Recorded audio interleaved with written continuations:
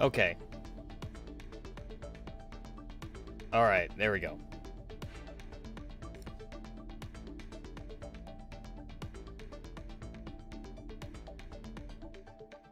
Okay.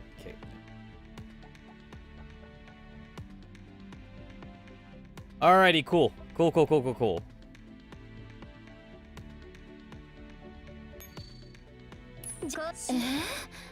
どうしても行くの?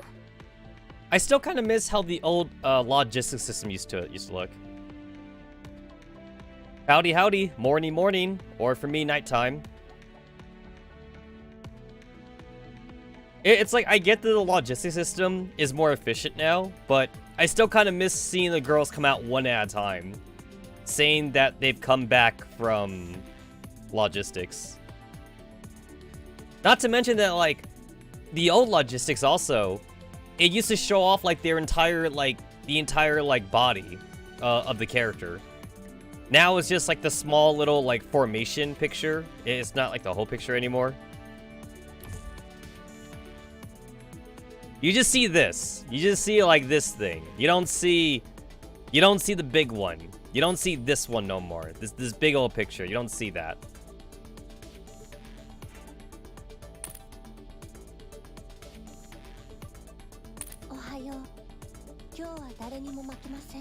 And it's like, I get it. It's more efficient. Also, okay, there's two sides to the coin. It's like, from the dev standpoint, they're probably thinking, assuming that, like, it's a dev that doesn't play his own game, and that does exist. There are lots of developers that don't play their own game. Like, they're in it for, like, the creation of it, rather than, like, for the game part of it, which sounds kind of weird, but it's totally true, though. They're all thinking, like, oh, like, it only shows up for, like, a few seconds, and how many players are going to appreciate it, or something like that, right? But the way I see it, though, the other side of the coin is every little thing adds up for the player experience, even if that only lasts for, like, a few seconds. And, like, as, like, a big RPG player, I think I care more about that, just, like, in the long run. It's, like, something small as, like, the effect for, like, a potion or something like that in an RPG. It's like, how fancy do you make the special effects for a potion? Or sometimes, some games, they don't even have an effect at all. Like, you see, like, green numbers, like, appear over your character, signifying that you used a potion. But, like, you know, maybe there's no sound effect. Maybe there's no effect. It's just, like, here's some green numbers, used a potion. Versus another game that has, like, a little sprinkle sound effect, and you have, like, little, like, you have, like, a little green glow or something like that. It's like, you would see that every time you use a potion, you know? It makes a big difference. Oh, okay, wait, I remember. In both Vampire Survivors and Holocure, like, there were people telling the devs, like, hey, like, maybe you should have, like, a little, like, sound effect when you collect, like, an experience thing or something. And then both devs did it. They're like, okay, people are asking for it, so they did it, and it changes the way you think about, like, the experience now. Like, you have a very audible, like, beep noise, a very, like, clicky noise when you get the experience, and it feels nice to get it. Like, versus it being silent or something like that, you know? And, again, it's such a small thing, you know? But it's like, okay, obviously, if we look at, like, a lot of games, it's like a numbers game, right? That's what a lot of games are. They come down in numbers. But, you know what? Even if it's just numbers, it's gotta look nice. It has to look nice. It's gotta feel nice. That's what graphics are. That is literally what graphics are. This is graphics. This is all graphics. This is the UI. It has to look nice. It has to... Sound effects are important, you know? Like, if somebody wanted to make the bare minimum of what you call a game, you know, it's like... You know, it's like, imagine, like, how different touchers would feel without sound effects, you know? Without music, you know? It's like, it's a game. Yeah, you know, it's like, I made a game with no sound and no effects, and, like, you just drop blocks or something like that, you know? And then I made it black and white. I made it black and white because you don't need colors for it or whatever like that, you know? It's just 2 colors. It's like, yeah, it's a game, I guess, but, like, it's not fun to look at. It's not, like... doesn't sound as nice. I don't know, that's just the way I see it. I don't want to see these little pictures. I want to see the big one. I want to see the big one. I want the girl to tell me that she's back, you know? Which, to be fair, they still talk. They still talk when they come back, but it doesn't have that same effect. Does not have the same effect at all.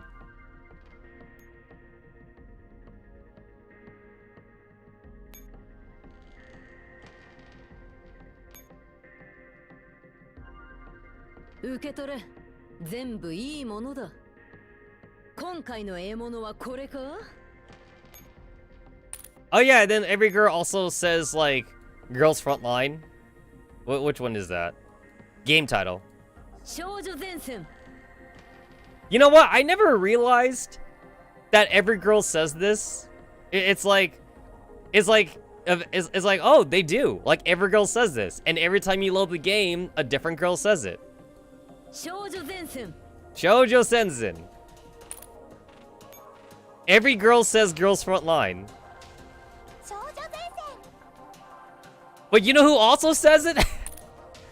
You know who also says it? The fucking side characters too. Literally, like 2 days ago, I had Kyogre say it. I had Kyogre say Shoujo Sensen, and I'm all like, who the fuck is that? Who just said Girls Frontline in like a masculine voice? And then I realized it was Kyogre. I didn't even know he haven't had that line. I know Kalina has that line, but I didn't think any of the other characters here had that line. I don't think I can force them to say that. I don't think they're in the index or anything.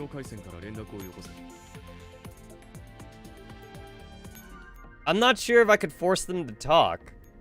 There's no tab for that, I think.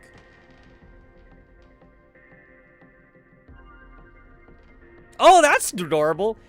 This is actually the first time I've ever gone to the equipment tab. Literally the first time. Everyone's got like a little head figure over their own equipment. That's kind of cute. Huh, that's kind of cute.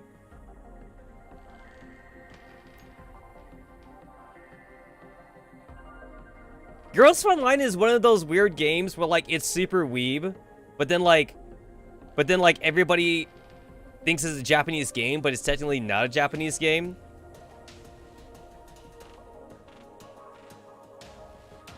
Persica says it in a dead voice. Yeah, it's like I know that they say it, but like it's kind of weird to realize that like it's just not the T-dolls though.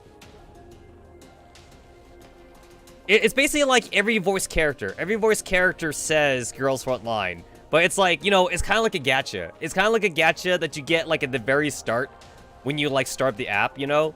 It's like, where they say it? Who's gonna say it this time? And then you know what? It's like, it kind of like plays on like your memory of the game. It's like, can you spot who said it that time, you know? We have a goddamn Pokédex here. We have 358 T-dolls, not including the side characters. You know, not including the side characters.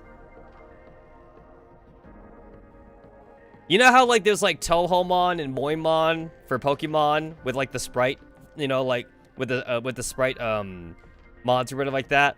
It's like we can totally do like a Girls Frontline Pokemon mod or something. I guess the thing you'd have to kind of worry about though is like, how do you do evolutions though?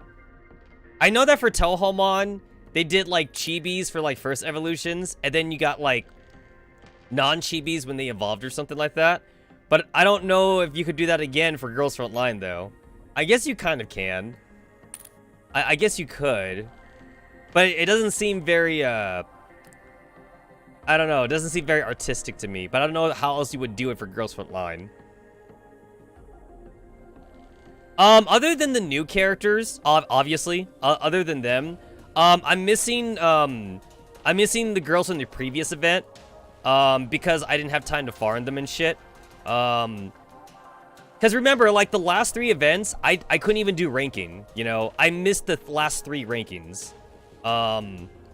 Which doesn't sound like a lot, but then, like, it's like every few months, right? It's like every few months in between rankings, though. Like, we get, like, we get time to rest. We get time to, like, get our resources back up or something like that. So, like, it basically, like... Oh, God, has it been since Polarized Light? I think it has, actually. So that's 4, then. I think it's, like, the past four rankings that I missed. Because I couldn't even do Polarized Light, either. Because I know that for Polarized Light, I was also missing a girl, and I had to wait until she became droppable for me to get her. Because I remember, like, I literally could not even do the recollection thing because I was missing her. That one, I think it was the run Rifle Bitch in Polarized Light. But the thing is that, like, Polarized Light, again, I do have... There we go! It's this chick, FIMA2. Yeah, because I literally couldn't get her because I did not have the time or something like that.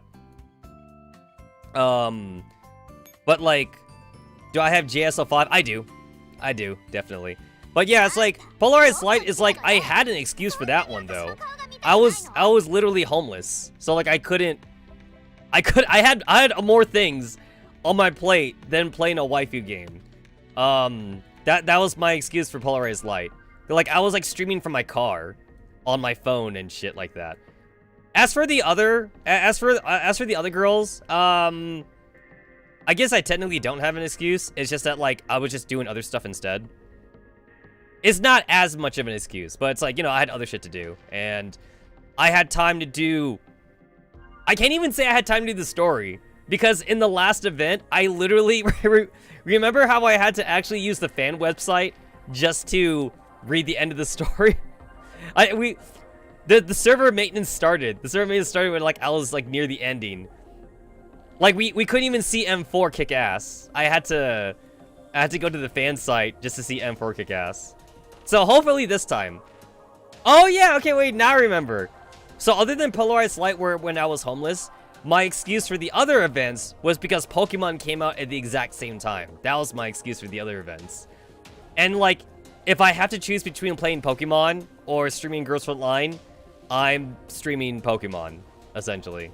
That was my other excuse. Yeah. Yeah, it was Pokemon twice, actually. It was Pokemon twice, I remember. The first time was Legends Arceus, and then the second time was Sword and Shield. I know that for sure. Yeah, I know that. I know that for sure.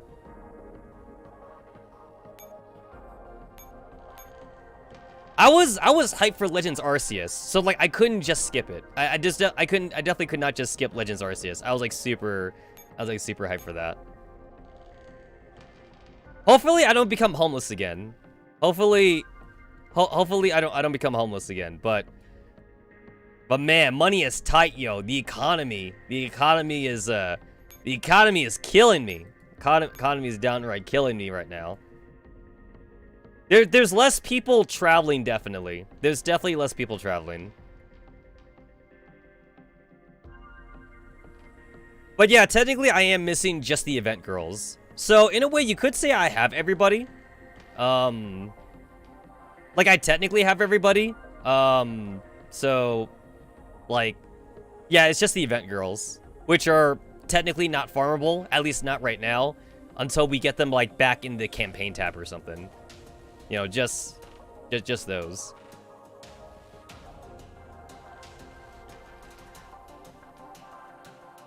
Kind of weird that Python is here at the beginning of the list, because she's kind of like not an OG doll. I mean, like, I know that the index number thing is kind of all over the place. I know it's all over the place, but, like, it does seem kind of weird to see, like, new dolls mixed in with older dolls at the beginning of the index, though. Like, it's definitely, like, not in the order that they were conceived, which I'm pretty sure it used to be, actually.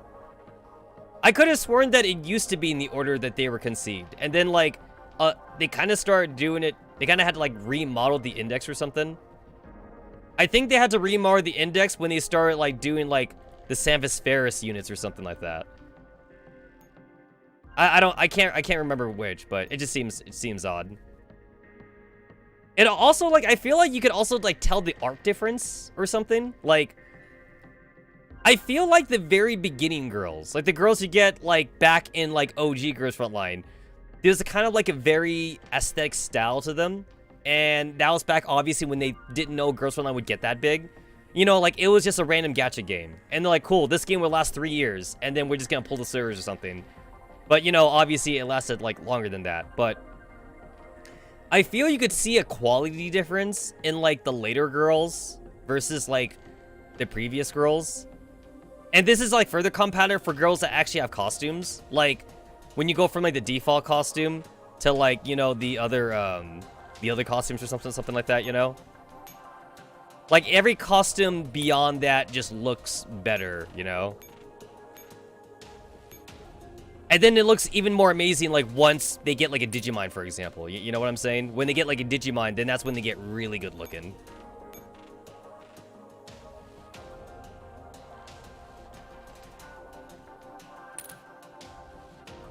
I don't know what it... I think this is shading. I feel like the girls are shaded differently from, like, the beginning part of when the game started to, like, later parts.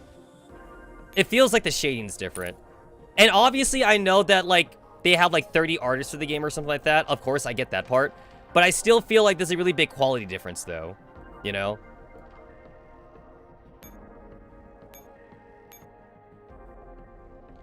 Pre-Singer and post-Singu is something different? Yeah, totally. Totally.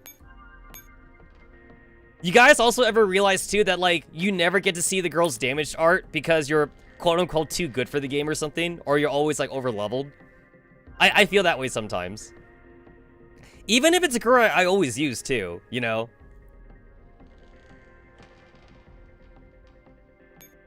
I feel like I only ever see damage arts for, like, SMGs or handguns or something. Because, you know, like, you use them for tanks. But then, like, for, like, your assault rifles and rifles, normally you're not letting them get hurt in the first place. So then when you see the damage art, you're like, oh, that's what their damage art looks like. Ah, I never look at that. I can't even remember the last time I saw OTS's 12's, like, damaged art. It's like, I don't even think I even saw it organically in the game. You know, just because she was always in the back, obviously. Like, of course, I saw 45's damage art a lot. Because, you know, she's in the front. She's a tank, and you expect them to get hurt. But I feel like your rifles and assault rifles, and even, like, your machine guns, like, you don't really see them get hurt all that much. Even if you, like, you do actually use them.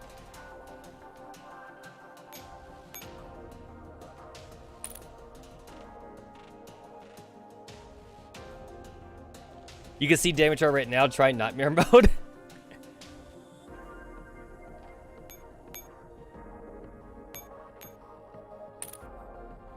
I remember when I first started Girls Frontline because of Fuji. Like I was coming on this from Conco, and like I legitimately thought that permadeath was a thing in this game. Just because of Conco. Like I thought that was gonna be like the norm from now on.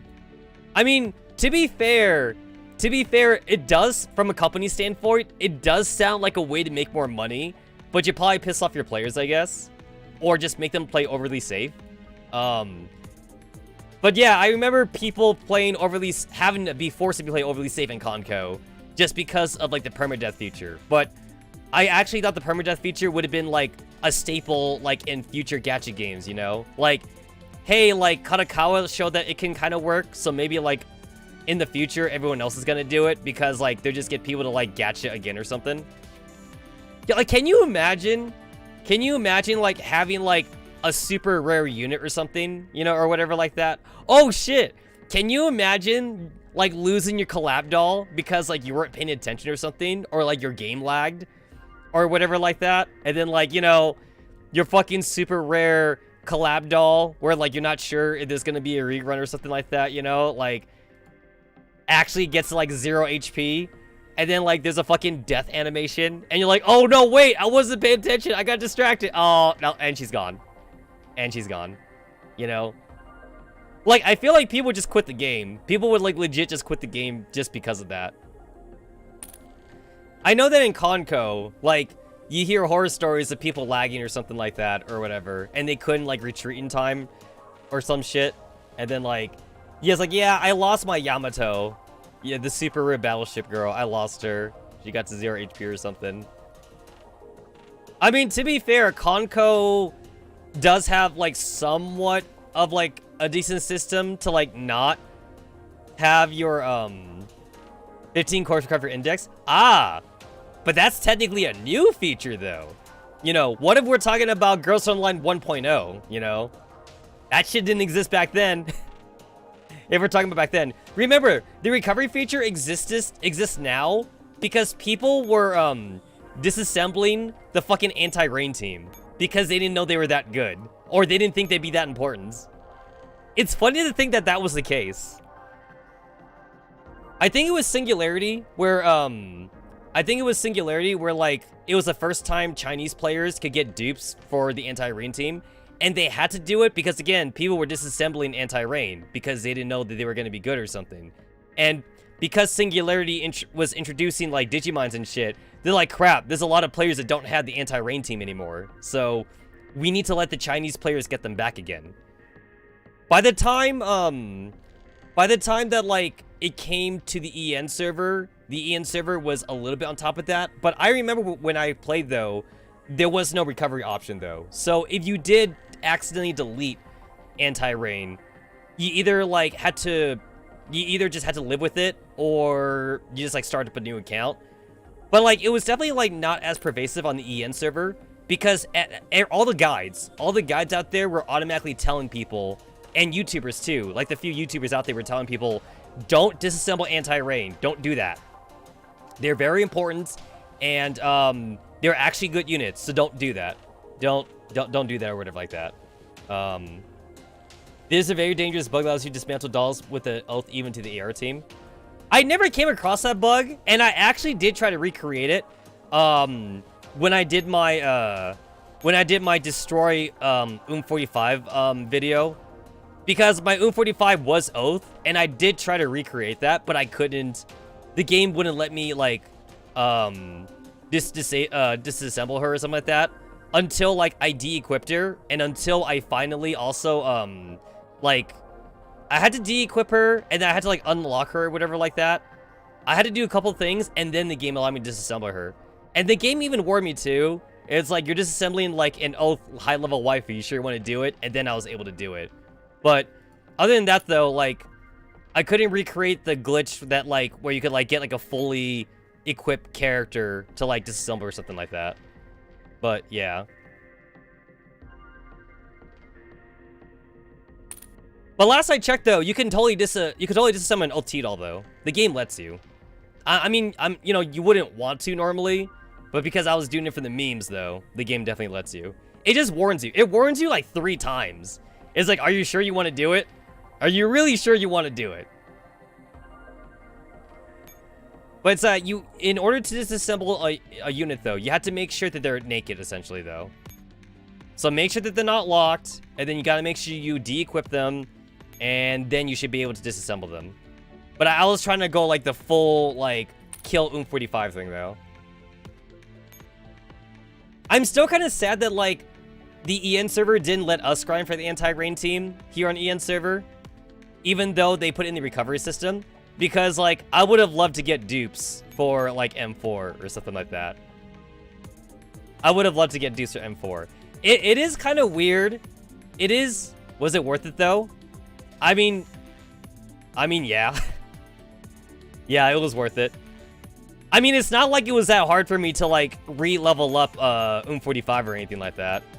It's more like a mild inconvenience to re-get 45.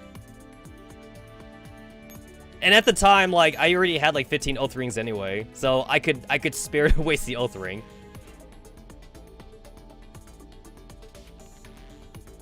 As far as I know, Girls Frontline has never given away like a free oath ring, other than like one time on the Chinese server when like the oath ring system first came out.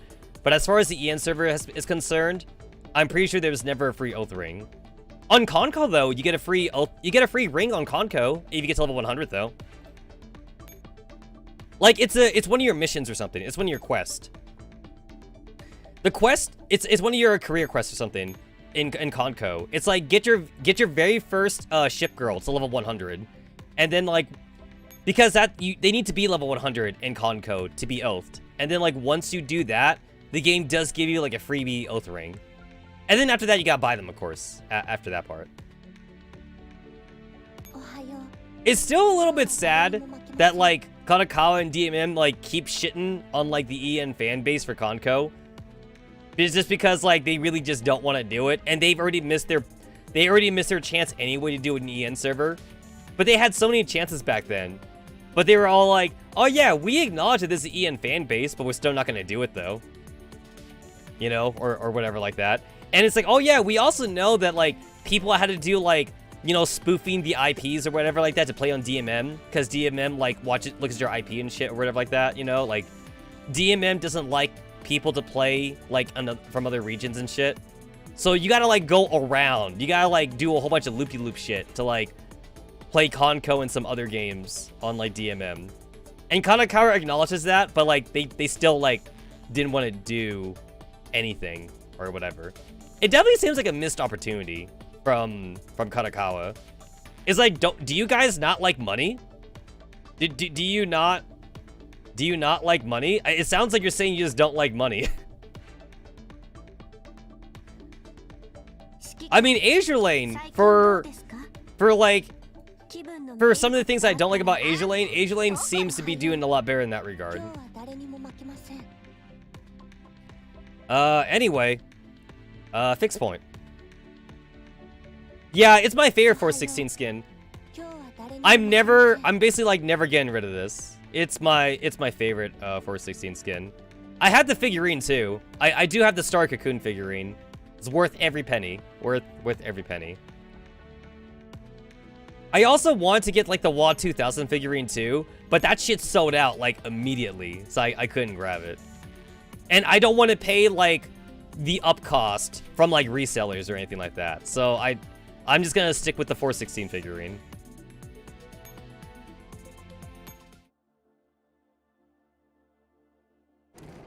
Alright, cool. So we finished Chapter 1 Singularity, which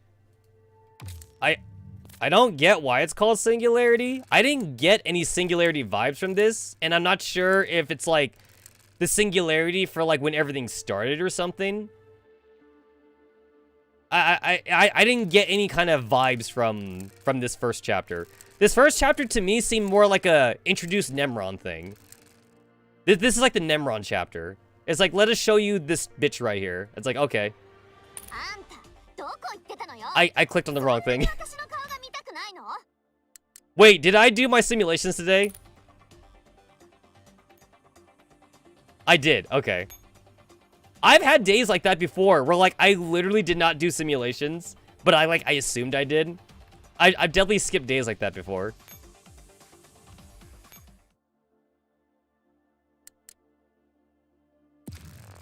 And then we did Reflective Surface.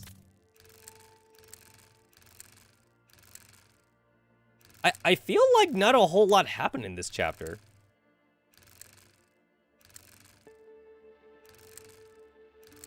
Yeah, I feel like this was more just more like extra stuff. Oh yeah, but Jay got to cross-dress as Rami. That was cool. Oh, and then Jay, he admitted his feelings for Mona, which was awesome. Mona / SP9 and Jay is the OTP. That's why, like, I don't want to oath Mona. I don't want to oath SP9. Because I would feel like that I would feel like I'm NTR and Jay. Jay was all like, I never realized how good she was. I miss her already. but now like Mona's with the commander though. It feels wrong for her to be with the commander.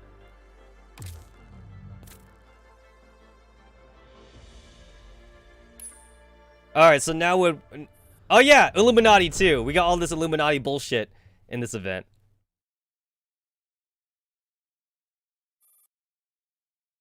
Inside the abandoned Paradias house. Oh yeah, and then we saw we saw RPK again. Right, I forgot about that. We saw RPK for like half a cutscene. And then like Gray was all like, we're gonna take you to the real base now, comrade. You're now officially Parodius. All because RPK be all like, I wanna be human. I wanna be human and shit. What is it like to have a heartbeat? What is it like to love? I do not have a pulse.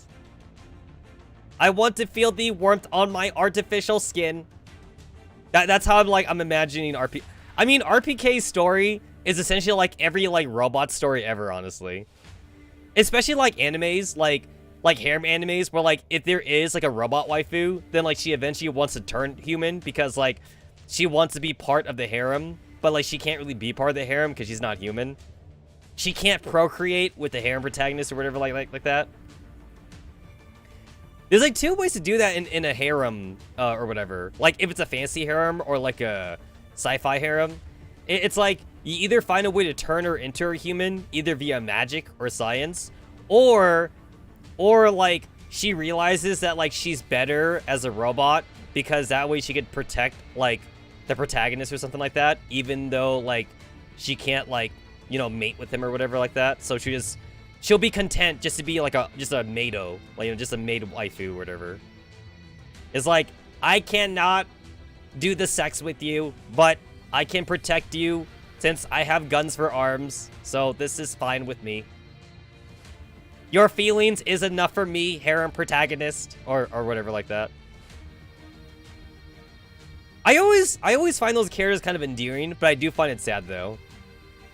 So like whenever like I see like another harem anime prop up, it's like I always hope that there isn't like actually like a robot or like a golem waifu or something like that. Cause then like there's definitely gonna be like a mini arc where like they had to like discover themselves or something. If they do get added as part of the harem, then I'm like, oh god, let there be like some kind of magic spell that like lets them turn human or something. All right, we're back to Gray. We're back to Gray. After a brief conversation, Gray puts down the communicator with a grave look on her face. Gray! After confirming that Gray's stretch is over, Gray carefully steps up to her side. Moradao lies curled up in the corner. Her body is covered in wounds, but her eyes are filled with light and life. I'm fine. Woo! Gray, you looking fine! I like a woman who could just step on me. I want a woman that could just tear me up. Man, why do all the hot bitches gotta be crazy? Teacher, how are you? I'm largely alright, after the emergency repairs. I'll never forgive you, Moradao! Not after what you did to Mashlin. I'll never forgive you. I didn't think they'd do this to you when I took you to the base inside the city. A failure has no right to make demands, Gray. You're right. Father has already had Brahmin clear that place out. Nimron ordered her to bring RPK to Arvinus while keeping an eye on her.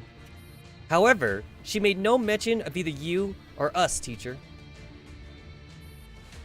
Doesn't that mean we should return to Arvinus too? Gray frowns as she hesitates. If we go back now, there'll be no turning back. And we've already received news that that person is heading for Frankfurt. Angie's still with us. Do you think that person will really give up? Nobody can gainsay Father when he wants someone. We must go back immediately. Moradao has been silent all this time, suddenly raises her head. Teacher? We have made too many mistakes, and Father does not like mistakes. Our current situation has made things clear. If we do not do something, we will all be discarded. Moradao says so in a casual tone. I need an opportunity to meet with Father in person. That's the only way we could turn things around. Otherwise, we will all die here. I understand. Help me up, Greg. Alright. Moradao gets to her feet, still leaning on Greg. She makes her way forward with determination in her eyes. I don't understand. Gray, if we stay here, we will be discarded. Nemron has already gone back. But her task has ended now that the fireworks have blossomed. Isn't it normal for her to go back? No, it means Arvinus needs her to work on something new. Failure isn't the worst thing, but by not taking part in the core project, we will all have lost all value. I see. As long as I can return to Arvinus, we will regain Father's trust. I can assure you of that. Ominous. Very ominous. At a temporary safe house near Berlin Airport, the commander connects to the ANIS conference room. Identity verified, please input your login password. Login password. 0. You gotta change it up a bit. You gotta change it up. You have successfully logged to the Operation ANIS conference room. Are there any new developments concerning our target? Commander? Oh shit, whoops. Mordau signal is on the move. Excellent. Let's sync up our information. Roger. Both members of Squad Umbrella are present. We're watching the target. Both members of Squad Unicorn are in position, ready to assist Squad Umbrella doing ops. Mona! All 3 members of Squad Nitrogen are in position, en route to the objective. Ayo! SF, Squad SF. Both members of Squad Fear are in position, standing by for further instructions. I've already shared the regional offline map, Paradius-related information and security contact frequencies with everyone. Everyone should have topped off their ammo and tactical supplies before setting out. Total number of Operation ANIS personnel that have been gathered is 9 out of 12. We can't wait for the rest of the team to assemble, since the target has already started moving. I'll inform Ro about how to incorporate the forthcoming team members. Please remember the mission requirements, speed and stealth. Right now, we are an unexpected dagger to the enemy's heart. I confirm the mission status with everyone again. Operation ANIS is a raid with 2 objectives. 1, to rescue Angelia. Contact me immediately if anything goes wrong. 2, to get a grasp of enemy structures and units within the Dead Sea. Dandelion will ensure this conference room remains accessible. I'll provide assistance if you need anything. But I won't be on the front lines, Ro. Roger. You're the leader of this operation, so you have the responsibility of making decisions. I won't let you down. You know, it's like, I feel like we're in like this carousel of M4 coming back and M4 not coming back. It's like, yay, M4 is back. She could be leader again. No, M4 is gone. I guess Ro has to be leader again. I mean, honestly, at this point, it feels like Ro has been leader more of Anti-Rain than M4 has been leader of Anti-Rain. And then also, like, you know, like, M4 wasn't really leader before back then, too. It was mostly M16 doing the heavy lifting. It's like, yeah, M4 was the leader back then, like, before she got her Digimon. But because, like, M4 was basically like a doormat, though, like, she basically kind of leaned on M16 a lot, though. Like, M16 kind of called most of the shots, but then, like, M4 gave the order, though. It's kind of like as if M4 would ask, like, M16 what to do, and M16 would be like, let's do this thing. So M4 was like, okay, team, let's do this thing, you know? Yeah, that's basically how the team operated beforehand, when the team used to be with M16. And then, like, when M4 got her Digimon, she was technically with Team Defy at that time, and then she eventually joined back with the Commander. Just put on 4 layers of hazmat suits. Yo, I'm just saying, time for the Commander to turn into like a male T-doll, you know? Or, if you go with Neuro Project, then the Commander, would be like made out of data or whatever like that, you know? He'd be made out of that opium thing or whatever it's called. Also, I mentioned something on the support earlier. Persica has sent Chessmaster over. I can't look at Persica normally now, just because of Persicaria.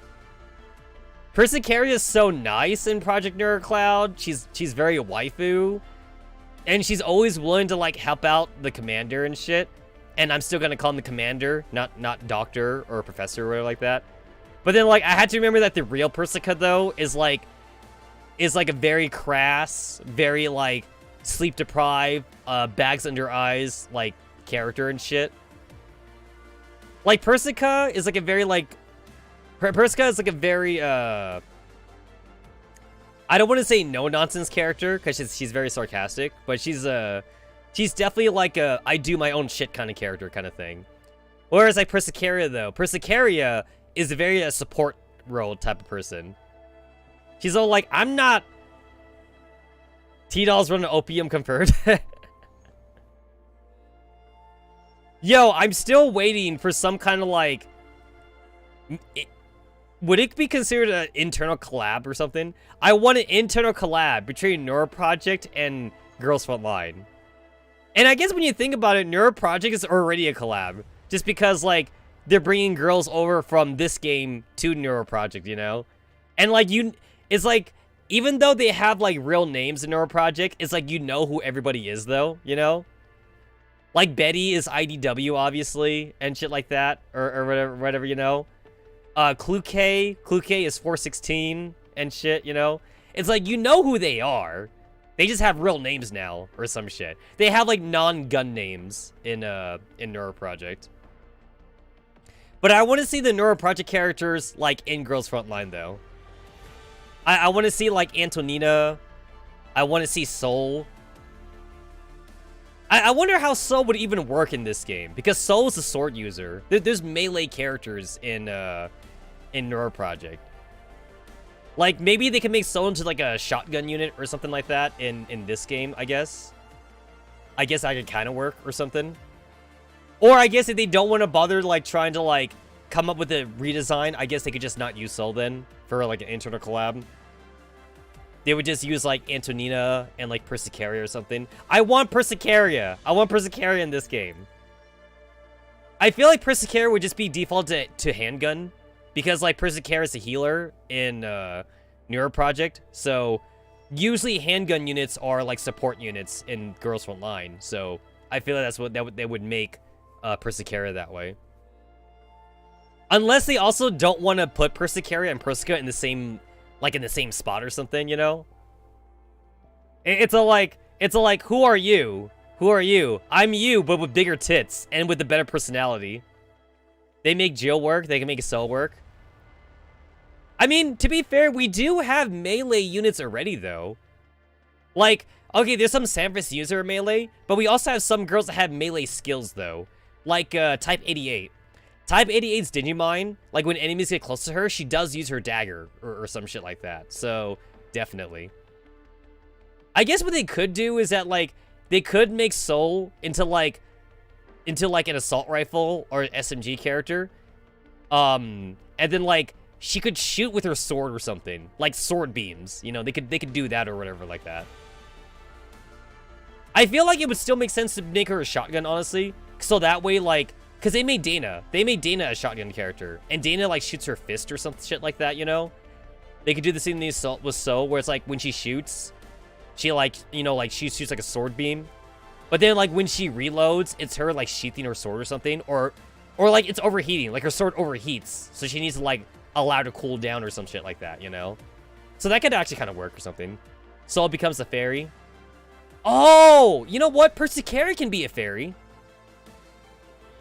Yeah, I can totally see that now. I can see Persicaria being a fairy. Yeah. Fairy would be, like, the easiest thing to do to, like, turn most of the characters into. Oh, and then, like, Croquet. Croquet is obviously is a shotgun character, since she's a tank, you know? So Croquet can easily be worked into Girls Frontline. Also, I mentioned something over the support earlier. Persica has sent Chessmaster over. Upload every location you find here immediately. That way, Chessmaster can extrapolate the objective location through already known coordinates. Understood. Link up with her ASAP.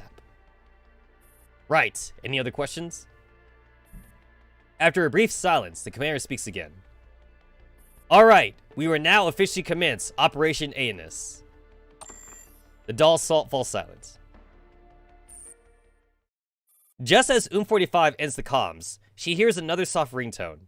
It's the commander's personal encrypted channel. Commander, you have extra tasks for me? Let me make this clear. You be billed extra for it. Of course, this operation is going to be carried out by dolls from multiple different squads. While I have complete faith in Ro's abilities, she's going to need help. Of course, I'll be on her side.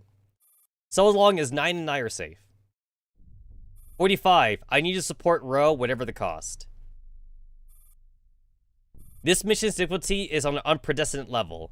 Even all of your individual strengths would not be enough to accomplish it. You know what? You know what, Commander? I feel like you've said this line, like, in literally, like, every event, that this has lost all meaning. You know? It's like, girls, like, you know, it's like back in Singularity, girls, we've never been in the situation this bad before. And then, like, in Isomer, girls, we've never been in a situation like this before. And then, like, you know, like, Polarized Light, you know, with the train shit or whatever, you know, it's like, girls, we've never been in this situation before. Also, the train's gone. I feel like just because the commander has, like, you know, like, main character syndrome, it's like every mission that we do is just gonna be harder than the previous mission. So it's kind of redundant at this point now to say that, like, this mission is harder than before. It's like, you know what, Commander? You know what? It's like, let's go back. Let's go back to Chapter 1. Let's go back to Area S09. Remember Area S09? Remember when it was just you and Kalina? And, like, you just had to, like, fight, like, random squadrons of SF back then? You remember that? You remember the good old days? I remember the good old days. Now we're fighting, like, zombies. We're fighting, like, zombies with armor. I'm talking about Paradius now. We're fighting, like, old, like, military people that have gone AWOL and shit, you know? It's like, what's next? Aliens? We gotta fight aliens next? Don't make us fight aliens, Mika. I don't want to fight aliens. Let's not jump the shark just right now. I don't want to jump the shark no more. Only the entire team is united as one. Do you have a chance of completing the mission? You always did love ordering services that weren't on the menu, Commander. This isn't an order. I'm asking a favor of you. And you don't need to spare my dignity here. I know I'm being extremely unreasonable. I'm asking you to put your life on the line to support Ro. So, it's a request from you, Commander. 45 lowers her head. There's no telling what is going through her mind. A moment later, she looks up again. Understood. Still, you better not welch on the bill no matter how many zeros there are on it. Of course, I'll pay you up no matter how big it is. With her usual enigmatic smile, 45 leaves the meeting room. Please come back alive to stick with me with the bill, 45. On the outskirts of Berlin, at the border of Red Zone, where there are few traces of people.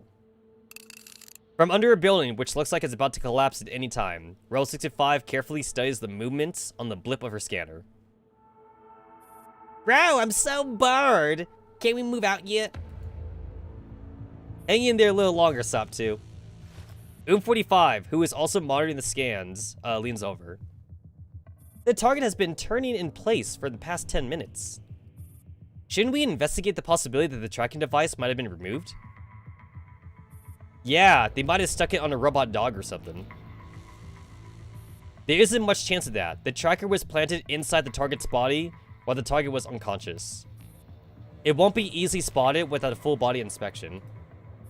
Given their current situation, they wouldn't have had a chance to perform such a detailed examination. Yep, I hit it myself. The 4 pairs of eyes turn to the scanner screen once again, but the blip representing the target still has not left its original position. How about closing the distance to the target? Let me think about it. After studying the target's path and the nearby terrain, Rel 65 ponders her options. Row, the target has suddenly started moving at high speed.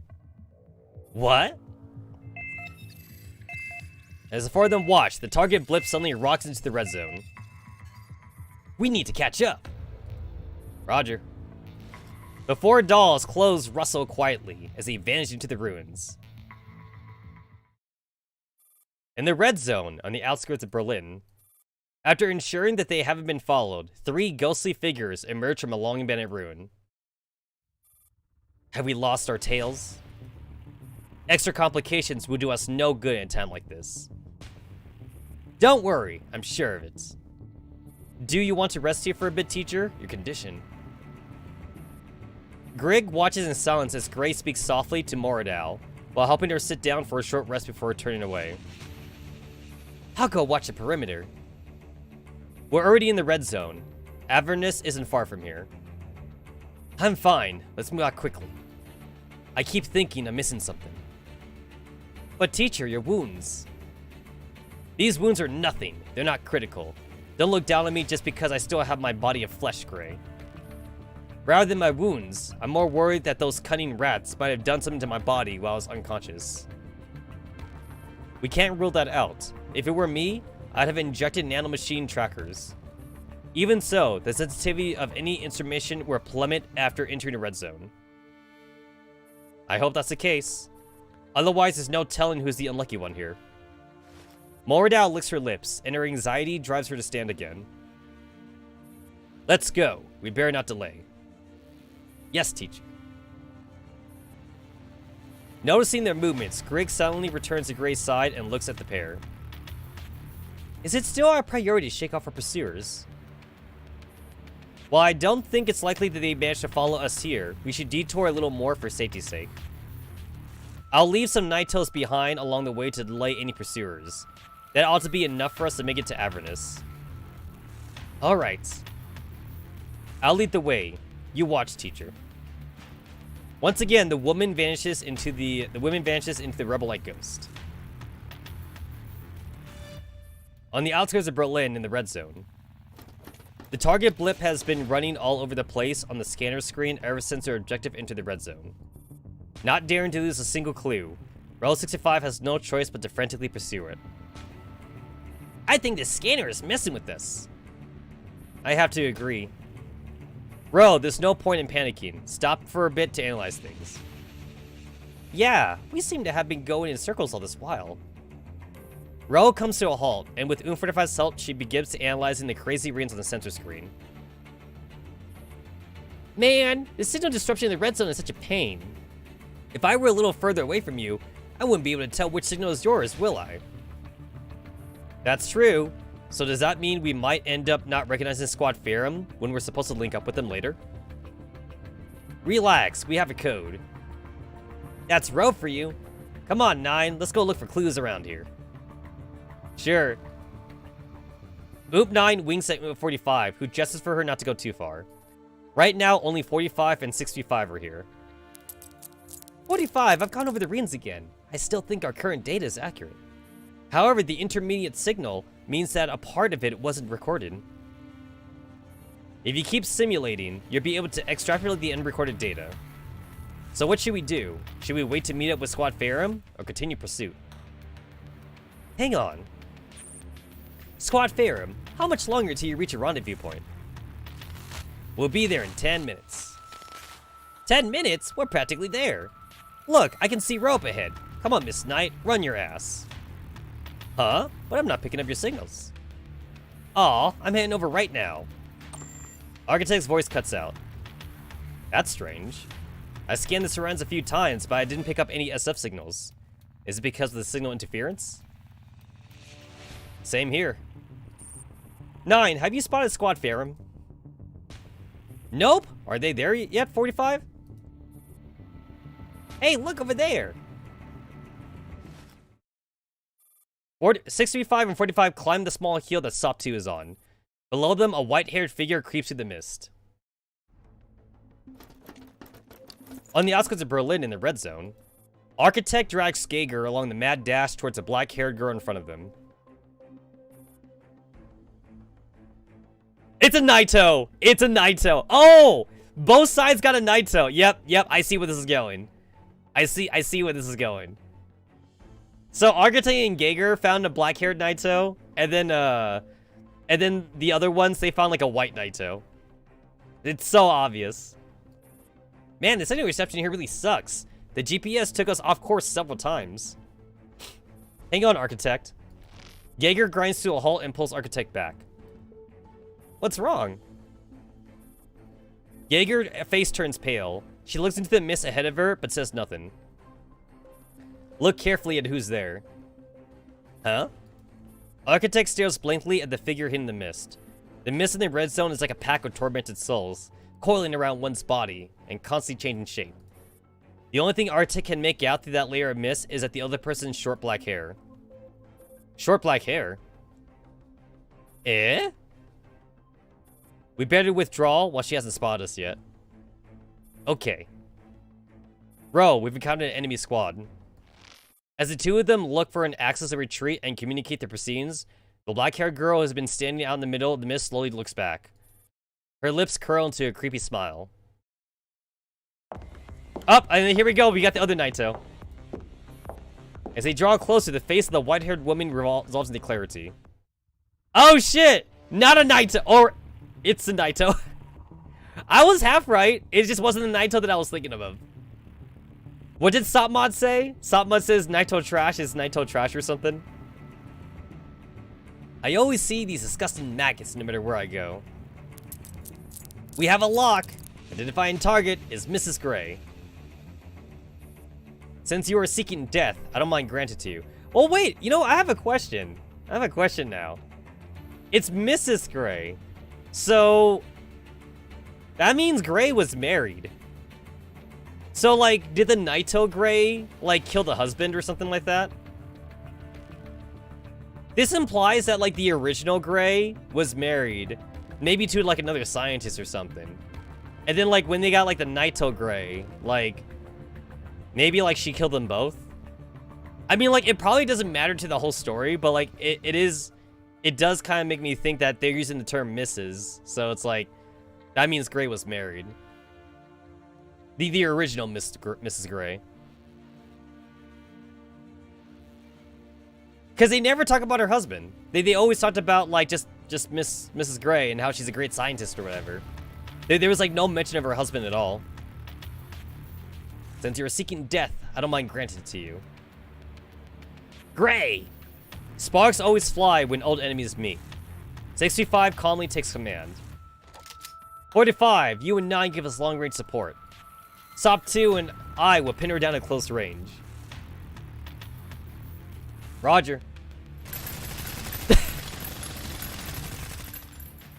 I wasn't expecting the gunfire. I know every move you can make. 65 notices that Gray doesn't seem worried about Sop 2's vicious assault. Rather, she turns around and says something. She's with an associate, and it's very likely to be Moradao. Sop 2, be careful. Be ready to pull back at any time. Don't you worry about me. Gray looks back at the dolls flanking her from left to right. With a laid-back chuckle, she deploys her own weaponry. What a joke. Alright. Ooks. Ooks. So, I understand EX. EX is extra. What the fuck is UX? Ooks. EX I get. I don't get ook. I don't get ooks, though. I don't get UX. Ultimate extra? I don't know. Ultimate? Ultra? Ultra extra? Alright, what do we got here? What do we got here? No free SF squad this time? The previous map gave me like a free SF squad. So like I was hoping to see that again.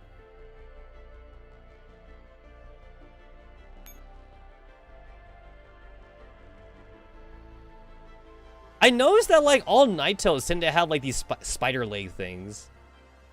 Because like, even Dandelion has that, too.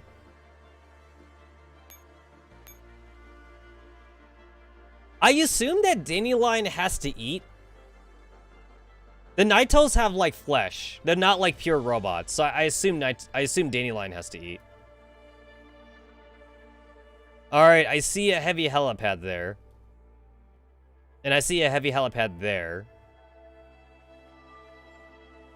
I don't see any bombs though. I don't see no bombs.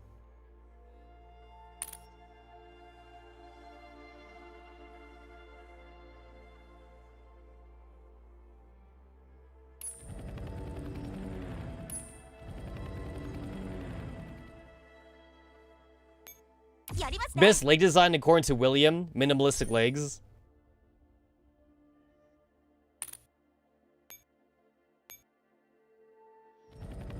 The game isn't giving me a reason not to do this, so I'm doing it. Making use of my parachute fairies, basically.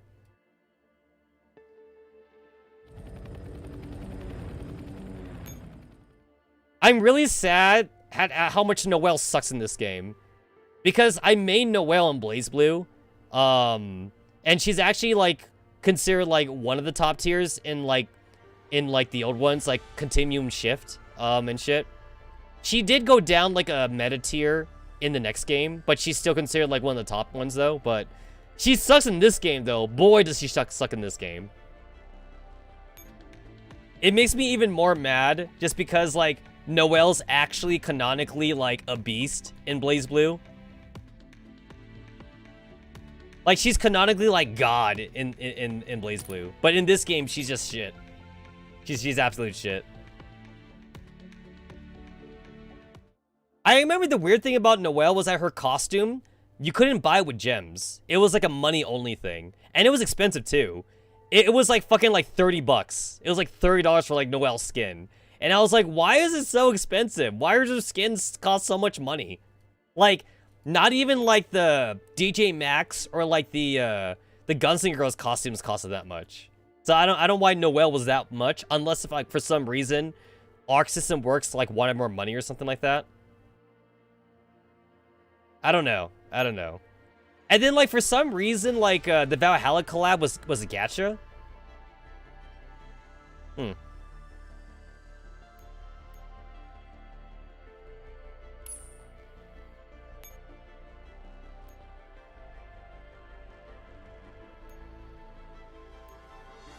I made another 416 dupe in preparation for the next costume coming up.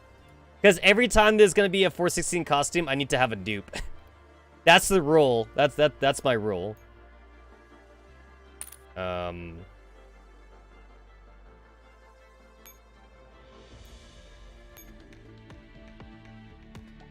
Yeah, I become such a coalition unit like simp ever since we got the system in. I've just become a mega simp. I'll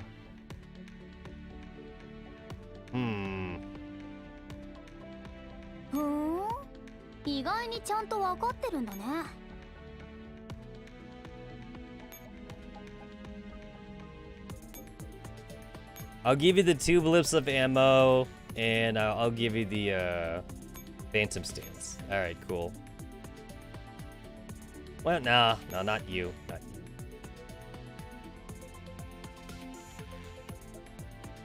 Alina's got like a pretty badass support fire thing, but it's like a one node range though.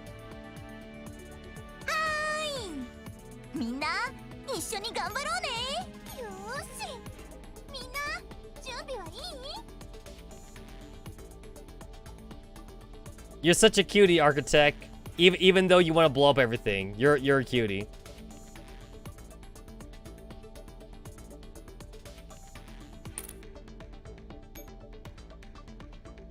Dreamer. I haven't actually found much use of Dreamer, honestly.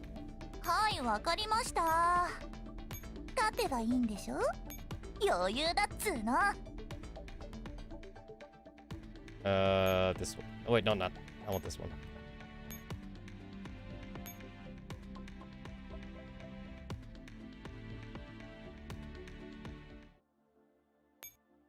Kind of weird that when I go to the echelon formation, it goes back to the default music.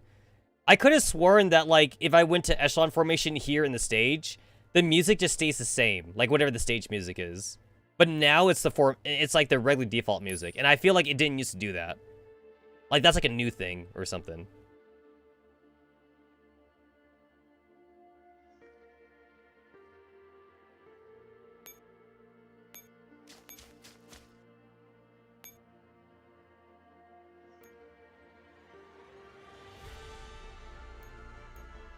I mean, like, what's the difference between, like, Dreamer and Destroyer? Like, don't they kind of do the same thing? Dreamer's like more penetration, right? A Dreamer is like penetration and Destroyer is like explosive damage or something. I kind of feel like they do somewhat of the same kind of role, though. Like, Dreamer shoots in a line, and Destroyer is like kind of like circular AoE or something. Strengthens the signal connection with the target teammate for 1 round, causing their movements to no longer be limited. Squad row. Causes their movements to no longer be limited. Huh. During the stage, echelons other than Squad Umbrella can only make a maximum of 3 moves. Squad Umbrella can lift this limitation for the echelon within 3 nodes. Please plan carefully, Commander. Oh.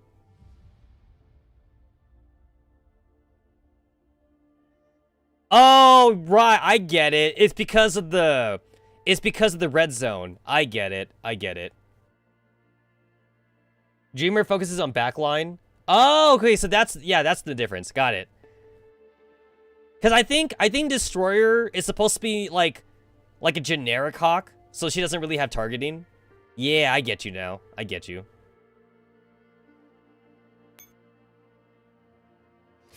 Yeah, backline damage is always good.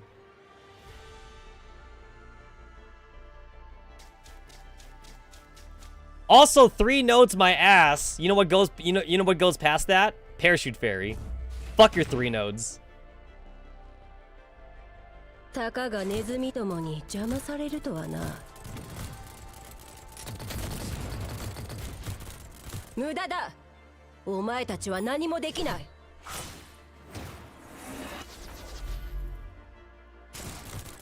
I'm gonna be sad when I can no longer use my SF units in Girls Frontline 2. 無駄だ。お前たちは何 You're も a できない。 tanky boy. You're a pretty tanky boy, aren't you?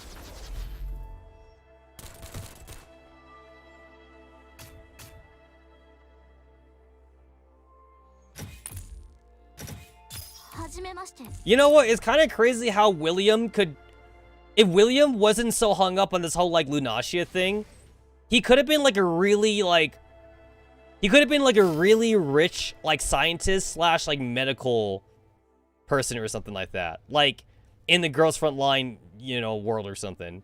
Like, he basically... Okay, so, like, the original Mrs. Gray, before she became a Naito or whatever, was already, like, a really good scientist. But William and Persica blow her out of the water, though. Like, if William wasn't so hung up on Lunacia, William would be, like... He'd probably be arguably, like, the best scientist in the world. You know, if he wanted to use his powers for good and not for evil or whatever he's doing, whatever the fuck he's doing with them, you know? But no, he has to be, like, a Lunacia simp or whatever shit. Lunacia! Lunacia!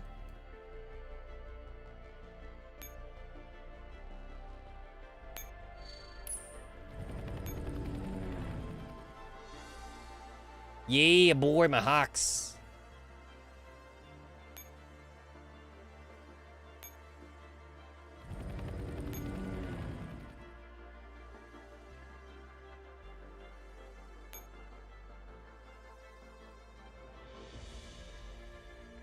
Alright, so I don't need to kill everybody. I just need to kill Gray. That's all I gotta kill. That's the only one that's important here. What are you guys doing? You guys are on alert. Got it. So I don't have to kill you, but you're kind of in my way, though. You're in my way. So I don't have to kill you, but I want to kill you. Oh, right. Yo, even though I just read it, I already forgot about the whole, like, 3-node limit. I kind of already forgot about that. So I gotta keep that in mind. Yeah, I almost forgot about it already. I gotta keep that in mind.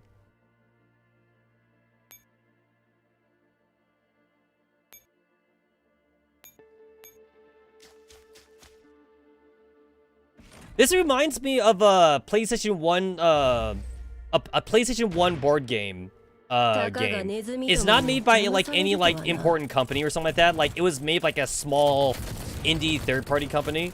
But it was a pretty interesting board game, where, like, it's 4 players, and you're dungeon crawling, and the map is, like, randomly generated. And because, like, it's, like, PvP in nature, because it's a board game, you can, like, lay traps for, like, other players and shit. And there was one trap that was, like, devastating, because you move by, like, dice rolls, but it's a card game, though. It's kind of like a card game, so you move by dice rolls, but it's technically, like, via cards. And there's a trap that you can lay, and they all do different shit. Like, one stuns characters, another one makes them lose HP. But the most devastating trap to lay was a broken leg trap.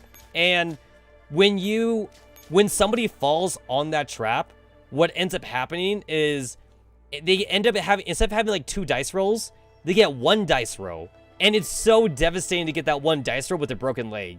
And the way that the game is set up is that there's almost no way to really heal from it either. Like, there are ways to heal from it, but you had to get lucky by landing on like a certain space. So if you got fucked over by another player who laid that leg trap, the damaged leg trap thing, it's like you were essentially crippled for the entire game, unless you got lucky. It was a pretty cool game. It's like, the game actually kind of felt like it was ahead of its time, because it would have been a bomb-ass game to play if, like, it had online connectivity. But obviously, we're talking about the PS1, though. So, if we're talking about, like, such an old game, then, you know, there is no, there is no, like, online connectivity.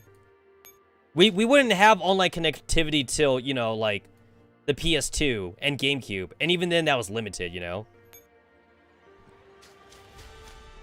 Like, real online play wouldn't be a thing until, like, the PS3 or, like, the Xbox scene or something. Because, like, online play for PlayStation 2 and GameCube was very limited. Oh, yeah, and Dreamcast. Dreamcast also had online play, too. But also very limited, though.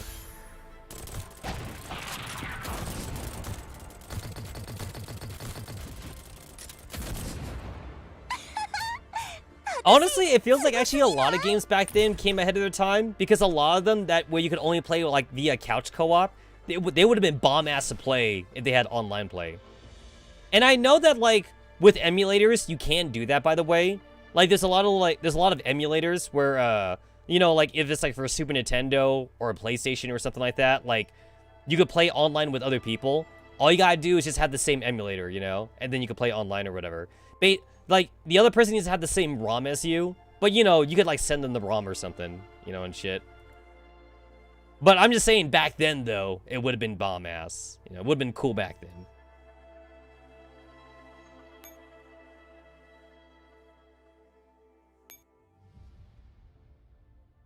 We got Ro, why are you girls slightly damaged?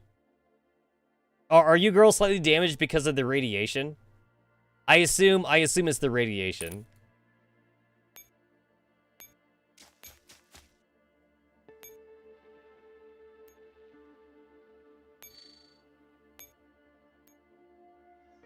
Oh, I remember why this is like a random assortment of characters. It's because like not all the characters here had like max affection. So that's why everyone was in here. But now they have max affection.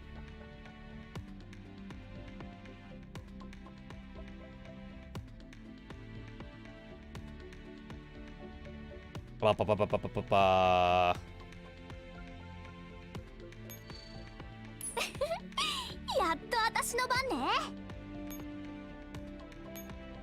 I'll give you that. It still seems weird that I can only have like one of everything. You can't double up on the on like the coalition unit equipment crap.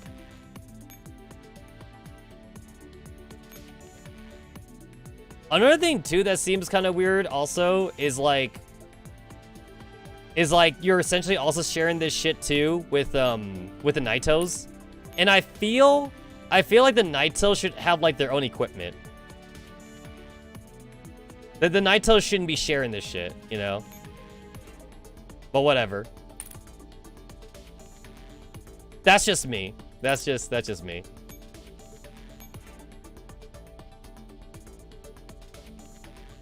Let's see, I'll pop you in there, and I guess you, and to be fair, your team doesn't really matter. Your team doesn't really matter. I'm just kind of like just mashing shit up together, just so that way, like, just in case you do get into a fight, but I don't really plan on using you though.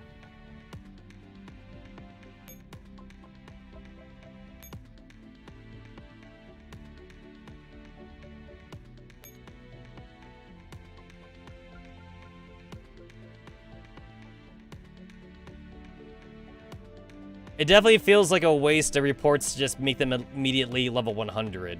I only do level 100s for the ringleaders, so I just make them level 90, honestly.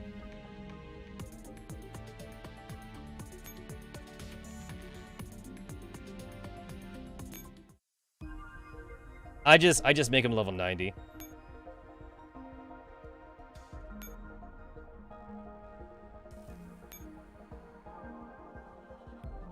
Yeah, that's good enough for me.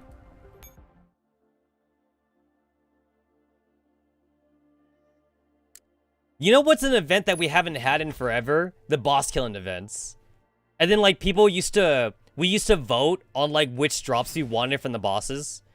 So like you could like go and fight Scarecrow and she could drop like 5-7 or Foul or something like that, you know? I miss those simplistic days, you know? Those were the good old days. Back in the day, man. Back then.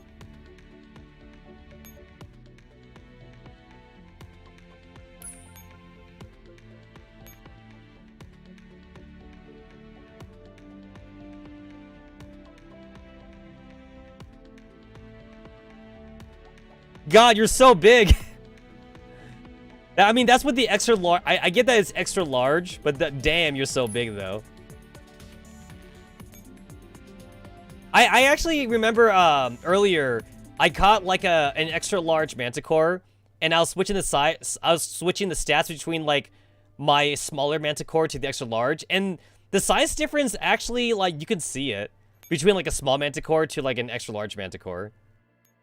Or, like, I also had, like, a small diner gate with an extra-large diner gate, and I put them together. There is a difference. There's definitely a difference.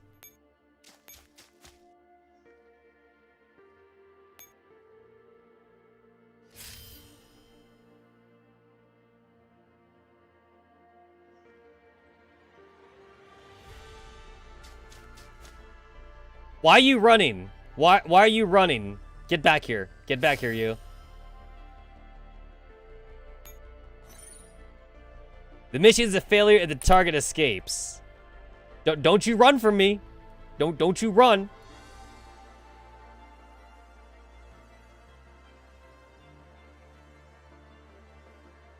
Alert. So, death stacks. So whenever there's a death stack, that's the game telling you. The game is telling you that, like, you're not supposed to fight them.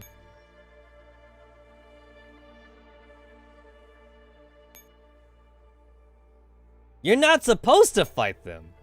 You're not supposed to fight them. Well, what if you did, though? What if you did? Okay, I see what's going on here, though. You gotta bait. You gotta, like, bait the death stack to, like, go the wrong way. And then that way you could go over.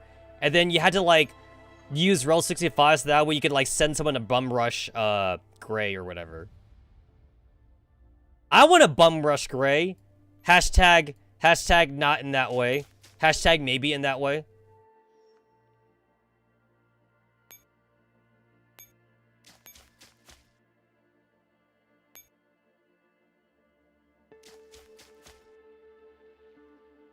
Huh, so like, I see that like I got that extra heavy helipad, but it's like, there's no way I'm gonna have the amount of movement to be able to bring 2 Hawks with me though. I'm not gonna be able to have so much movement.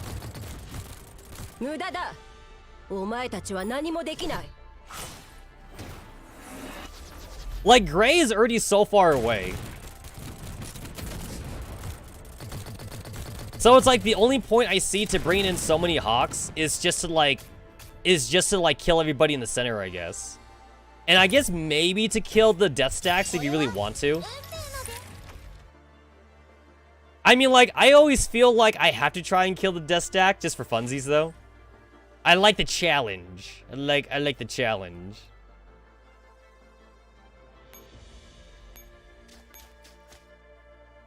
That was my 3 movement already? My god. My god, that was already my 3 movement.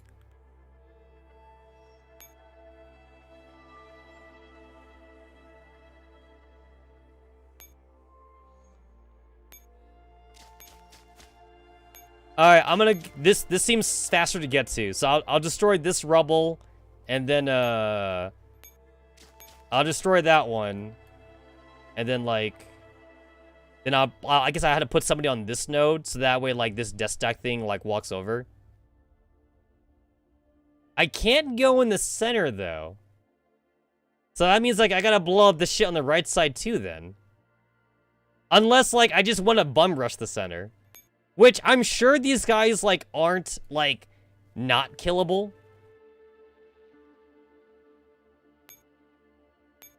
I assume that they're killable. It's just that, like, you just need to have, like, the appropriate team for that or something. I assume that they're killable.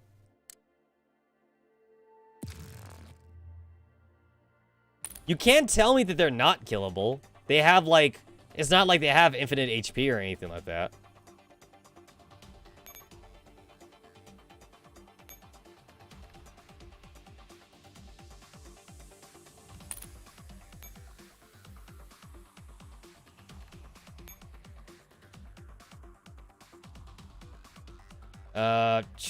I find it really annoying that, like, I had to keep like reinserting teams in here.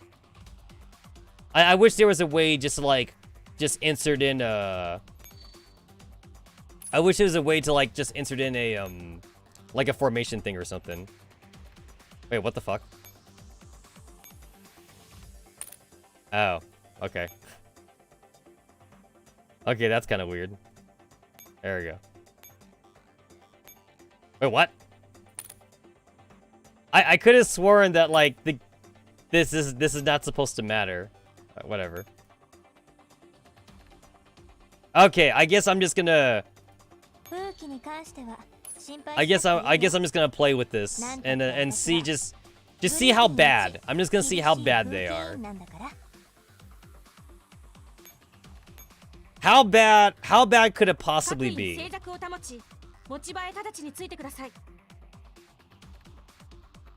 I mean, surely it's not that bad. Maybe I want that. I don't know. It's not that bad. Possibly.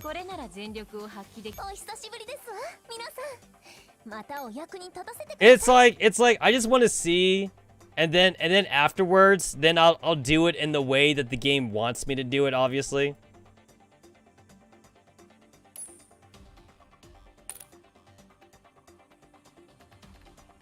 If we assume I have...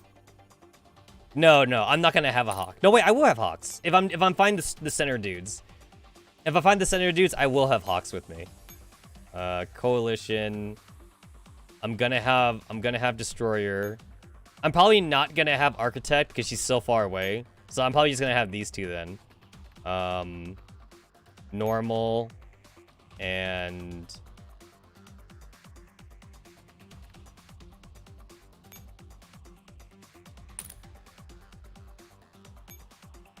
Whoops.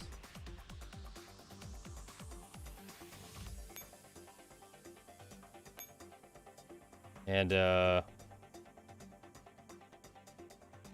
formation. Wait, I did that right. Right. Target saving. Okay, I thought something was weird. I was like, I went to the wrong thing. I was like, where's my thing? Okay. And then, where's the dude? It's this one. All right. It's that one. And I'm gonna take you out.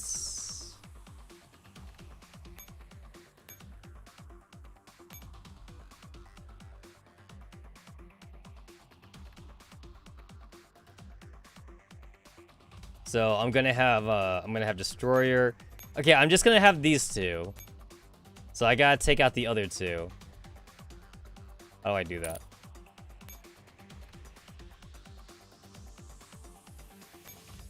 There we go. You just gotta click on it again. It's not painfully obvious, but that's how you do it. Remove them. Okay, I just want to see it. So I guess it technically doesn't matter if I just use whatever this formation is. Oh my god. Okay, never mind. I can't believe I did all that work just for the game telling me that I can't do it. Alright. Wait, why can't I do it? Wait, that actually doesn't make any sense to me. Why can't I do it? Is it because, like, the game doesn't have enough memory or something? I can't think of a way... I can't think of a reasonable explanation of, like, why I can't do it. Other than, like, the spaghetti coding in the game won't allow me to do it because Mika can't program it properly or something. I should be able to do it, though. I'm gonna go ahead and just refill my ammo first. This might be the last time I refill the ammo.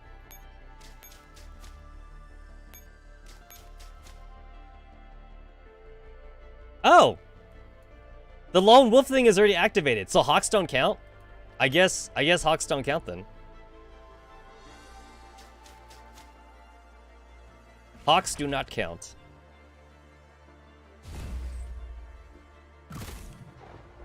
とにかく全部コッパみじんにしちゃえばいいんでしょ。クズがおとなしく寝てろ。 I keep forgetting, like, how short her skirt is. She got a tiny-ass skirt.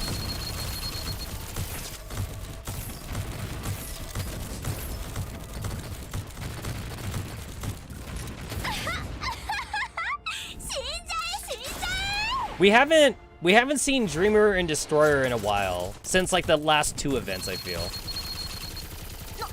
何よ。私がいるんだからこのぐらい当たり前でしょ。私は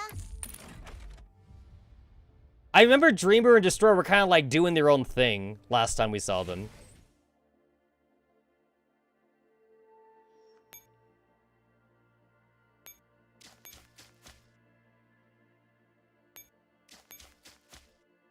What's your thing? Are you also on alert? You are also on alert. Got it. What the hell? Okay, click on it. Click on it. Wait, what?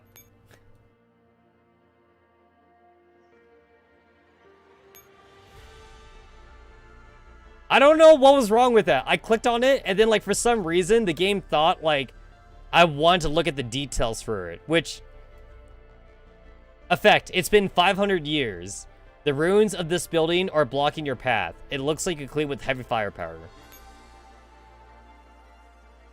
It's been over 500 years.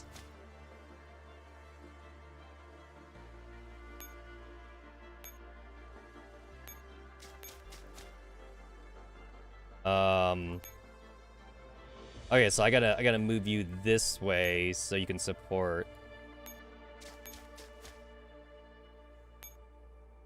Yeah, there we go. And then you can't move anymore. The echelon is paralyzed, unable to move.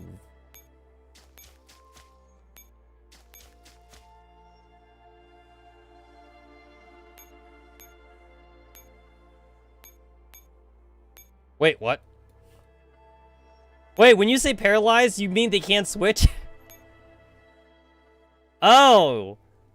Oh, you can't cheese it! Oh, wow, you can't even cheese.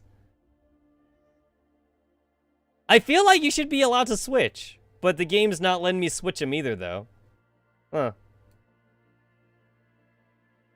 I should be allowed to do that.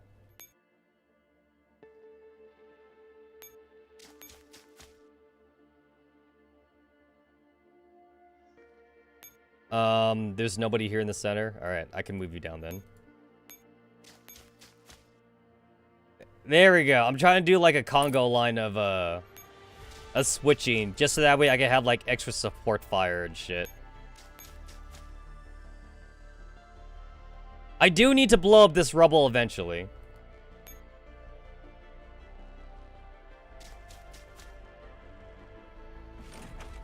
I need to blow up both sides if I do this the way that the game wants me to do it.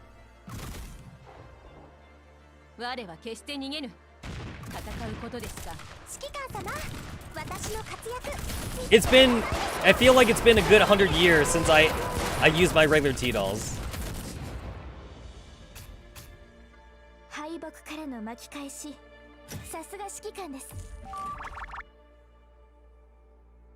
Good old Grape. I remember everybody dick-sucking Grape back when Grape was first released. And everybody was like, oh my god, Grape is so good. She's so good.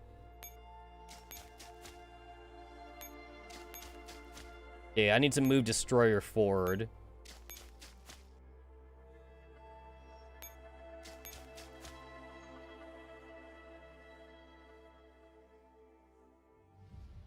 Oh, wait a minute. I have the range. I could shoot that thing right now. So I will do that. Oh, shit. Okay. No, okay. I thought I could, like, keep on switching, but these two nodes aren't connected to each other, though. They're not connected.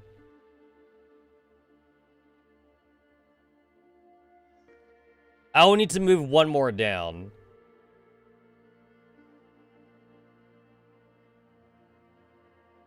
I'm like running out of ammo, but yeah, I guess I'll summon someone. I guess I do need the AP. I need the AP anyway, I guess.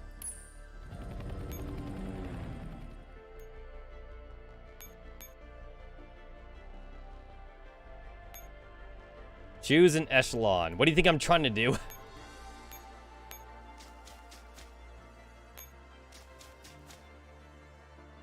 Resupply. Cool.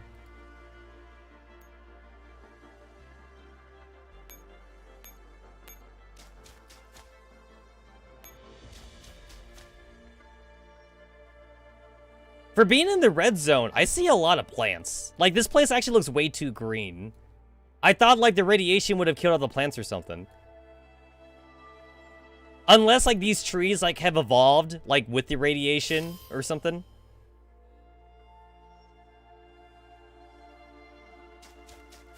Oh, she's moving. She's moving.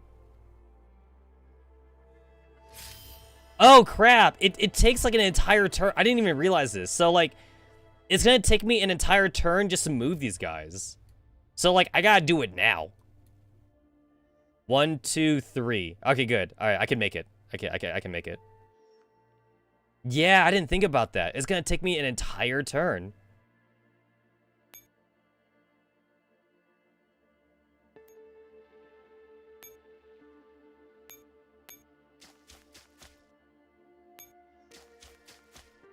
So I will need to use, like, Rel 65's, like, command thingy. I'm gonna have to use it.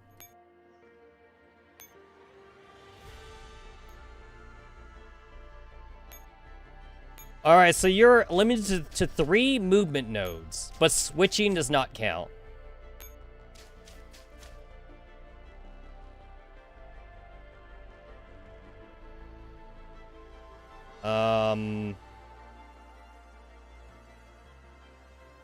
Okay, this is fine. Alright, cool. Point of no return. No return now. Alright. I'm in it now. I have to commit. I gotta commit to this now. No hawks. No hawks. Gotta do this the old-fashioned way. Just good old raw firepower.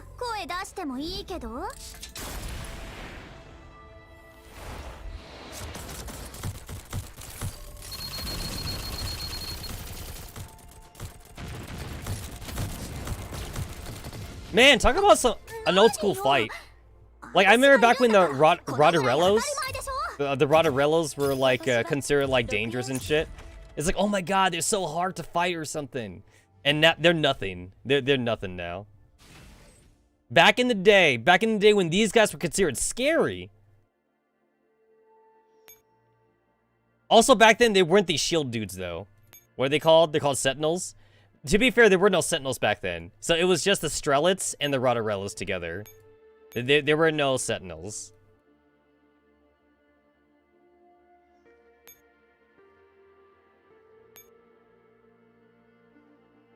Okay, I don't really need to resupply Alchemist. So I guess I'll just move.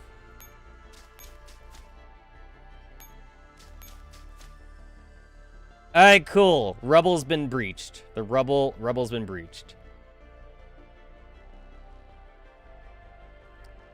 Okay, so I moved and then I switched, which means I can move again then.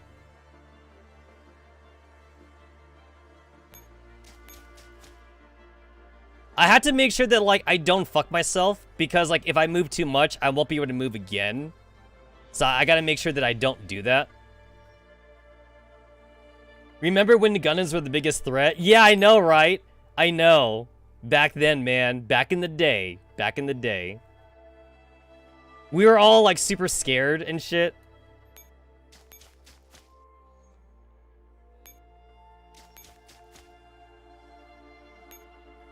I also remember, too, because how EN server is behind the Chinese server and shit, but, like, collaborations need to be all given on the server at the same time. The Valhalla event had, Paradius units. Well, Paradius was actually a spoiler on the EN server.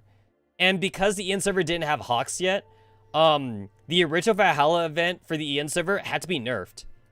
They had to make sure the Paradius units did not have shielding for the EN players, just because, like, we haven't gotten to that point in the game where we unlocked Hawks and shit.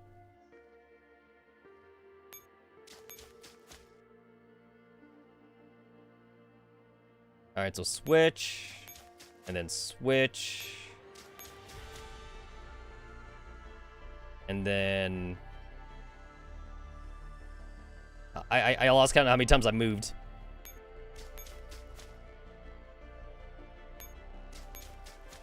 Alright, cool. Alrighty. I think I only have one more move on row 65. I think I have one more move.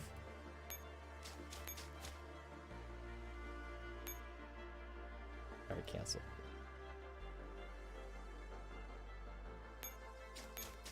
Oh, wait, I forgot. Row 65 has unlimited movement. Yeah, she can move. She can move as much as she wants. Because, protagonist power. Yeah. Congratulations, Row 65. You become the new protagonist because M4 is not here.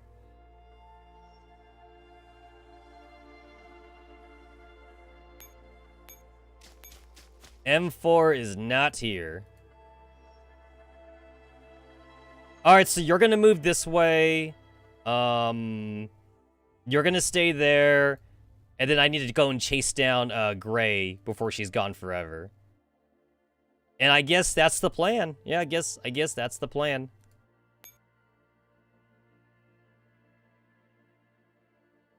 I could summon up another Hawk, but it wouldn't do me any good though. So I'm just summoning someone else for the action points.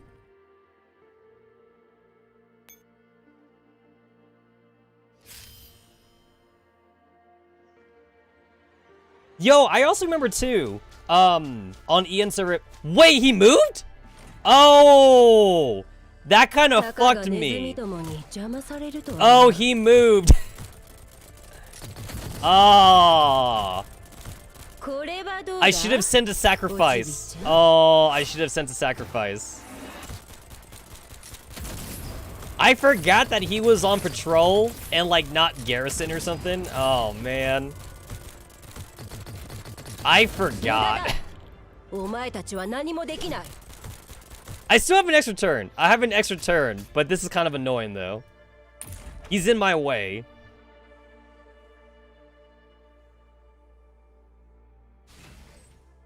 I have literally one more turn. I can only do the one more turn.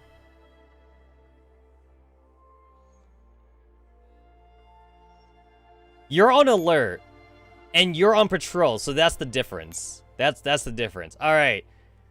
Here's the problem. If I move Destroyer, he's probably just gonna move down again. So like I need to keep Destroyer here, which means that like I'm basically just gonna have to like sacrifice these resources then. And to be fair, I'm literally over the soft cap. So technically this is the hard cap. I'm over the hard cap. So I guess I can stand to lose some resources, but it still hurts me though. It still hurts me to lose those resources. All right, Noelle, this is your time to shine. This is your time to shine. Oh wait, you're just... You actually don't give a shit. You're literally just on patrolling. Okay, never mind. Never mind. Yeah, you don't give a shit.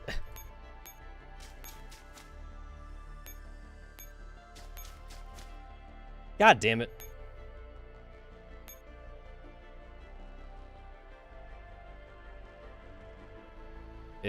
Is that it? Is that it?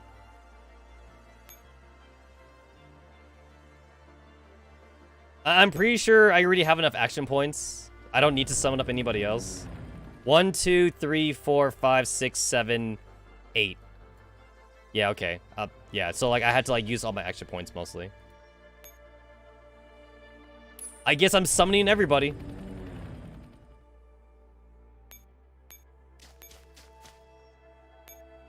Just to not take a chance, basically.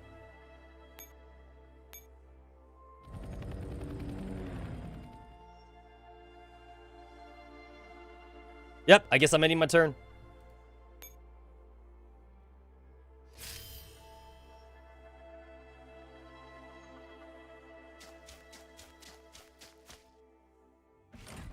I feel like I could have done this more efficiently, but whatever. Oh, wow, you guys don't give a shit. You guys absolutely do not care. All right. Nice 0 damage. They had like full shields and everything.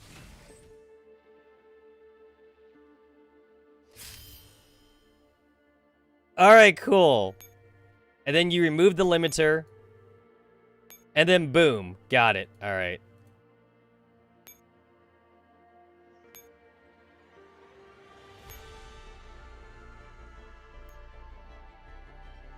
All right, let's go, bitch.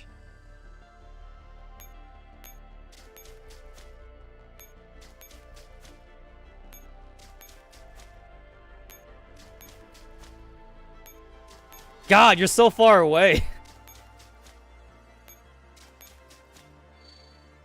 Wait a minute. Wait a minute.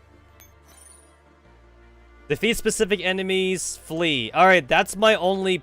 That's the only thing. So...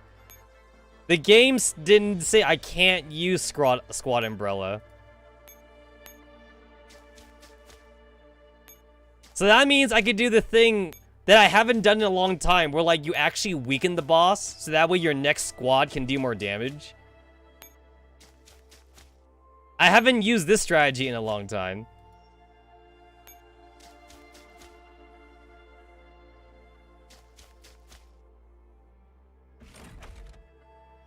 Go Squad Umbrella! Go Squad Umbrella! What kind of janky ass setup is this? Whatever.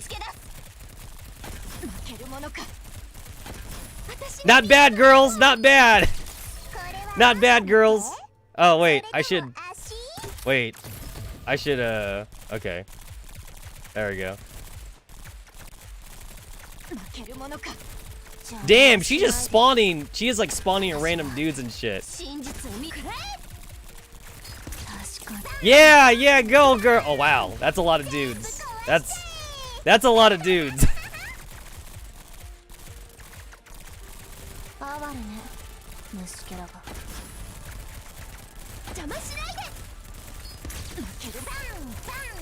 Bon, bon, bon.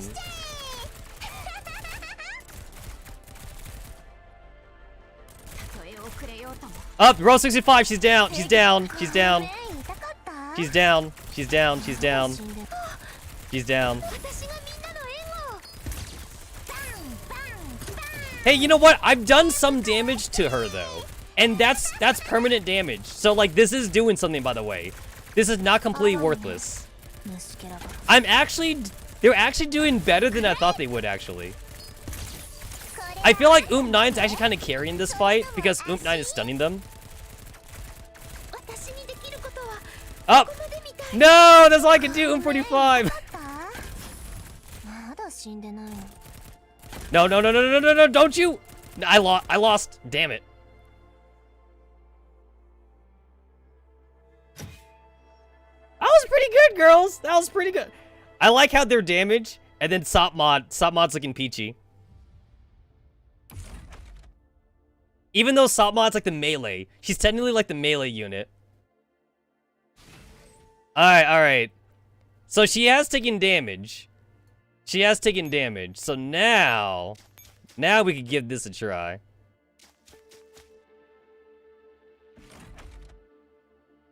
Taka ga nezumi tomo ni jama sareru to wa na.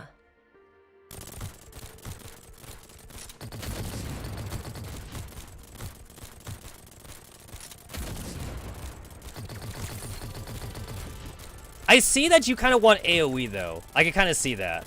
You kind of want AoE.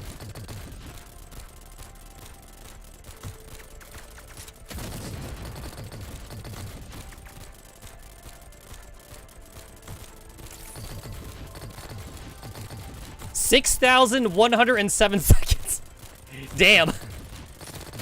Damn, girl.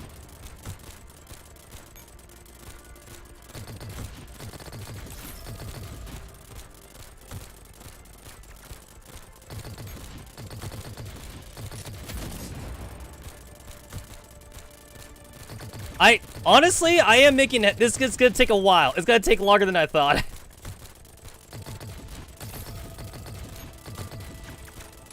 I'm making headway. I am making headway.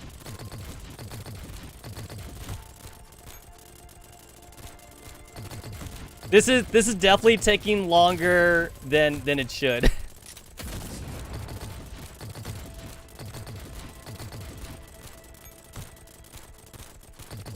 I feel like I should go make a sandwich or something. I feel like. Oh, did I win? Oh, success. Okay. Oh, is that how the fight's supposed to go? Oh. Oh, okay. Rogashinda. Don't worry, we can rebuild her. We can rebuild her better and faster.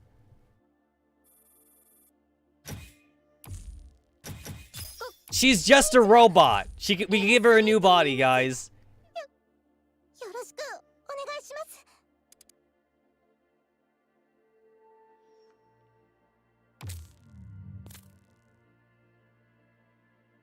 Against the lights.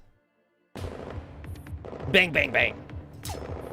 No matter how unexpected the angle bullets come from, Gray deflects them easily with her tail. The bullets ripping through the air throw up an intense shower of sparks on the surface of Gray's tail.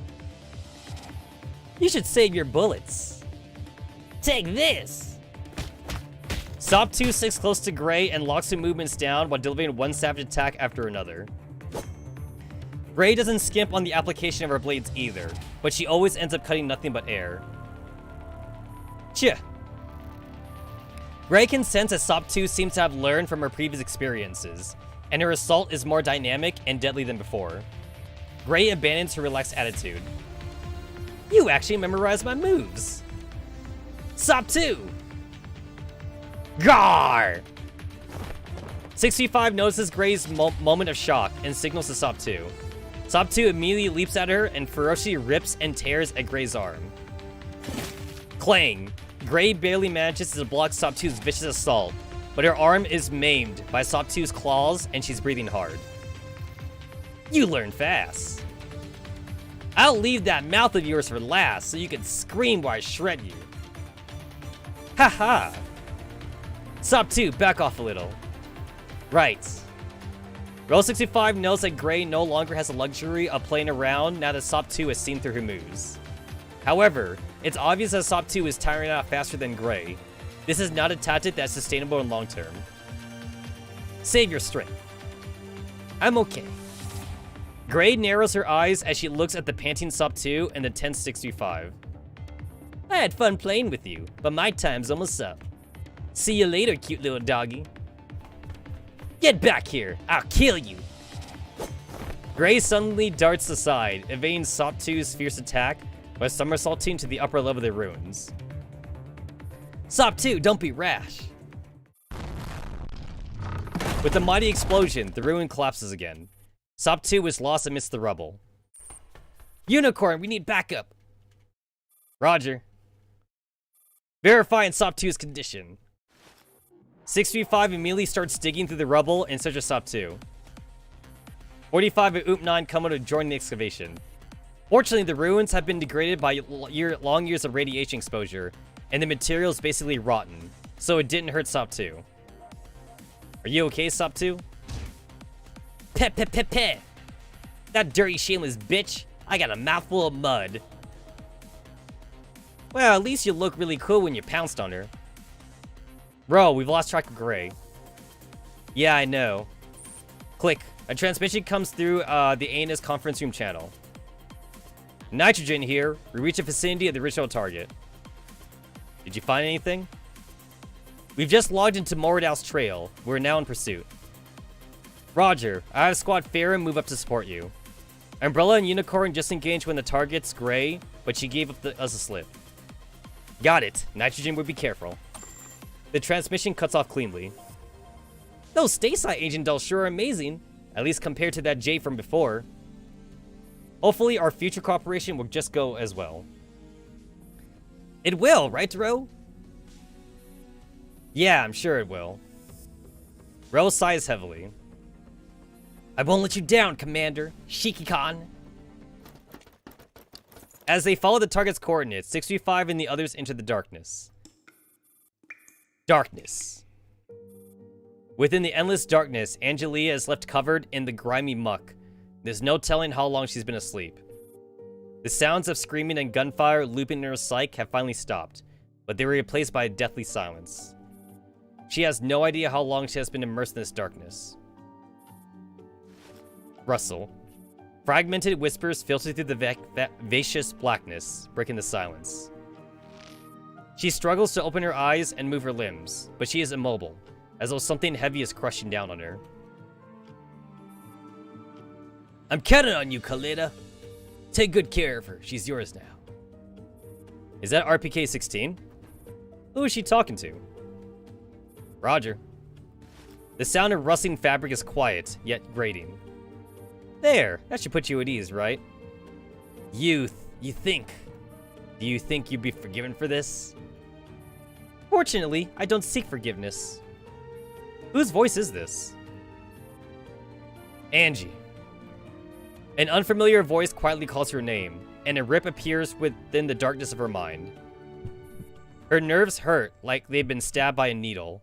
Amidst her groaning, Angie uses all her strength to focus on her eyelids. The long-awaited light floods into her eyes, and she sees a familiar transparent wall. A Naito dressed in tatters, like one of those abandoned isomers, stands quietly beyond it, watching her. She has an air of familiarity about her, entirely out of place in this setting. Hello, I am Coletta. From now on, I will be in charge of your daily care. What about that crazy Naito from before?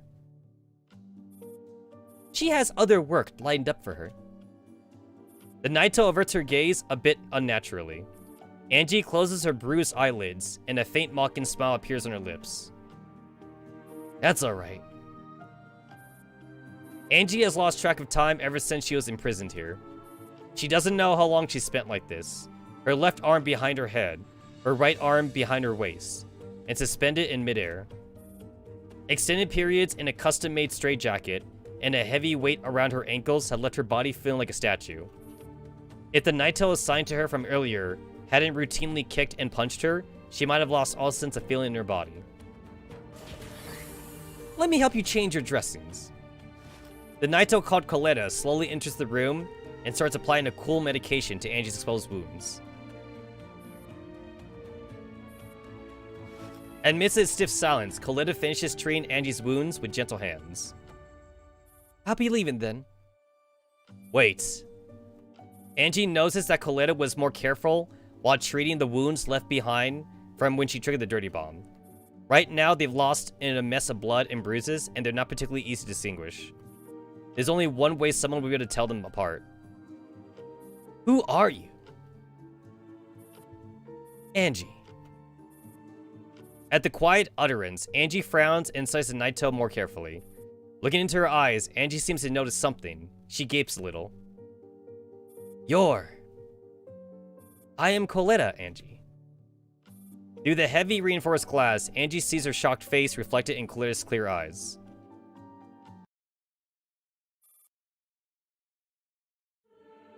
Oh shit, we got biblical again. The Naito sitting in the pews intone their verse with reverence, and the voice seems to leap towards a light in direction where the statue's hands are pointing. Between the Naitos and the statue stands a woman in the white dress. RPK-16 quietly approaches the woman, stopping 2 or 3 steps behind her. The two seem to be maintaining an intentional silence. The woman glances at a Naito beside her as she sings, and the latter obediently vacates this picturesque pristine scene and walks up to RPK-16. I am Ashley. Please come with me. Why do you give them names? If you give them names, it makes it harder when they die, because I know that Naitos die. Alright. RPK-16 smiles and follows the Naito out of the hall. Soon the two of them are alone. Has Angelia been settled in? Yes. Big Sister Nemron thinks very highly of you. She says you are more efficient than Big Sister Gray. That would be going too far. I'm just doing my duty. We reward capable individuals appropriately. Can we kill this bitch 16? Paradies will make your dream come true.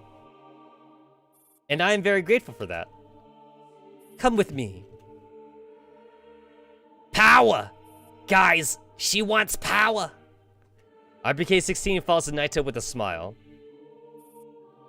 There seems to be a deeper meaning to her smile, and her gaze is fixed on the Naito's back.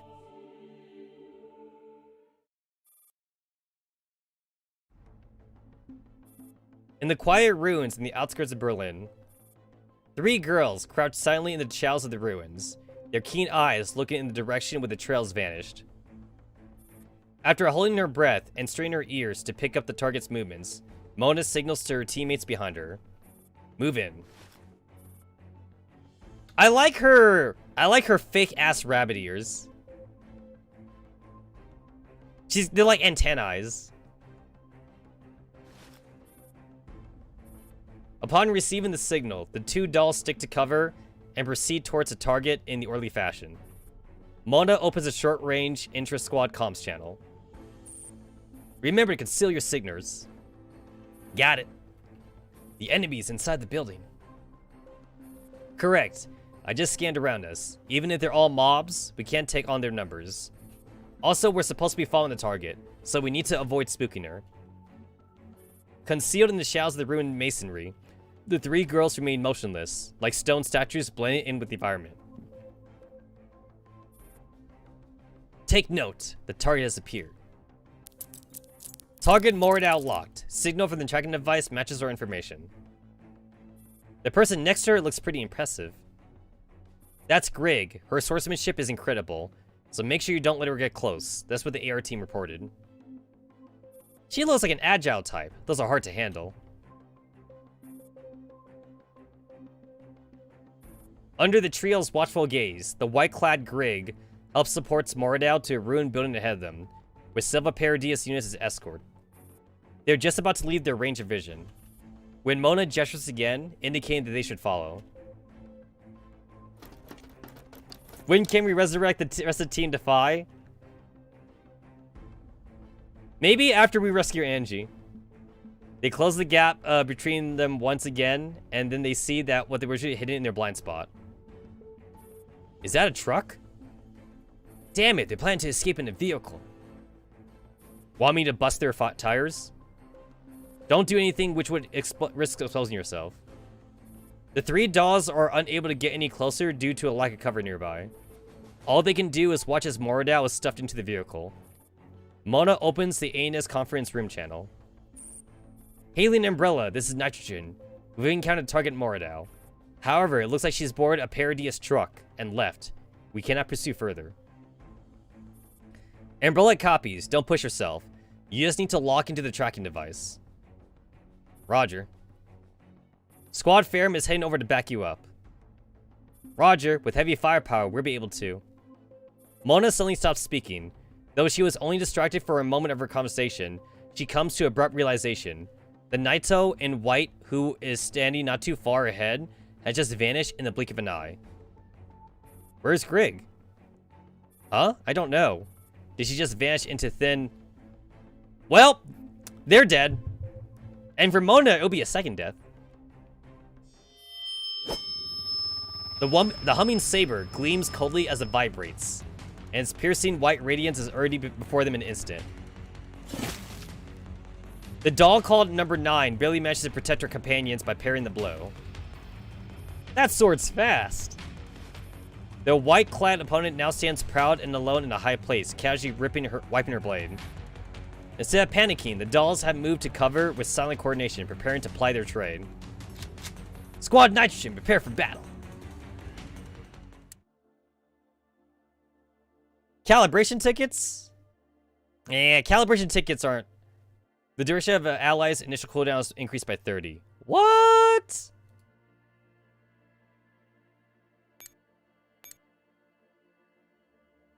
If I do the easy mode, I don't get debuffed. Wait. Wait, what? Wait, what is this? Wait, what is that? Wait. I don't think this is supposed to be here. Yeah, okay, there we go. I was controlling the circle. I had just the circle. That's a weird glitch. Okay, I can't do it. I can't do it again. Okay, that's definitely I don't think I can recreate that.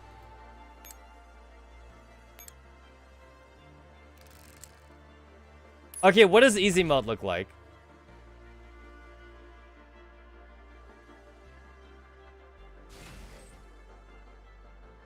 Let me see. 44,000 Nitrogen Squad.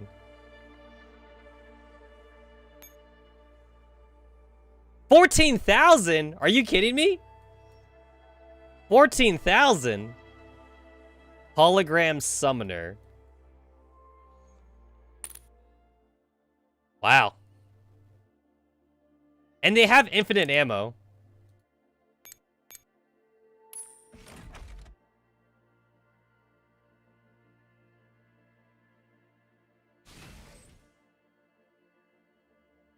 $71,000. Ah, okay. Okay. The duration of allies' initial quota has increased by 30%. Honestly, doesn't seem too bad. It does not seem that bad at all, actually.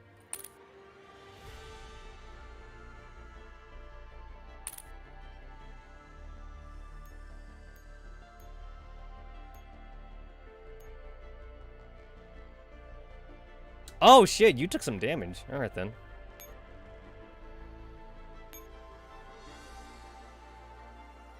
You got hurt a little bit.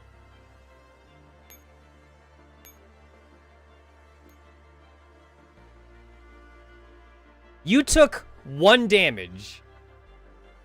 You took 1 damage. Is that worth a quick repair ticket? That is not worth a quick repair ticket. 1 damage. How long is that going to take to recover? Like 10 seconds? I'm actually kind of curious how long that would take to recover.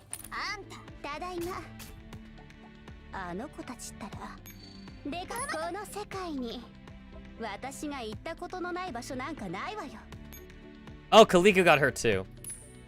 1 minute. It takes 8 seconds. It takes 8 seconds to heal 1 HP. And it takes 1 manpower, and it takes 1 part.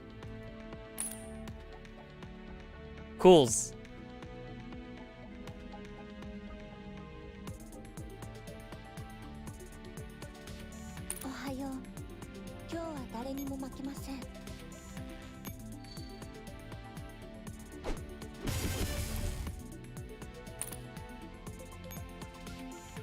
I guess while I wait for that 1 minute. Open a box. Nothing. Oh, this goes a lot faster now. Cause I remember back then it used to be like a grid, and it would be like it would do like a wum wum wum wum wum wum, like it'd do it like one at a time.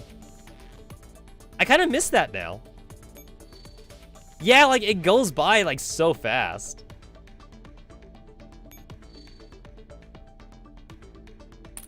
There we go. All right, done healing.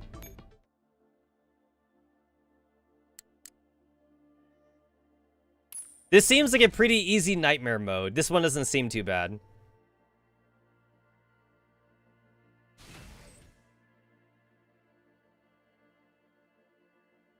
I see a little exclamation point thingy, so I guess I want to check that out. I want to see what's up with that.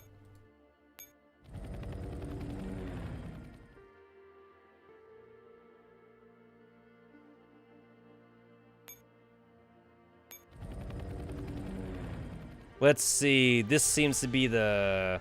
Seems where the party's at. So I'll send these guys down here. Oh, 3 echelons? Oh. Okay. Okay, only 3 echelons. Got it. Only 3 echelons. Only 3 echelons. Okay. Okay, okay. Okay, okay.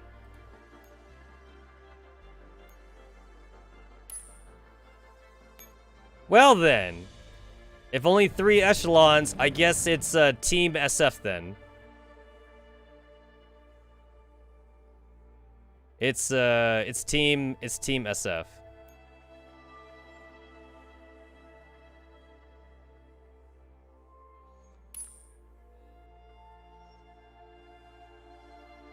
No more?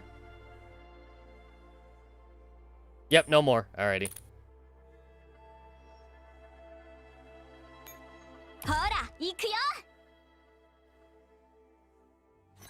Destroy all holographic summoners. Checked after movement or when the round ends. If any holographic summoners is destroyed, the remaining ones will summon more powerful enemies. Eliminate all enemies on the map. Alrighty, and they're not on helipads, so I guess, like, you can't cheese it then? That kind of makes sense.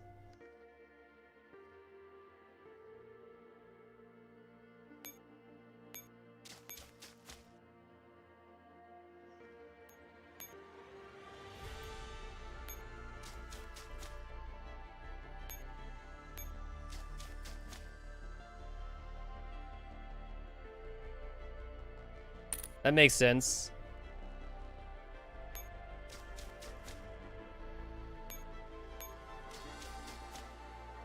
During this stage, the first 2 moves that Squad Nitrogen makes in every round would not cost any AP. Make full use of this. Although the enemy boss has already left, the battlefield still has high-level command units present. Defeating them would surely help turn the tide. Oh, okay, I see. I get what you're saying, game. I get you. I get you.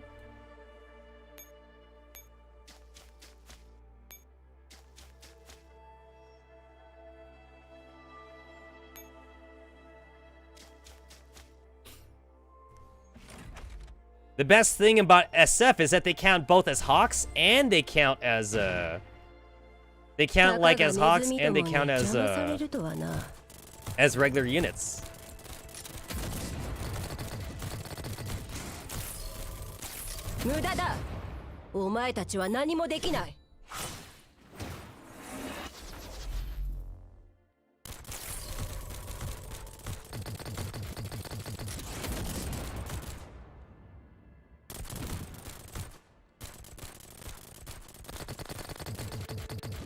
I had to retreat the Jaeger. Did not want to take damage on my Jaeger.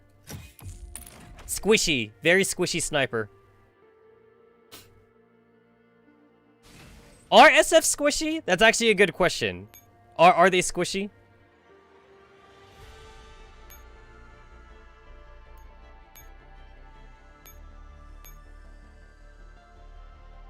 I don't know if they're squishy.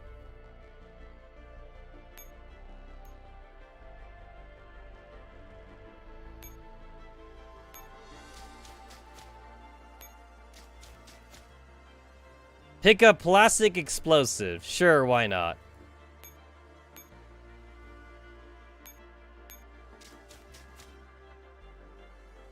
Wait a minute.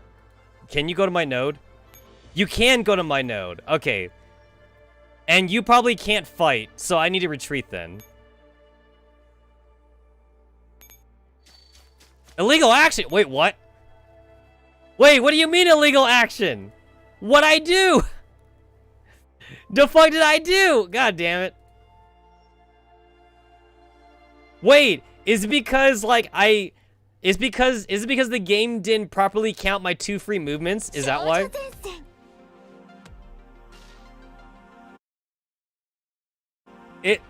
The game probably didn't count my 2 free movements correctly.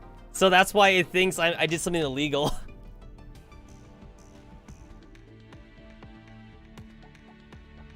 I didn't do nothing.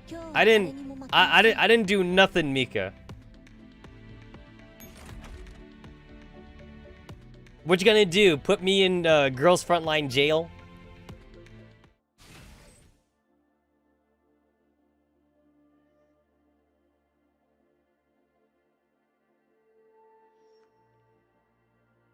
And okay, I guess I have no choice but to end my turn. Alright. Alright, Kaiba. I end my turn. I place a trap card first, though.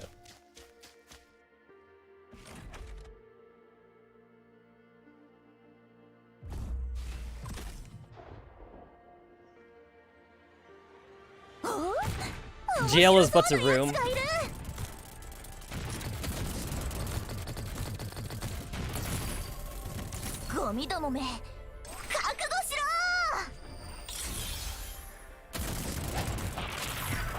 Hey, you know what's kind of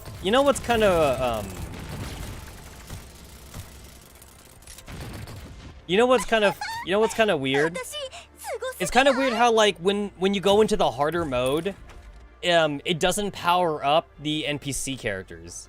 Because I feel like that it should power up the NPC characters, because if it doesn't, it's kind of implying that, like, they're too weak to do the mission.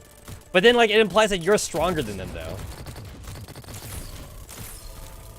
Because, like, Team Nitrogen is, like, 44,000 attack power, but these enemies are, like 70,000, though. They shouldn't be that weak.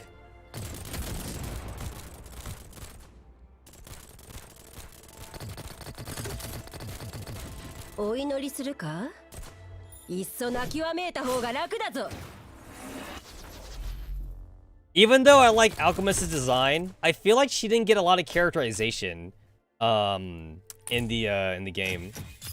Like, not as much as, like, Destroyer and Dreamer did or something. Or, like, Agent. Like, Agent got characterization too.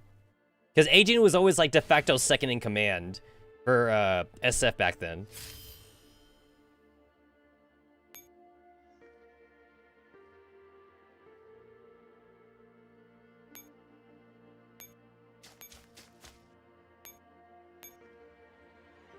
Alright, I picked up some explodey shit.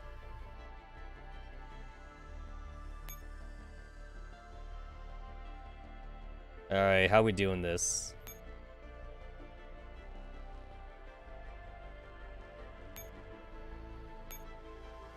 You seem important enough to kill.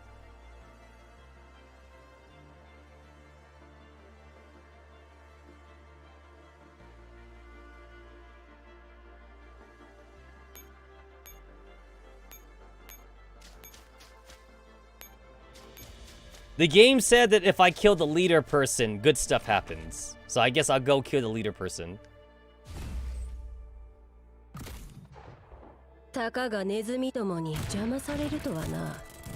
Why am I here? You're here to be a, you're here just to be a hawk, unit destroyer. That's why you're here. You're just a hawk.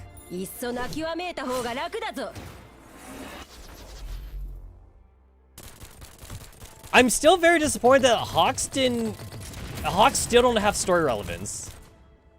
It's like, we acknowledge their existence as, like, heavy artillery, but, like, after they were first introduced, like, the game never talks about Hawks. They don't get talked about enough. When they were first introduced, it's like, hey, the Paradius are a new enemy and they have shields, and then the Hawks can bust through the shields. You know? And, like, that was like the big thing about them. But then like afterwards though, is like we never talk about the Hawks again.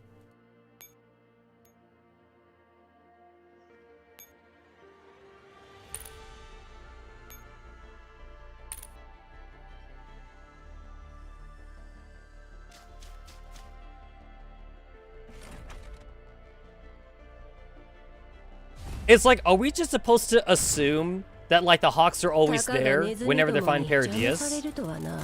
Because, like, based on what I'm seeing, they're not always there.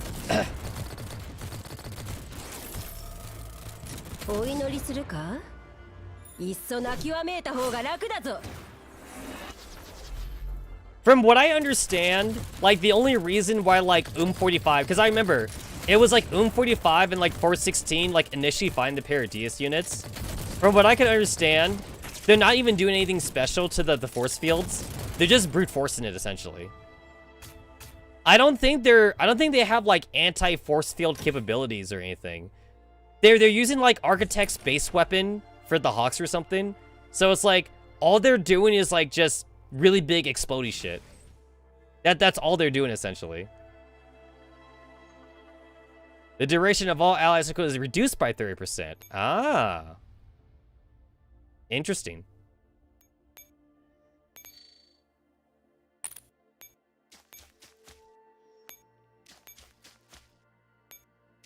Yeah, it really doesn't seem like the Hawks are doing anything special.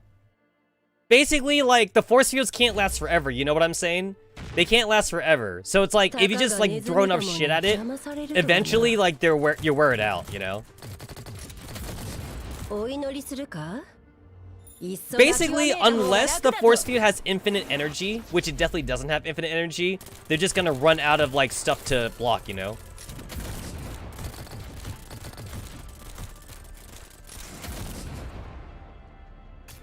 This debuff did not feel like a debuff at all. I feel like the 30% wasn't much of a debuff. It's like, maybe they should have nerfed me by, like, I don't know, like, by 80%. And then maybe I would have felt it. I don't know.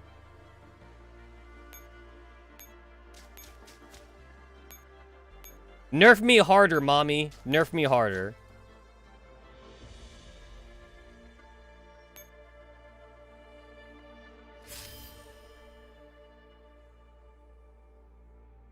Oh, wow, that's annoying. That is... Wow. Okay, I see. I see. That is super annoying. My god. There's so many of them.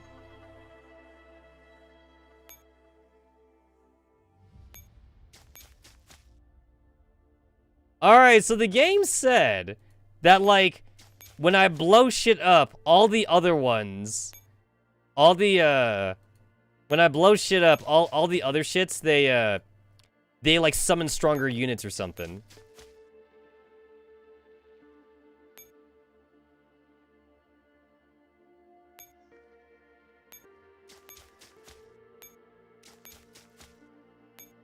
Wow, you're gonna use up a lot of moves just to get back to C4. I gave Architect, like, the Shadow Step thing, so, like, she's gonna be really useful here.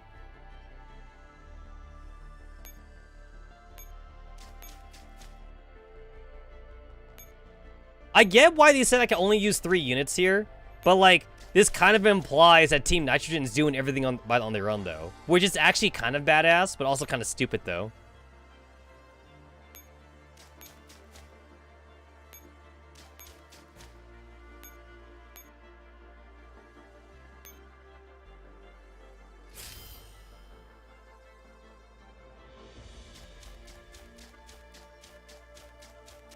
I literally don't have enough ammo. Like, I need to go back and refill.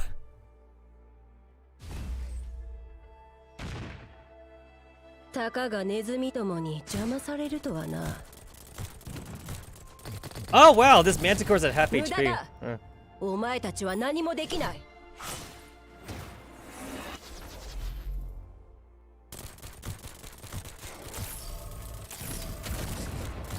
Yeah, it's like if you look at all the SF units, it's like we definitely have like a fair bit amount of melee units. So you could make Soul work from Neuro Project in this game if they would have put Soul in this game. Or I guess like any other sword user. There's a couple of sword users in Neuro Project. It's like, why use a gun when I have a sword? When do I get my Star Wars collab? I want a Star Wars collab where I got like lightsabers and shit. My god, that's so many units. That's so many fucking units.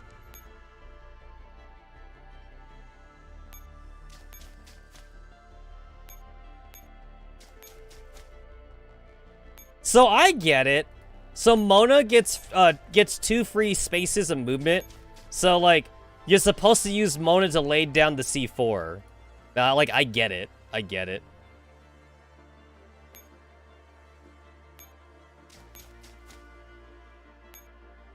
Oh, but the EMP grenade's a one-time thing, though? Oh, okay. Paralyzing and weakening them for 1 round. I mean, I don't really need it. I don't really need it.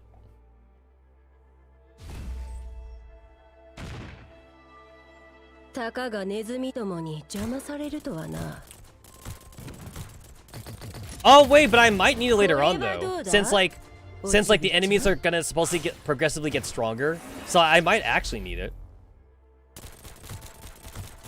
Ooh, you are a tanky boy. You are a tanky boy. You are a tanky boy. お祈りするか？いっそ泣きわめいた方が楽だぞ。 I kind of wish the game incentivized me more to try and get like S rank or like gold rank for the event maps. Like when you get gold rank in the chapter maps, you get gems for it. But you don't get gems for gold rank in event maps though. So if the game were to incentivize me by like letting me grab, you know, gems from the campaign maps, I would do it more. But because it doesn't incentivize me to do that, then like I see no reason to get S rank.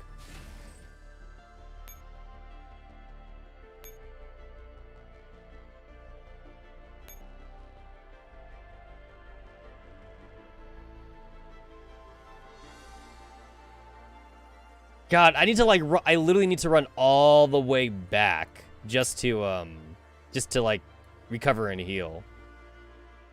Man, that's super annoying. Wow, that's annoying.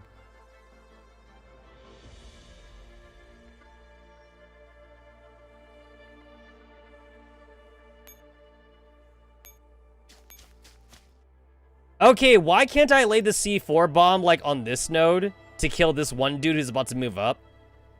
I feel like I should be able to do that. The game won't let me, but it feels like I should be able to though.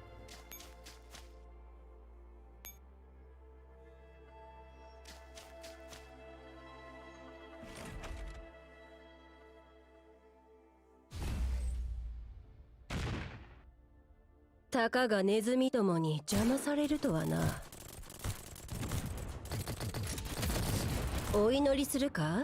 guess the only reason why you're limited to the chips for the SF units is because, like, maybe they couldn't code the game properly to only let you equip one unique chip per unit. Because maybe, like, in the playtesting, right? Like, in the playtesting, like Shadow Step, for example. Shadow Step like, gives you a free movement. Maybe, like, you could stack Shadow Step, so you get, like, 2 free movements all the time or something, and they couldn't code the game to not let you do that or something. Or maybe you could stack, like, the buffing auras or some shit. I don't know. I don't fucking know.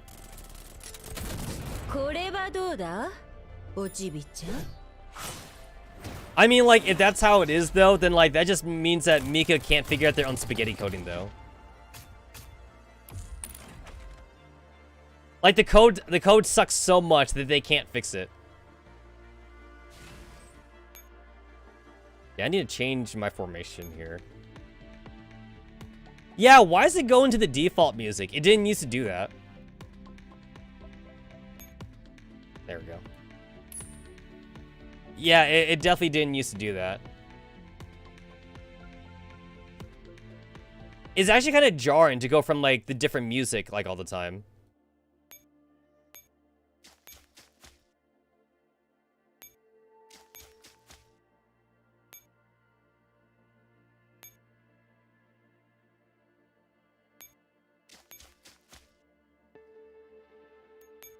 Oh, shit, you gotta go all the way around? Oh, wow.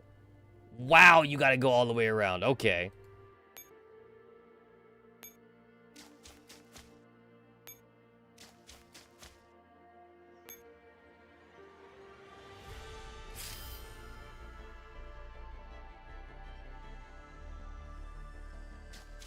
Oh god, it takes an entire turn to blow up?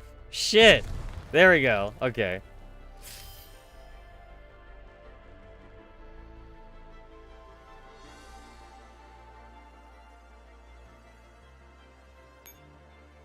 Wait, they're death stacks now?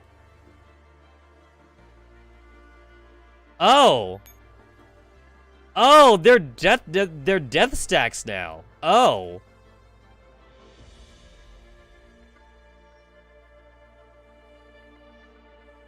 That's not good.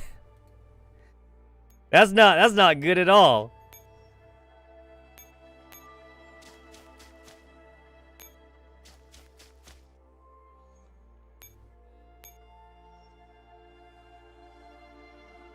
I mean, like, if I knew that was gonna happen, why doesn't the game let me, like, put all the bombs down first and then, like, let me detonate them all at once then?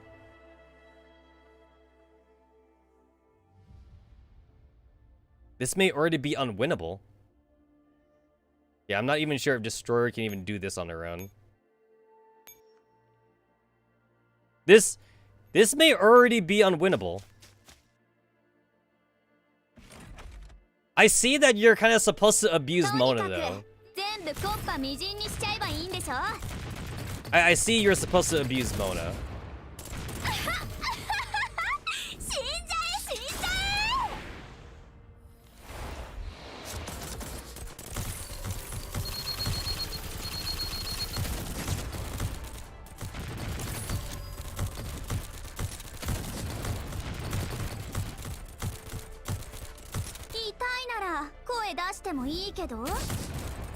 I didn't have like a second Manticore for this fight.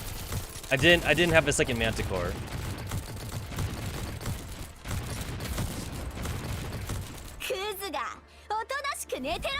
It's like that's why I'm using the units I'm using.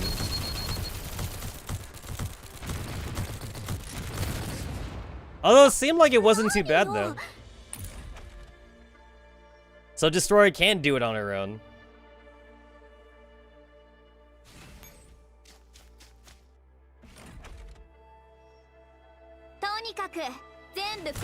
Oh, Scarecrow! Scarecrow would have been really good here. Oh, I just realized that. Yeah, because like, you gotta like do like a lot of like movement rotation. So Scarecrow would have been really nice. Yeah, Scarecrow would have been good.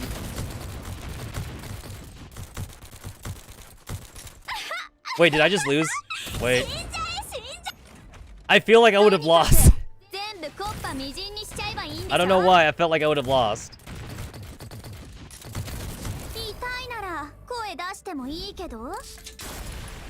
I got pushed back really far there, and I don't know how the interaction for that thing works.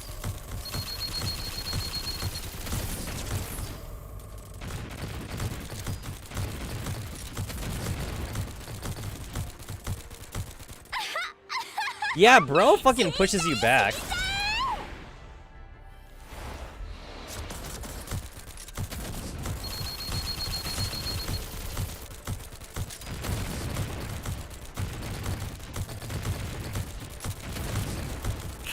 I didn't realize the swap Dragoon was pretty tanky though.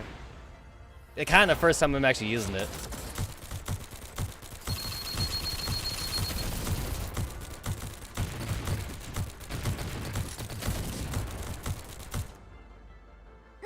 Nani yo? 私がいるんだから、この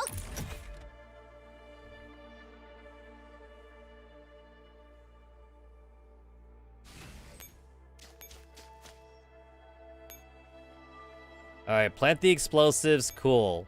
Alrighty.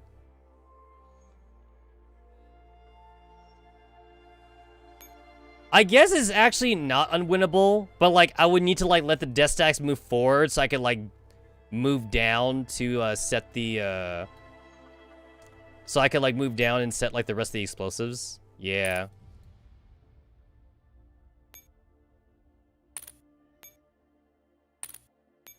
What the fuck? I'm like, what the hell? What the hell is going on here?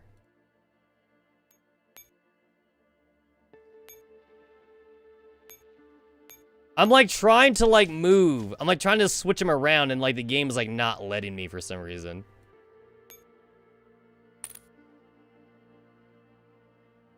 Okay, I had this EMP bomb that I can't use because they're death stacks, so it wouldn't make much of a difference anyway. The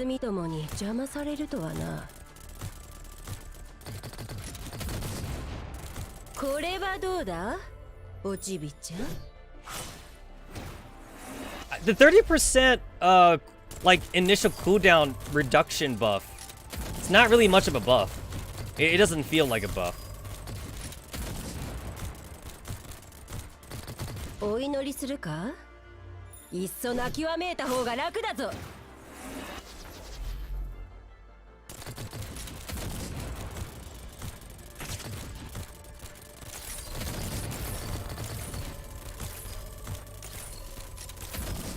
これはどうだ？おちびちゃん。Slice him, Malcolm. Actually, like, the 30% thing is kind of actually doing something now. Yeah, it feels like it's doing something. I feel like I'm seeing the skill spammage more.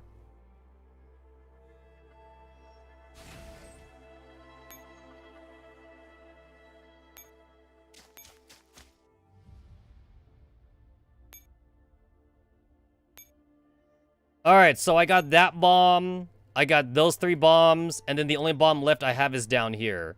But there's an asshole in my way, though, so that's kind of a problem.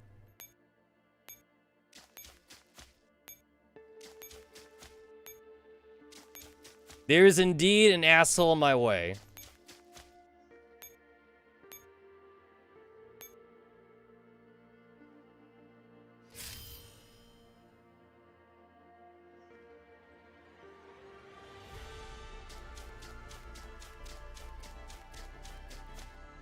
Well, there's the death stacks. There they are. There they are. Robo dogs! Robo dogs. Let's get out of here.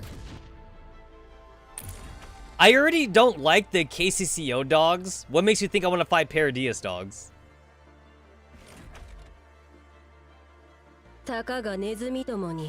Dogs are scary. Dogs are scary. Damn, nature, you scary. Except it's not even nature. It's like unholy abominations from like one crazy scientist guy. Cool. I win.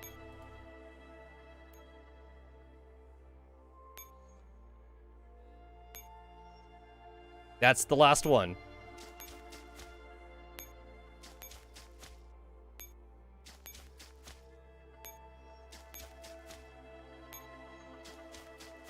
That is the last one.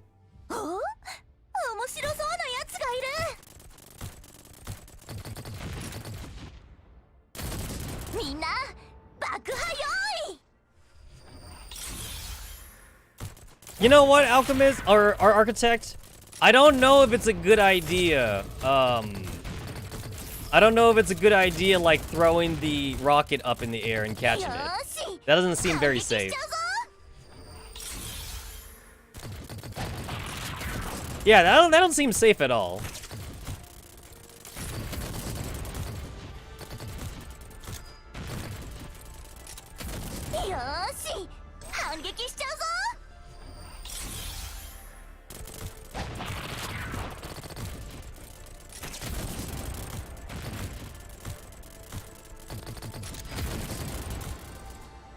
You know, each time, I always see the Grenader guy die first, instead of, like, the tank dude.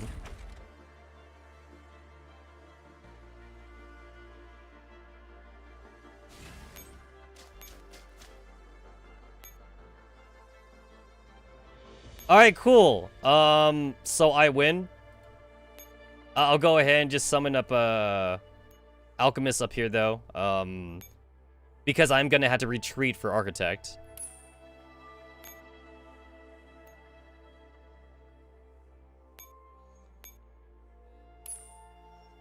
But yeah, we win. We win.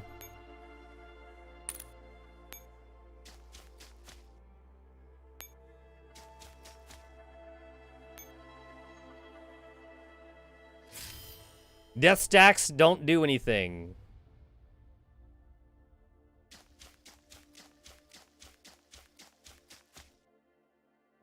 The way I see it now, this turn, it's literally impossible for me to get down there. I would need to wait like a whole 2 extra turns just to get down there again to lay down more bombs. Assuming there's any spaces left for me to even get down there with anyway. And there's no helipads down there, so I can't even use a parachute ferry.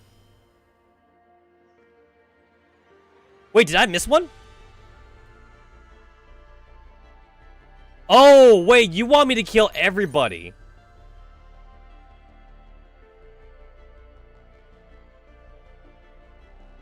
Wait, how do I do that? Wait. Wait a minute, how do I do that?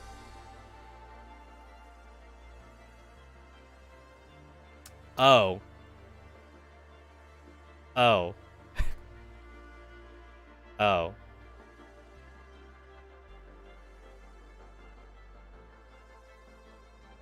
I don't actually get why the,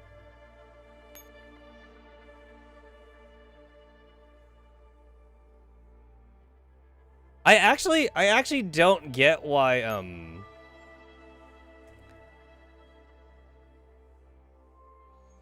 why they get stronger, after you blow one up.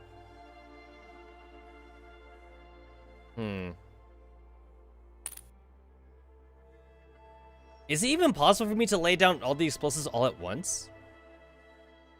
Okay, so, if I were to use Mona here, so I grab a bomb, I get 2 free movements, assuming I do at the start of the turn. 1, 2, go down.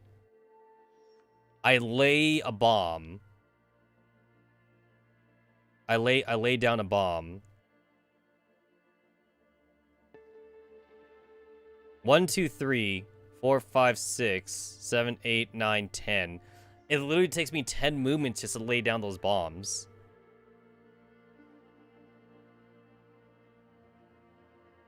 And then 1, 2, 3. Lay down a bomb there. Down here. Okay, so this one is a single. Those and then these two aren't even connected to each other. So, okay, if I start from here, so if I have Mona here, and then, if I have, 2 other units here to do the swip swap with, and if I do it at the start of the turn, grab a bomb, swip swap, free movement, lay a bomb, free movement, or no, not free movement, switch. Okay, so swip swap, lay a bomb, swip swap, grab a bomb, swip swap, use 1 movement, 1 free movement, lay a bomb, use another free movement, swip swap, grab a bomb, swip swap, use my first movement, lay a bomb. It's not possible. You cannot lay down all the bombs at the same time. It's not possible?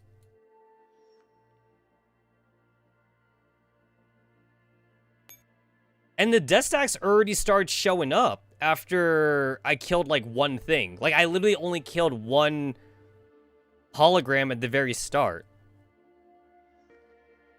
Like, maybe if they would do the death stack at the very end, I could somewhat understand, but I only destroyed one thing, and there was already death stacks.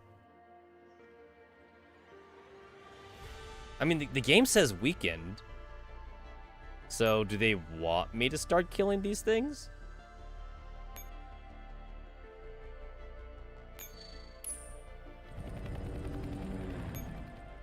I mean, I could start busting out the hawks, I guess. I suppose.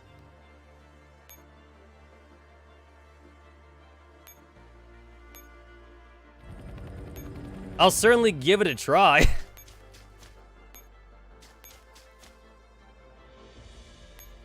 Time to bust out Alina, I guess. Like if I have them attack into me. Because Alina would actually be better than using a hawk. Alina does a shit ton of damage. ほんと頭の空っぽな子羊たち。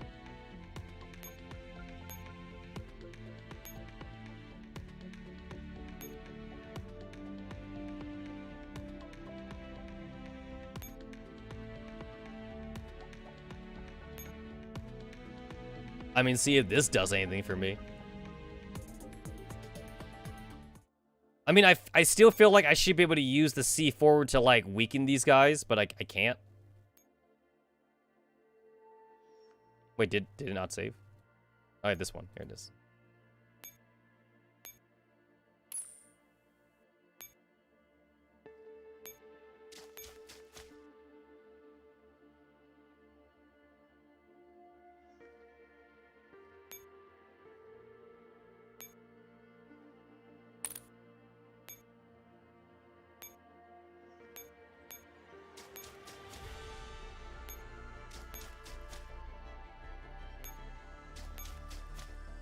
I mean, there was my free movement right there.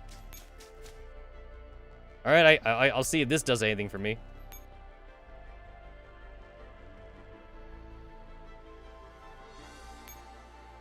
I mean, the game doesn't even give me an option to lay down the C4 at all.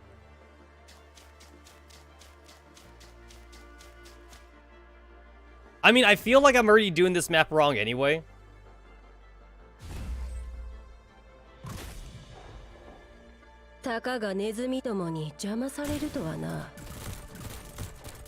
Yeah, this is definitely not right. This isn't right at all. This is very incorrect. Yeah, this is very, very incorrect. Whoopsie! I meant to hit the restart. I meant to hit the restart button. So that way I could withdraw afterwards.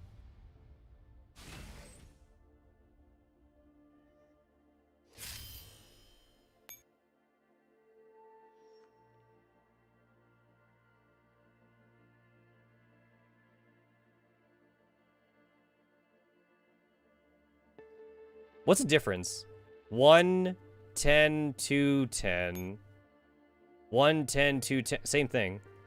Oh, but it has these guys. Okay. And then you don't have them? No, you do have them. What? You guys seem like you're the same. So wait, didn't I lose affection? I lost affection, right? I lost affection because I hit the wrong button.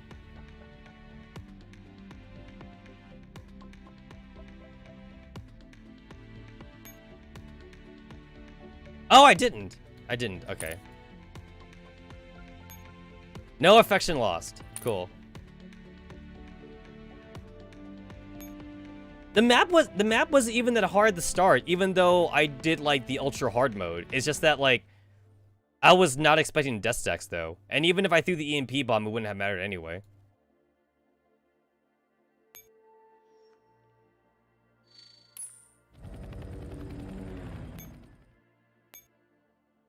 That's...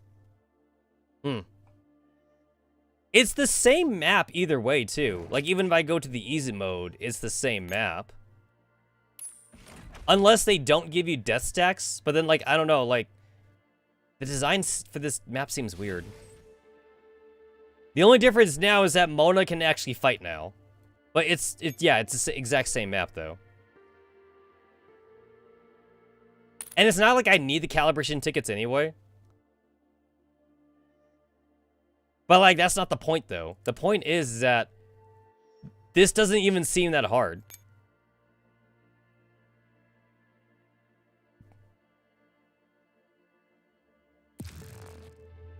But first off, I gotta heal. 戻ったわよ。みんな喧嘩しな。あんたどこ行ってたのよ。そんなに私の顔が見たくないの？ Okay, repair completes. あんたどこ行ってたのよ。そんなに私の顔が見たくないの？ So I can't win the mission if I don't kill everybody. I can't win if I don't kill everybody.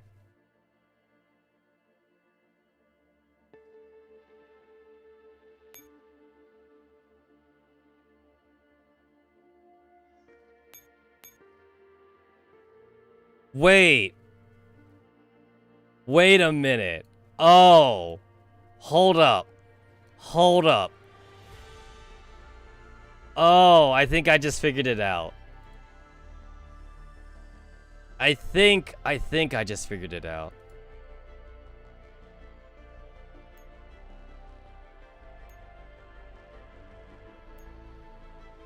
I wanna say I just figured it out.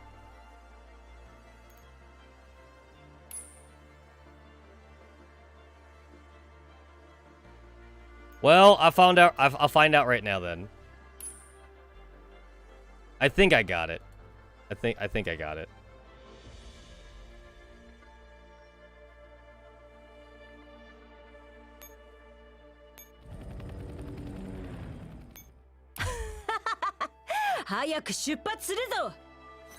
That's the wrong one. That is the wrong one. This is fine. This is fine, actually.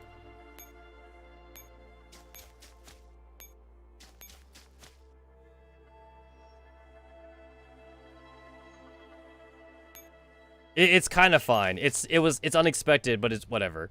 Whatever.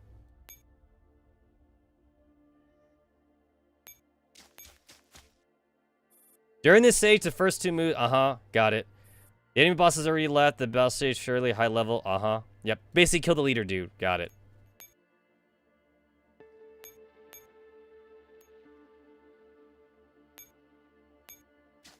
I should kill the leader dude first, I suppose. I should just kill him then.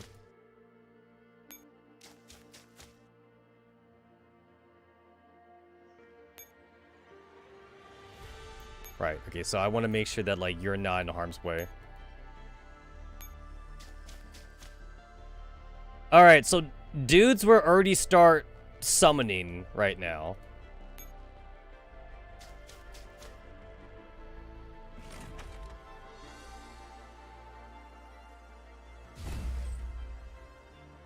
And all these guys on the field, like, they're already, like, weak sauce anyway.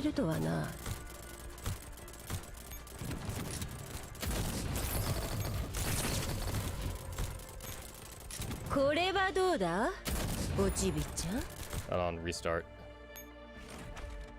I took damage on my Manticore, and, like, I didn't want to take damage on my Manticore. So I'm going to not take damage on my Manticore.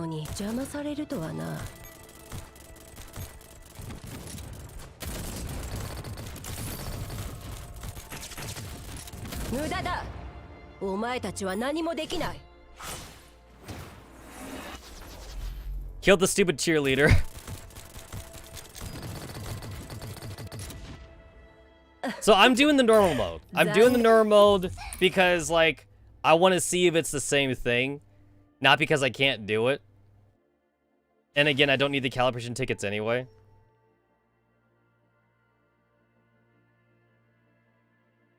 Alright, I gotta see here if it's what I think it is. No? Oh. Alright, so I thought maybe that you could blow them up if you, I thought that maybe you could just blow them up if you, if you like used a hawk or something, but that's not how it is. That's not how it is at all, actually. So now I don't know.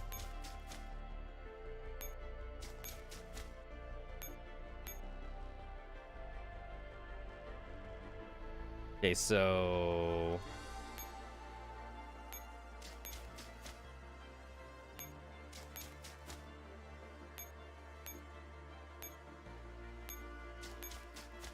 so if I were to lay 3 bombs all at once, and I can do that. If I were to lay 3 bombs all at once. Yeah, no matter how many times I look at it, I'm just not seeing how it's possible to lay down a bomb at each one of these junctures, since these nodes are not connected. They're not connected at all. So I'm just not seeing it.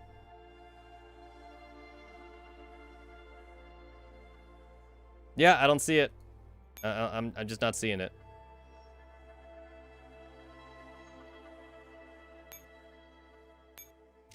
That is not where I meant to click.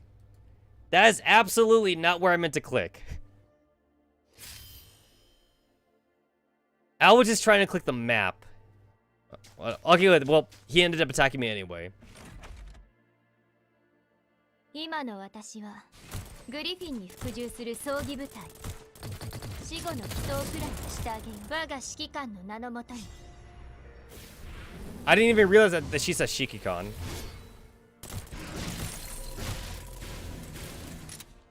Man, girl, you scary.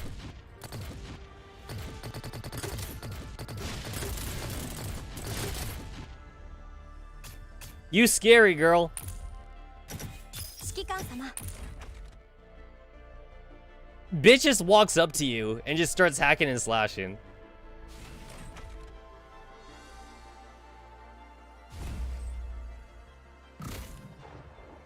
Takaがネズミどもに邪魔されるとはな。お祈りするか？いっそ泣きわめいた方が楽だぞ。Yeah, it's so much more easier on like the hard mode. Or I guess technically normal mode. Even though it's normal, hard, and nightmare, it's more like easy, normal, and hard instead.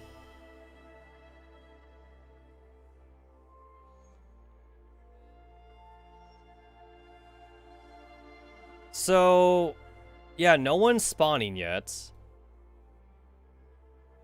No one's spawning.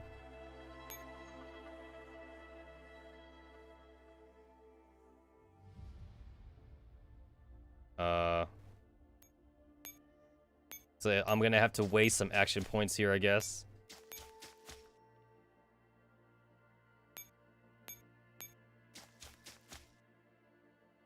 And these ass hats are in my way.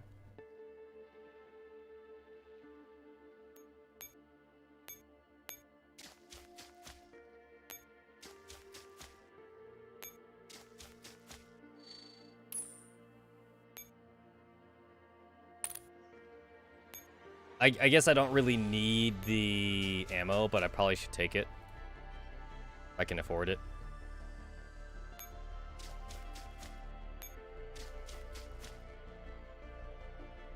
Yeah, so the Hawks can also pick up the C4.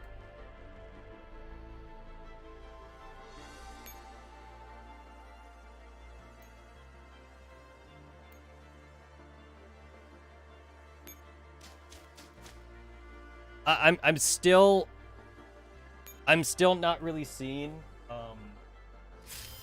I'm still not really seeing a sorry, I got distracted because like my heater was making a weird noise. I'm still not really seeing like a reason for the EMP bomb now. It's like the EMP bomb is just there just in case you need the extra help, and I guess like I shouldn't be complaining that much anyway, but I don't know.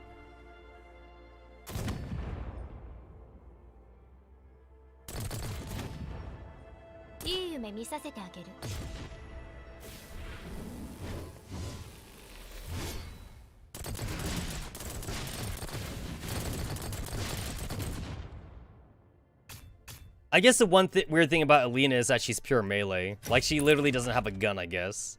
Like, at least Executioner has a gun. And I guess Alchemist has a gun, too.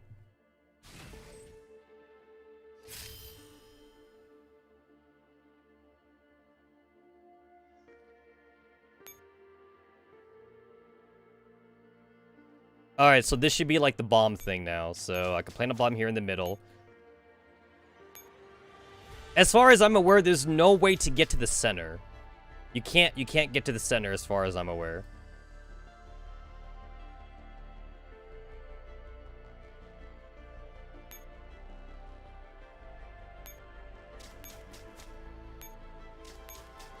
Alright, plant explosives, hit to that one.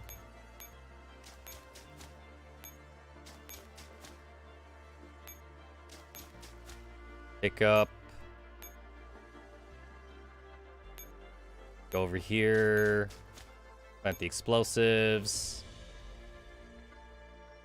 This would also be easier too if you could like have range for the explosive things, but you could only plant the explosives like one node in front of you though. Alright, cool, that's everybody.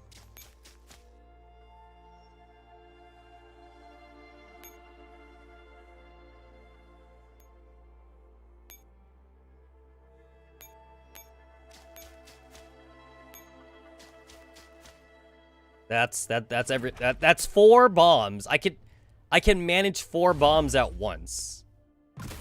Maybe I can manage 5 bombs, but then like I would need everybody to be in the same. I would need everybody in prime bombing position at the very start though. And I don't see that being possible to have everybody already in their appropriate spot unless I was playing easy mode. And if I'm not playing easy mode, then I don't know.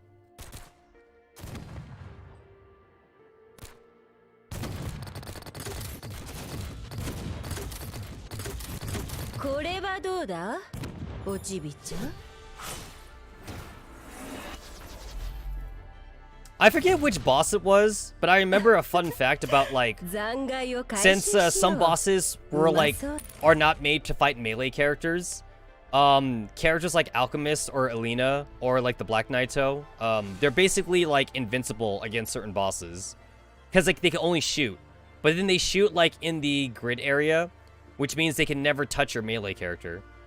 I forget who it was, though.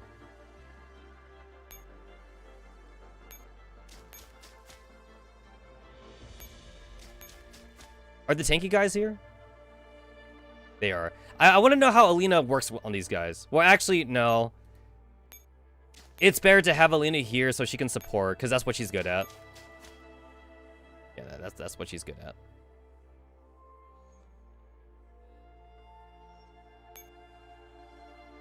I mean, maybe I fucked myself over by only laying 1 bomb. Maybe it's better to lay multiple bombs and then, like, different dudes spawn. Maybe that's what I did wrong. I have no idea. But, like, if death stacks happen again, then I'm just kind of confused about this map.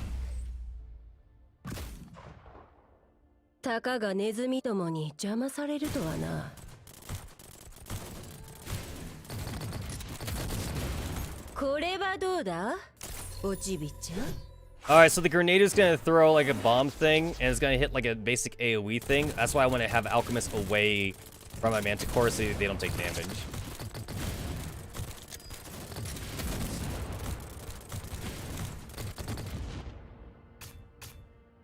But I'm playing on the hard mode anyway, so this fight's already easier.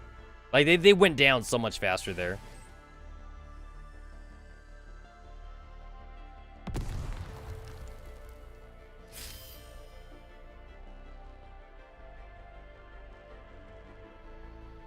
Okay, I guess I get it. So I need to lay those 2 bombs like right now. Before the death stacks come in. I guess that's how you're supposed to do this map.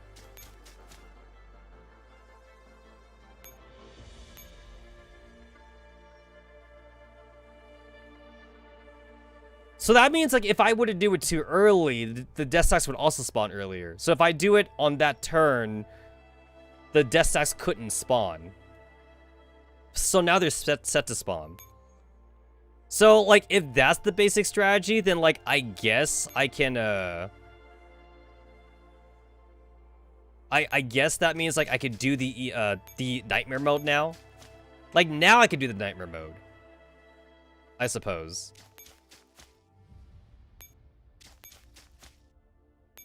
Yeah, now I can do the nightmare mode.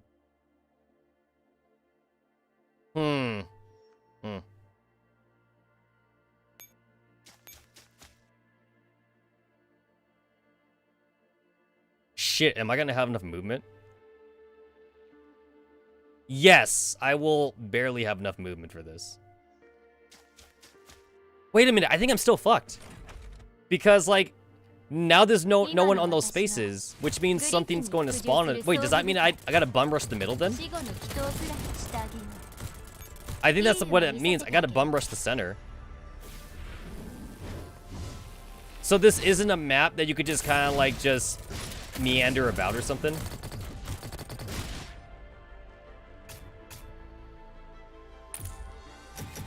I mean, the moment that those death stacks spawn, I'm basically already boned. Unless the death stacks are weaker in the easy mode and hard and normal mode.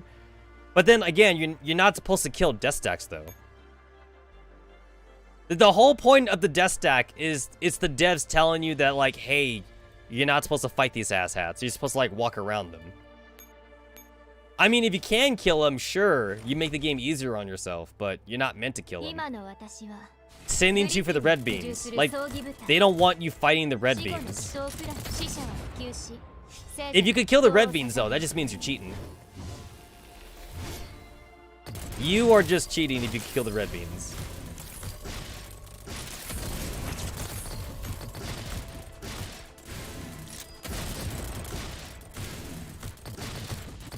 Is that a shield? I don't know if that's a shield. Oh.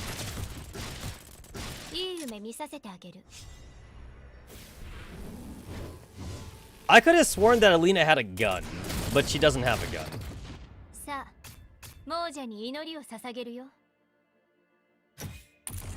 Alina actually is, I forget what the word is, Pellepritric or something. That means that, like, she has no, what? Oh. I saw 2 blips of ammo. That's bullshit. That's actually literally bullshit.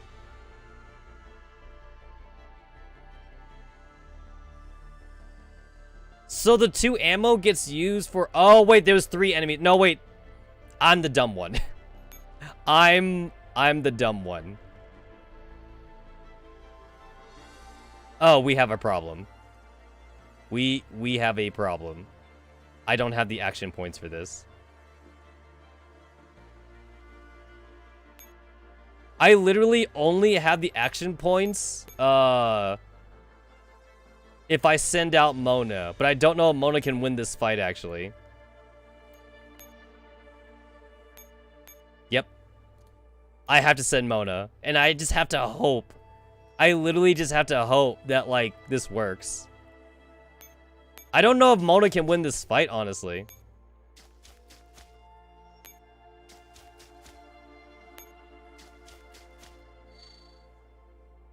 No. I don't. Yeah, I don't want to know. I don't want to know. I'm talking out loud. I'm talking out loud. It's like I actually think I'm really close to figuring out though. If I lose this one, then like I'll give nightmare mode a try again. But it's like I think I haven't figured it out. At least I think I do. But first, I guess I'll just find out like if I can do the normal thing first. But I think I got it. I like to figure shit out. What a janky ass setup! What a fucking janky ass setup you girls have. Oh god, you girls can't win. Oh wait. Oh, you girls are doing better than I thought actually.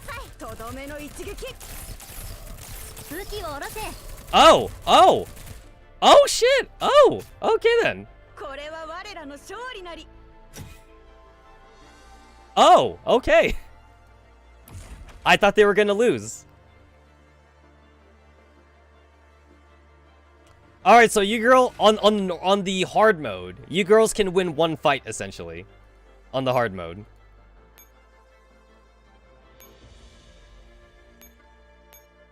And then I assume on the normal mode, which we're all calling easy mode, I assume the Team Nitrogen can also like just win fights on their own. Then I would assume so. The setup is kind of janky though, since Mona is an SMG, but she's not in front though. She's like on the very bottom row. That's kind of weird. That's weird.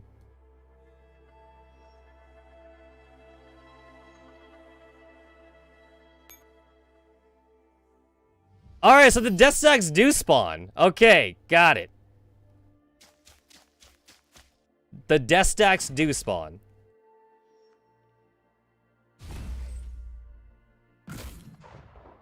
Taka ga nezumi tomo ni jama sareru to wa na. Kore wa dou da? Ochibi-chan? Okay, so this fight doesn't really matter, honestly. This fight does not matter. Maybe? Maybe, man. I guess I'll just I'll let it play out. I'll let it play out. I'll see what happens.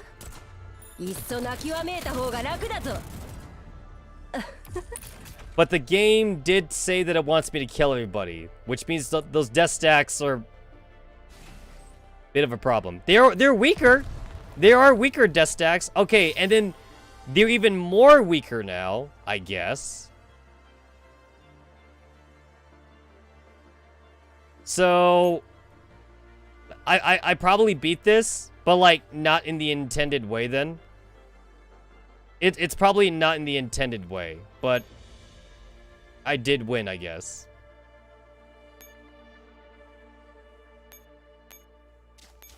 I'm just going to let Team Nitrogen die. I don't think I have the space to move them. Since I have to fucking I gotta resupply here.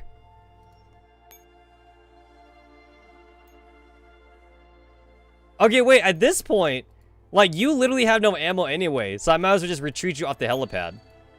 You actually don't even have ammo, so, like, yeah, there's no point.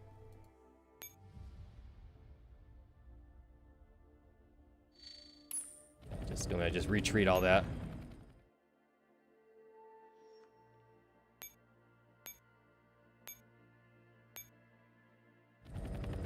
And then I guess I'm just gonna bust out Alina again, I suppose.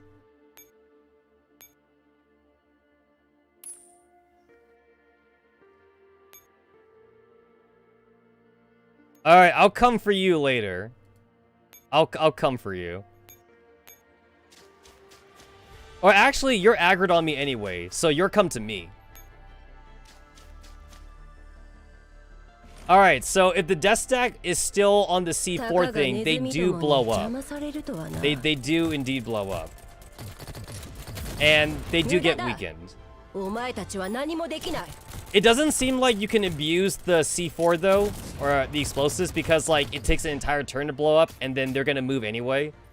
So like I don't see how you could abuse that.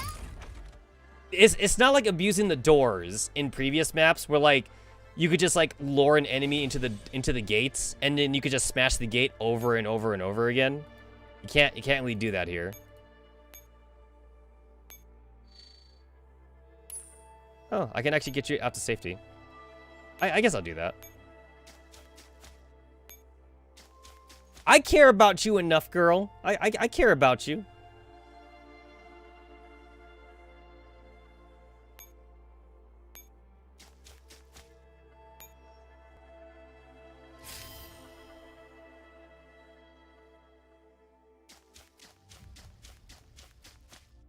Okay, I guess I'll use an EMP bomb thing too, I suppose.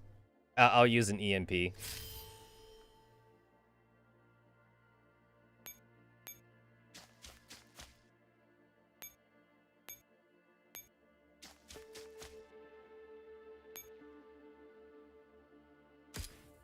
All right, now you're like triple weakened or something. You're like mega weakened.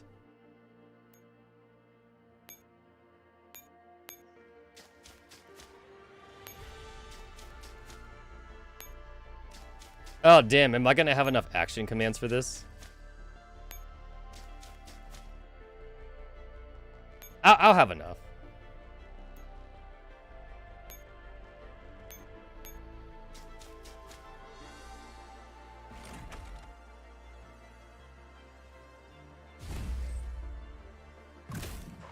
It's really hard to use Alina's support thing offensively because of the one node range thing. You could only use it offensively if, like, the node you're trying to get to, you could surround it or something.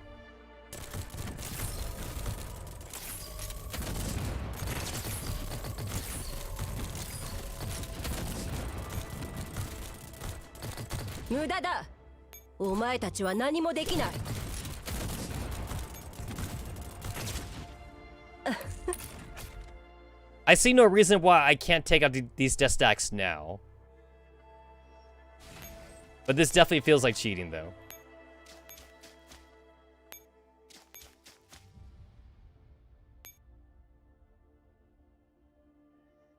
Can I get my Hawk in here in time? Oh, I can.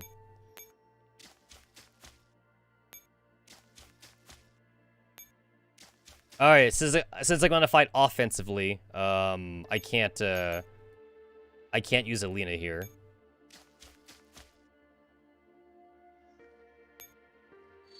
Commander, this enemy is very strong. Yes, I know.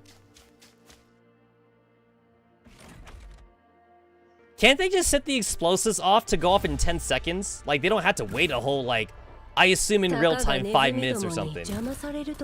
They could do it, like, in a second.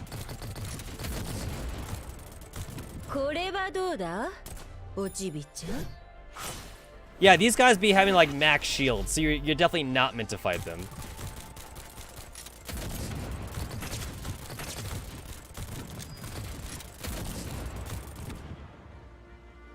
Got him. I won, but at what cost? At the cost of my pride.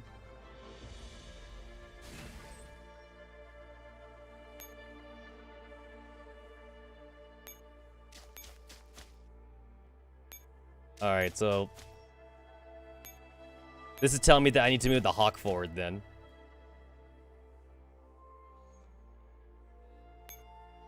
There's still this asshat over here, but I can take him out anytime I want.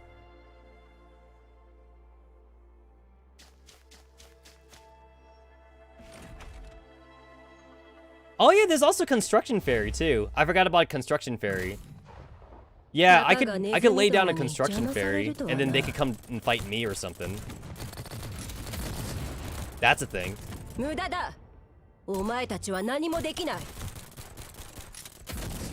I see a lot of 0 damage. I see a lot of 0 damage, but the Hawk is doing something. The Hawk's honestly the one getting the kill here.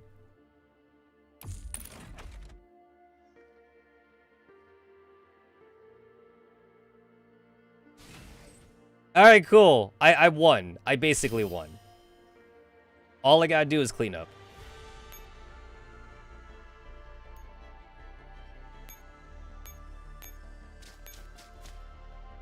Fight me. Fight me.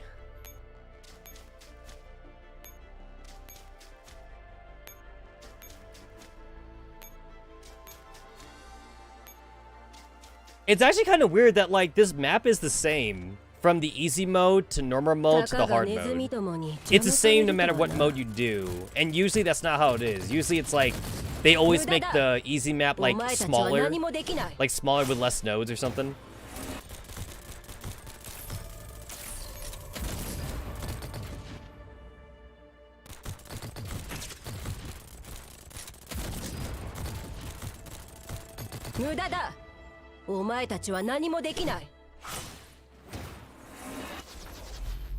This map, I felt like took me way too long to do.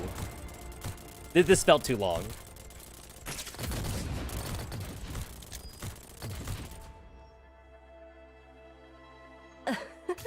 I get that this is like one of those puzzle maps, though. Like, it's not really a map you meant to brute force.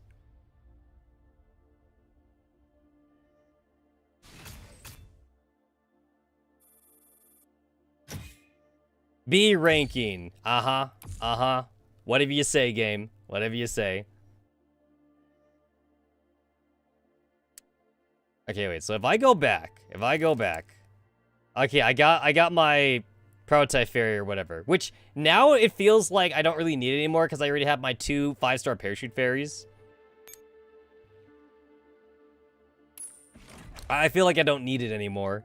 But whatever. I'll take the stupid prototype fairy.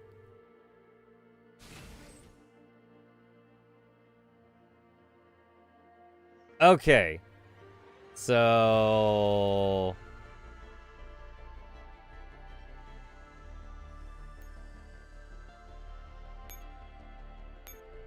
okay, so if it's okay, so Alchemist is my strongest waifu. Well, actually, it's debatable that she's my strongest now, but she's just my favorite one to use, so I'm gonna keep using her. I'm just gonna keep on using her. Sorry, Alina, you have outlived your usefulness. You have. 意外にちゃんと分かってるんだね。 Okay, that did absolutely nothing. I don't know why I did 私の that. 力見せてやる。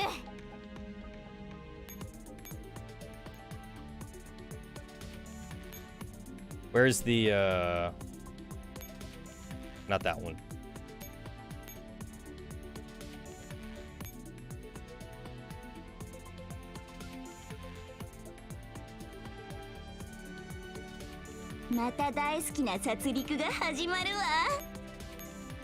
Forgot that I had to like keep re-equipping everyone because I have to share. Everybody's gotta share the same shit.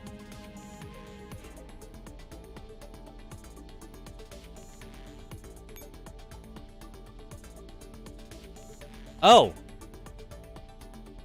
I still had like 6 more points on that. That's enough to like put something in there.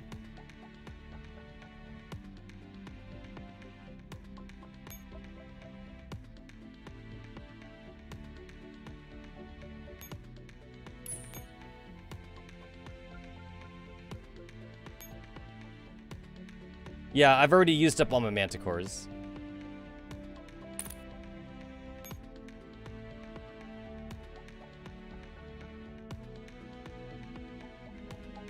There we go, that works.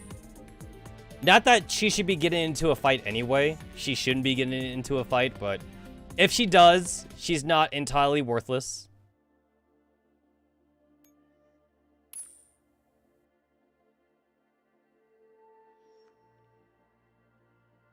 Alright, so if I bust out you... Did I click on it? What the hell?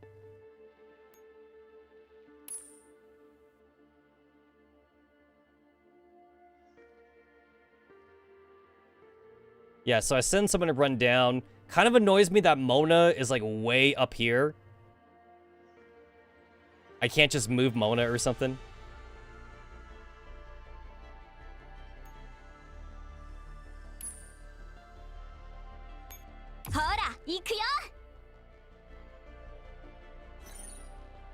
Eliminate all enemies. If any Hellfire Summoners is destroyed, the remaining ones are summon more powerful enemies. Destroy all Hellfire Summoners checked after movement or when the round ends.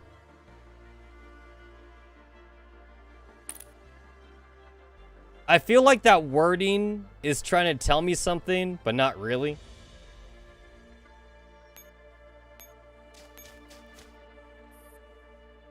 Yeah, during the stage, the first 2 moves by Mona, blah, blah, you should use Mona or something. The game is telling me that, and, like, I've already theory crafted on what I could do with Mona, but doesn't seem like it's really doing anything for me. It doesn't seem like it.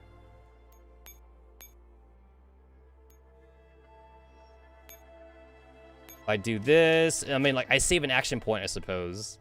I kind of save an action point.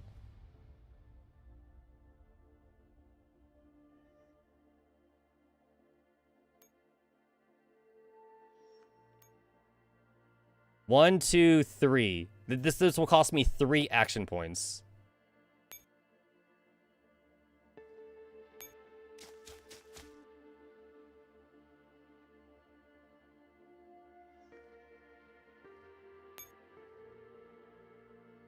So go over here, grab the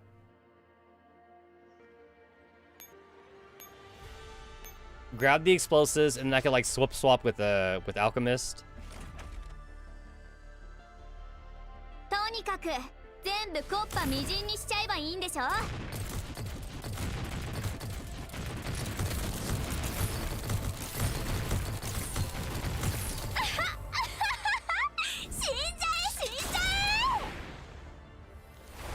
Still mad that like I couldn't get Reindeer. I couldn't get Reindeer Destroyer.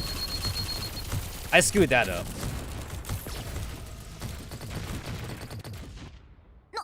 Damn it. I took damage off my thing and I didn't have to take damage. But like I was too slow. I was too lazy. All right, do a little swippy swappy.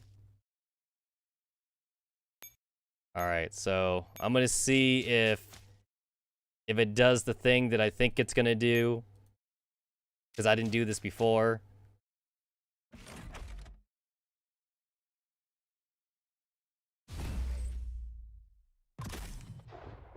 Taka ga nezumi tomo ni jama sareru to wa na.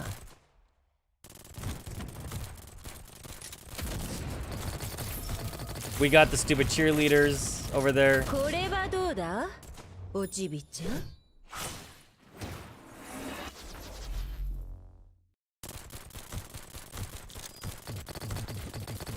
If they want to nerf Alchemist, they could just not give her a shield. If they want to nerf her. お祈りするか？いっそ泣きわめ。Man, those guys went down really easily. That felt easier than the first time I did it. Alright, cool. I got the buff thingy now. Whatever. Alright, so go over here. Plant the bomb. Bomb's been planted. 1, 2, 3. I will have enough movement for that. I guess I'll go ahead and try it then.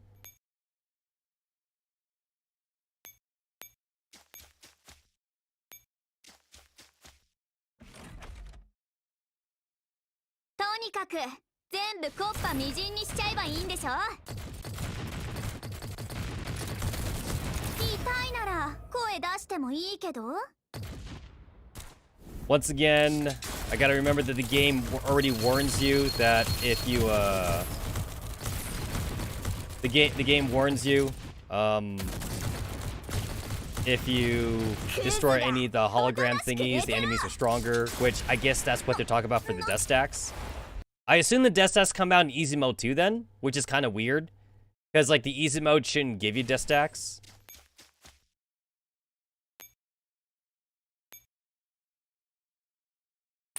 Plants a plastic explosive, run round later, it would demolish the target facility. 1 round later, that's such a long time for it to blow up.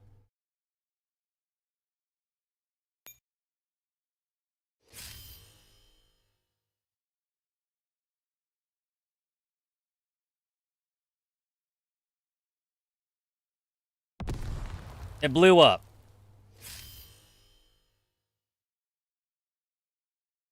Oh! Oh! Oh! Okay then. Yeah, okay, so like, nope, nothing spawns. Okay, so the sooner you can do it, the better. The sooner you can do it, the better. Okay. Okay.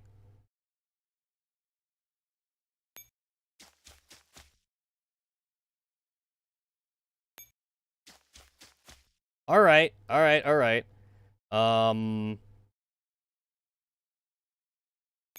still gonna have to like waste a little bit of action points here. I see no way around this. Yeah, I don't see a way around this.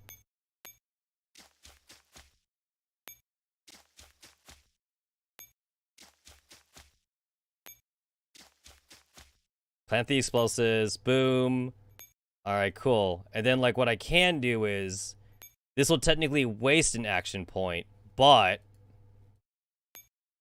this will waste an action point. I didn't move Dreamer last time, and I should have. Retreat. The game warns me that I'm gonna forfeit resources, but that means I don't care or whatever. Then I just bring out Alchemist over here. And I basically moved halfway across the map, like all in one go, essentially.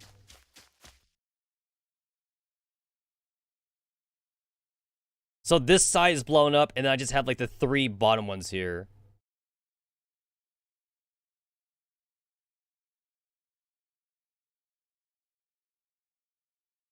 Yeah. And then I guess I'm just ending my turn right here, I suppose. Okay, so the death stacks come out. Got it. Okay. So units spawn on the second turn. Okay. So units start spawning on the second turn. I get it. Okay, I get it. Okay. I'm just gonna... Wow! Okay, cool. I mean, I'm not getting rid of that. So rather than trying to do it all at the beginning, because I can't, there's not enough action points at the very start. Yeah, there's not enough action points at the start.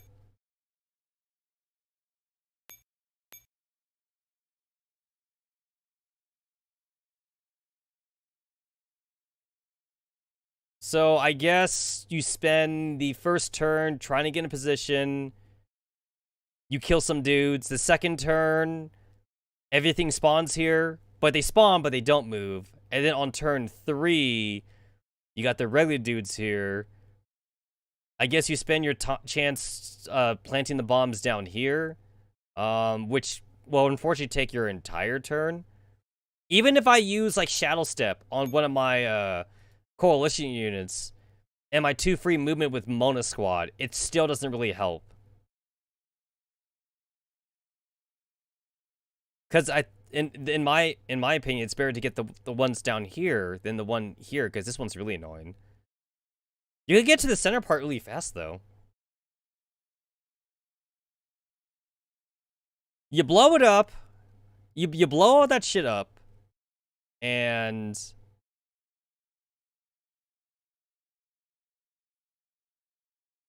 you spend turn 3, you blow all that shit up, the dudes come forward, but they're the weaker dudes, so you can actually kill them, but you're gonna definitely have to, like, resupply.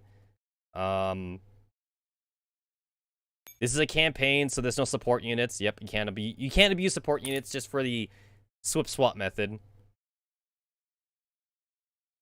And I guess you could technically use an EMP grenade to kill off at least one death stack. You just, like, super weaken it and use, like, a shit ton of Hawks, I guess. I suppose.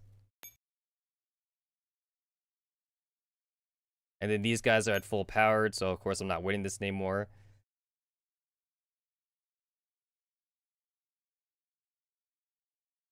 It's like, you can get to the center really fast, but that doesn't do anything for me. Okay, I feel like I kind of get it. There's literally nothing about this map that I can't beat. It's just the puzzle part. The enemies aren't even that strong. There's no boss unit or anything. Like, I'm not trying to fight Gray or like Grig or Mordau or anything. Because usually, like, it's the bosses that, like, you would try to build around, but that's not really a thing here.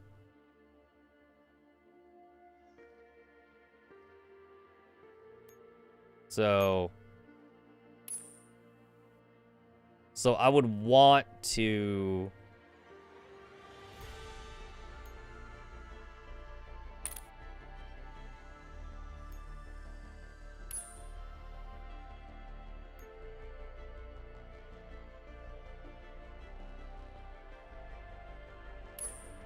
So I would want to have my units down here. Having just the 3 echelons is definitely very limiting. And even if I were to use, like, a parachute fairy thing, the parachute fairy just lets me come back sooner. Even if I use parachute fairy or agent, I feel like that's not really helping me. 思いっきり楽しむね。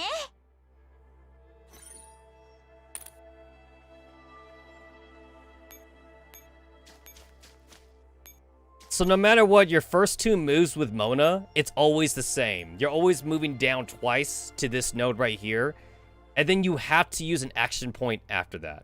Like, there's nothing you could do beyond that with Mona. Well, Mona's just in a very awkward spot.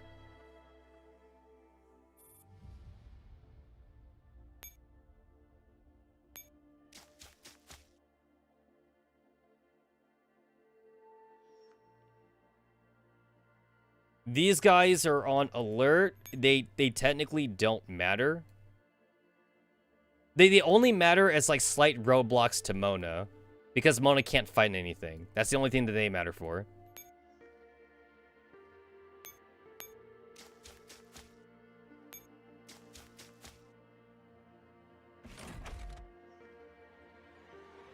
More showtime?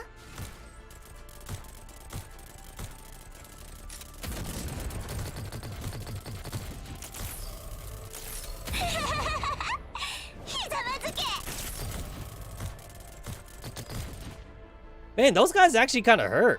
They legit kind of hurt.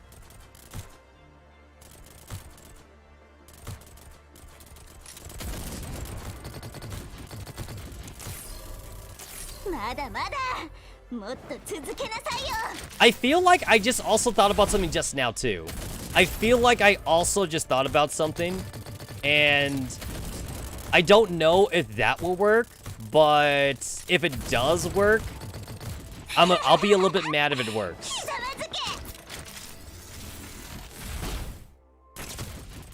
I'll be slightly angry if it actually works, but I think I came up with something just now.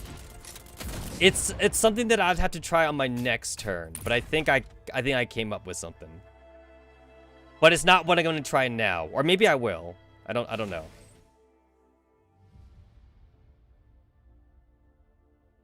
Prompt preparation, the duration of all allies' initial cooldown is reduced by 30%. Cool beans. Cool beans, cool beans.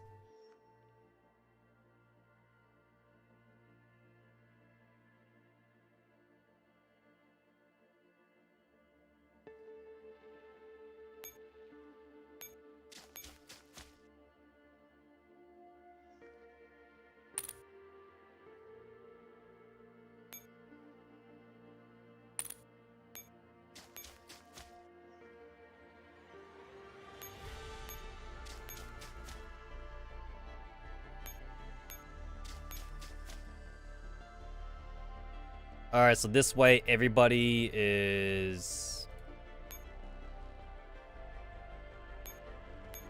Everybody is guarding everybody else. Pick up that bomb.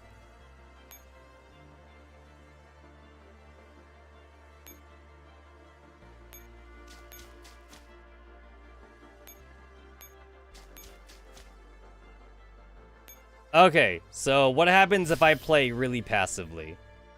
I mean, I feel like playing passively you're not supposed to do, but I guess I'll figure it out. More showtime?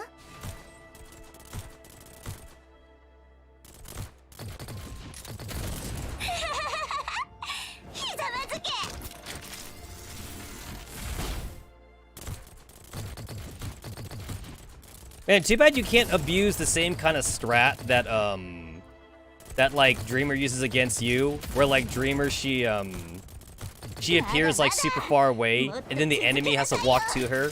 But then Dreamer can shoot you though, but you can't shoot a Dreamer.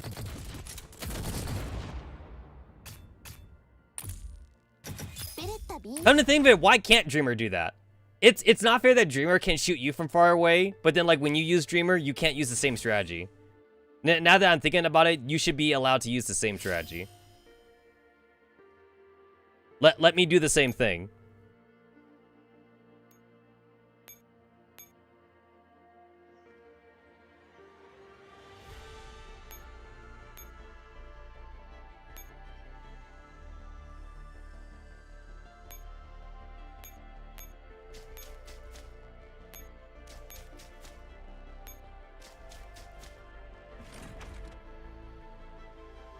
たかがネズミどもに邪魔されるとはな。 A lot of these notes like don't connect to each other, and that kind of annoys こ me. れはどうだおちびちゃん。 That annoys me.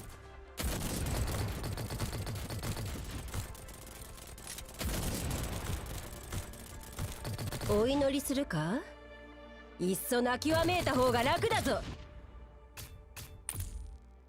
ベレッタ BM I almost wish that this was theater mode, because in theater mode, you could just keep retrying the same fight and, like, not waste resources. But then, like, I keep saying that, even though, like, I'm basically at max resources, though. So it's not like resources mean anything to me. But I still hate seeing the number go down. たかがネズミどもに邪魔されるとはな。 It's the same way, like, how I kind of, like, look at my, my repair tickets and see that I have, like, plus 10,000. おちびちゃ And ん。 it's like, oh no, I had to use, like, 30.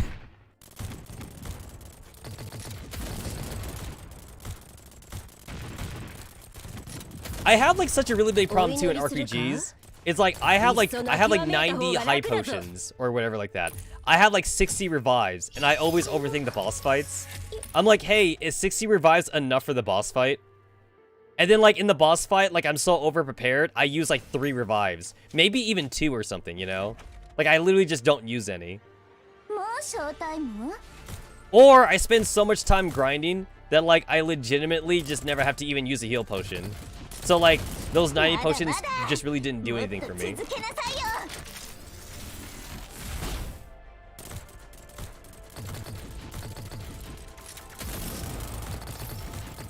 I'm also the kind of player too though that like that also tends to like kind of semi overgrind for RPGs anyway. So I'm usually not at the appropriate level to fight a boss. I'm always usually like a little bit over leveled. Sometimes massively over leveled if there's a lot of side quests. Like that's a big problem for me too. Like I'll also be like massively over leveled because of side quest because I can't say no to side quest. And then like, you know, like if I do all the side quest, then like, you know, the game or whatever like that, it's like, hey, like maybe you should go and save the world or something. It's like, fuck the world, I want to do all the side quest. It's even worse when like it's in like an anime RPG with like a Danesim mechanic. It's like, yo, you could bet your ass I'm doing the Danesim mechanic first. I am 100% doing the Danesim mechanic thing. That was like the biggest problem I had with R Tanaliko. The Danesim mechanic is legitimately very important for the story. So like the game kind of says you should do it, but it's technically optional. So of course, you know, like even though it's a glorified side quest, I'm definitely doing it. And if I'm doing it, then like I'm not saving the world. And of course, if I'm not saving the world, then, you know, I'm just over-leveling essentially. But the game never restricted me on it, so it's the game's fault, not mine.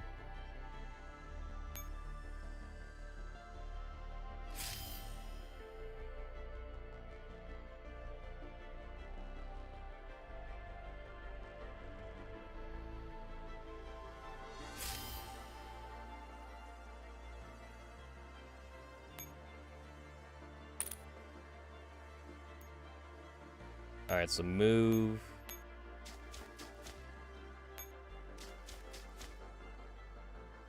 Alright, this would be my 2 free movements.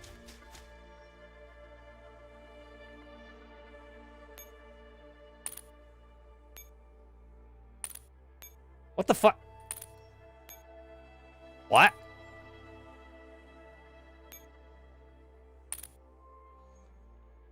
I'm having such a hard problem, like, switching units sometimes.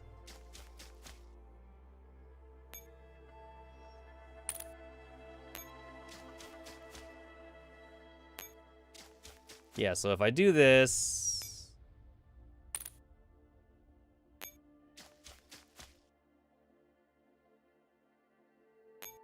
I do that. Okay, so everybody's got that little bomby thing here, or whatever.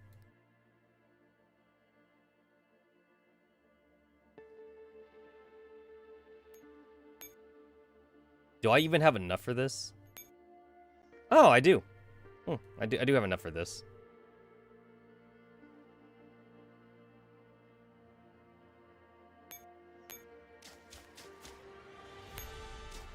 Run all the way down here. Run all the way down here.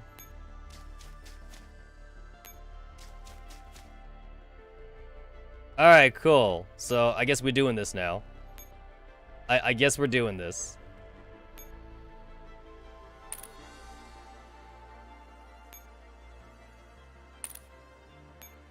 Plant the explosives. Plant the explosives. Plant the explosives. And it's like, other than that, other than that, it's like, if I retreat you, if I retreat you, I could at least bring you back over here. And you do have Shadow Step, so I guess I'll make use of the Shadow Step. And then Mona is... You've done your job. You've done your job. I don't think there's anything I can do more with you now. So, I guess I'll retreat. Lose that ammo. And... do this. Cool. I guess I'll repair. Not that I need to repair, but I need an excuse to, like, waste my tickets, I guess. So that gives me, like, a little bit of a head start, I suppose. And then I gotta use the rest of my turn to get those last two.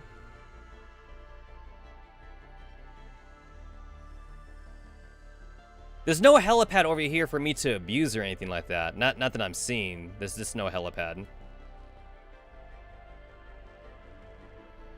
It takes an action point to respawn them up here, so... I might as well just leave them here then. Yeah, it just takes an extra action point.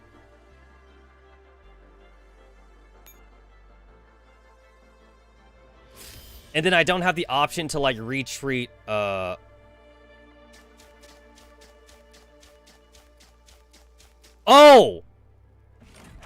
Oh! Wait. Wait. Okay, wait. I just thought about something. I mean, I guess I can't do it now, but, like, I kind of want to do it again now, just to see if it'll actually work.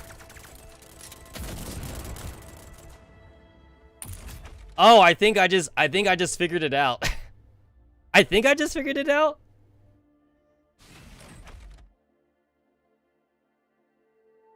Like, I'll go to the easy mode. I'll go to the easy mode, I guess, to see if it actually works. But yeah, I think I just got it. I think I literally just got it. I didn't think about it until now.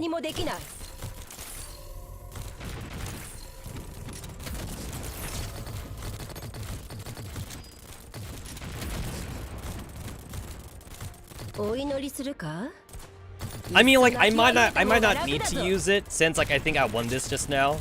I might not even need it, but now I have to know though.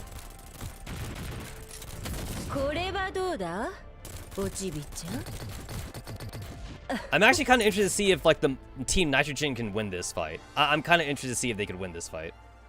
They do have Destroyer for backup, and they do have Alchemist with the, like, with the debuff aura. So this might actually work.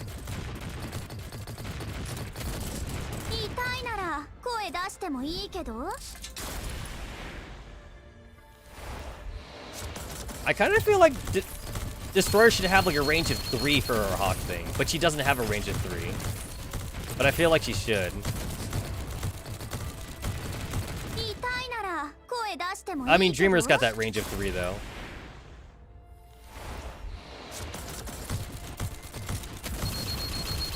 I keep forgetting that she has that range of 3.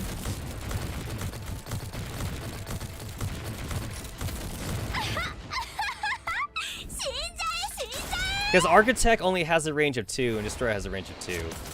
And then Lena has the range of 1.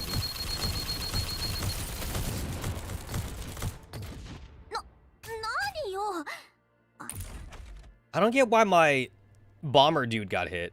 He's like way in the corner. It should be safe up there. Alright, can Mona win this fight? Yeah, I need to move you up. There we go.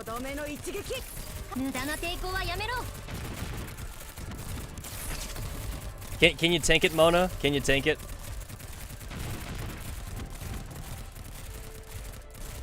They're not doing too bad. The tank guy died first? Oh. Huh. Oh wow, they did amazingly well. I mean, again, they did have help. Alchemist is debuffing. Alchemist is debuff aura, and Destroy was shooting shit.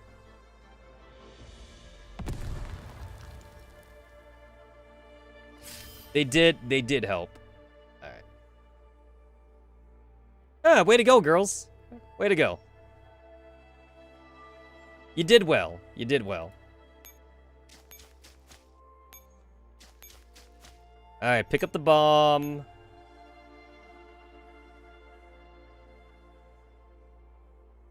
And, I should read, QBZ's, 191 skills? Oh. Huh. Oh, shit, I can't do it from here? Alright. I actually want to read it right now, so I'm gonna do it right now.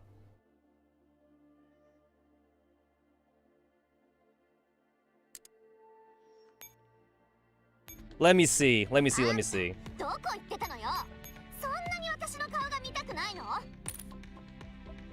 What do we got here? What do we got?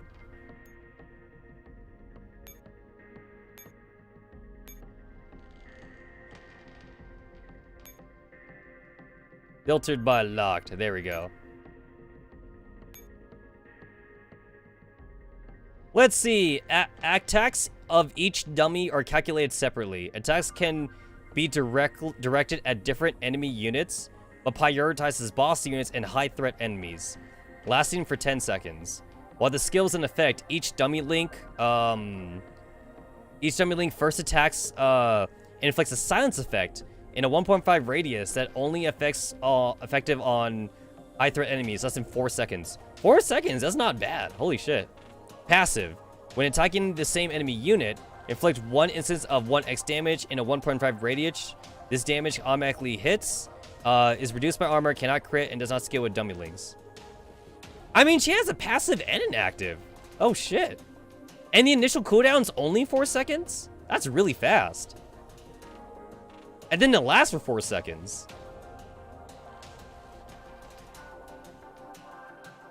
And also, she's doing AoE. She's doing, like, instant AoE without, like, the startup of, like, a grenade or something. Oh, wow. Ah, not bad, girl.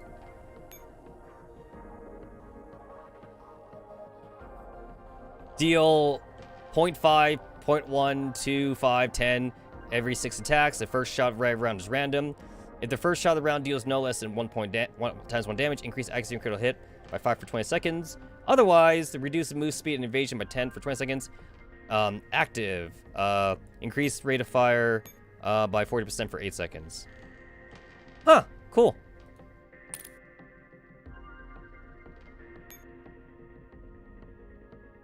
What you got? Oh, you're a grenader. Maximum 3 charges, so it's 1 charge. Expend 1 charge, you can launch a grenade. Passive with every SMG doll in the echelon. Increase maximum charge limit by initial charge by 1. So the game is telling me you want me to build an SMG team. Got it.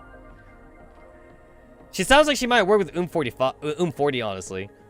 Each time her skill is activated, increase grenade damage of the entire echelon. Oh, you sound kind of fun. Make like a grenader. Make like a grenader echelon. You sound kind of neat. You sound cool, girl. You sound cool.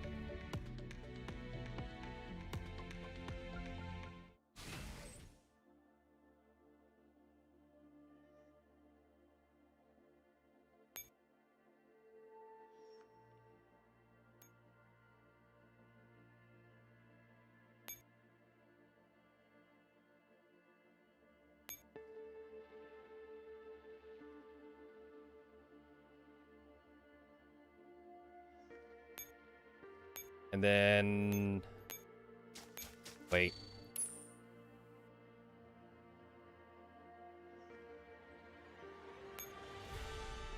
So I can't bring Mona up because I don't have a retreat option with Mona, unfortunately. So too bad about that. Too bad about that.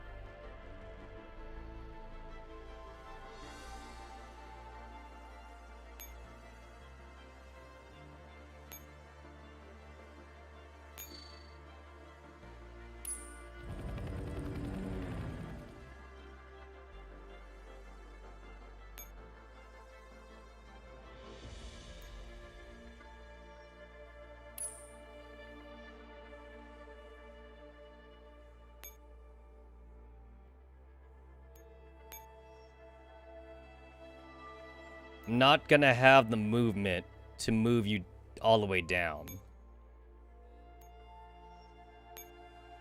Yeah, there's just not enough movement for you.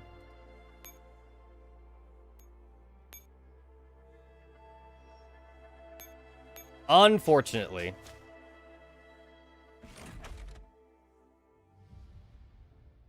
もうショータイム？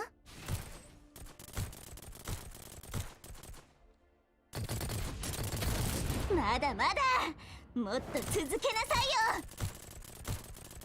Huh, I think I might be screwed here, actually. I might be boned here.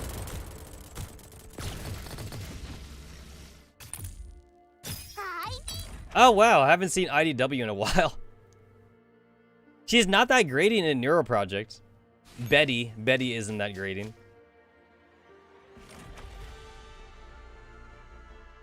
もうショータイム？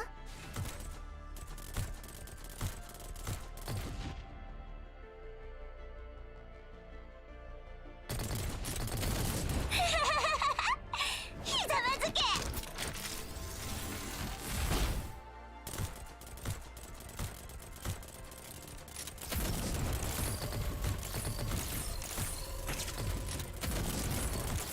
No shields on Dreamer, so she's just taking the damage. まだ全 He's 然 gotta tank it all. 楽しめてないのに。 Oh! Oh wow, you actually kinda hurt a little bit. これで終わり？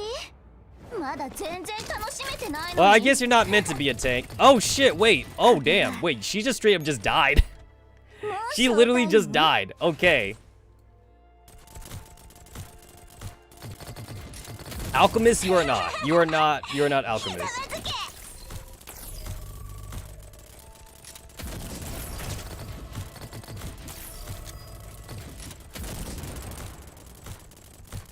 There we go. All right. もっと続けなさいよ。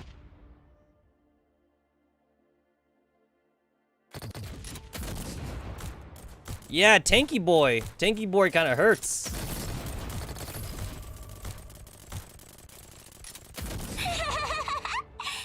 He kind of hurts.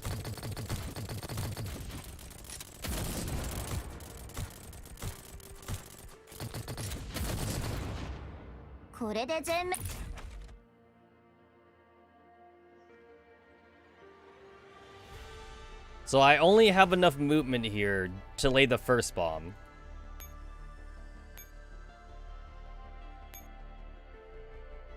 Can't really do anything about that one. 1, 2, 3. It cost me 3 movement just to move up.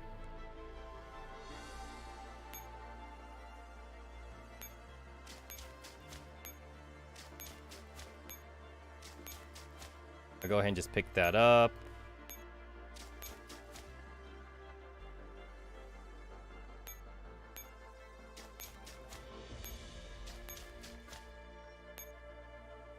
I guess I'll pick that up for funsies.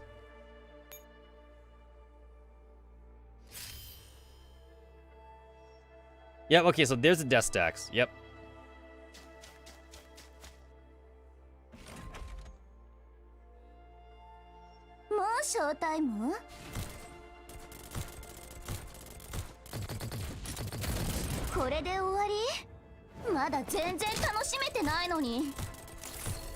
Oh, shit, I forgot to, I'll just withdraw from this fight. This fight's not worth winning. Okay, so we have like one death stack. It's like I feel like I could do something about that. I don't know. It's like you're weakened, but then you're not weakened.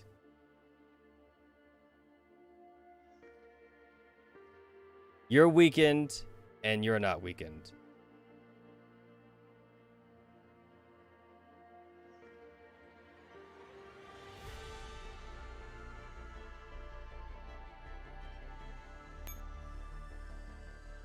And then you're... Oh, wait. Oh.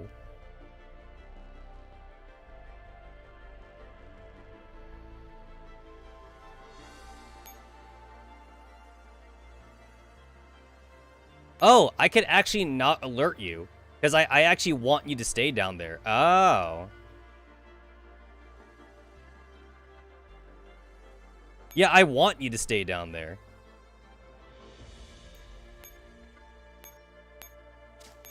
So, like, as long as I'm not in your alert status, then we're Gucci.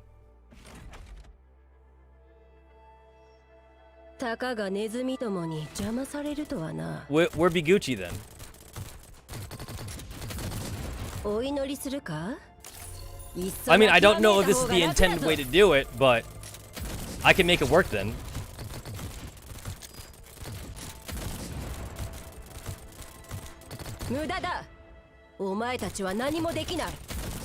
Man, it's criminal just how tanky Alchemist can be.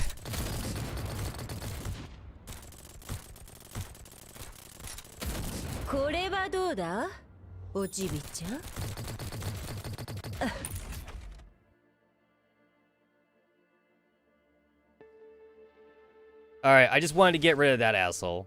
Alright, so...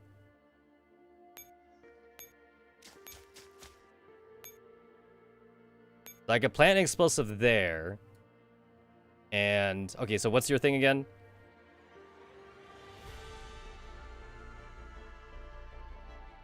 What the hell? I'm like clicking on him. There it is. Okay. So I just need to move Mona up then.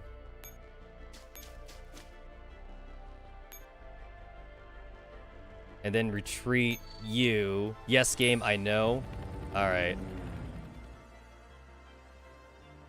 So the only thing here is just Alchemist. Yeah, okay, so I'm just going to retreat you. Oh, shit. Whoopsie.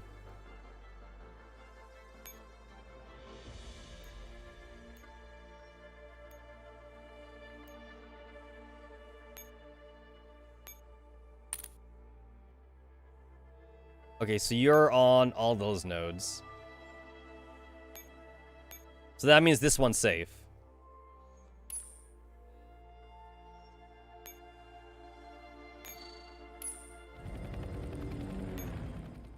Okay, alright, alright. And then now you're not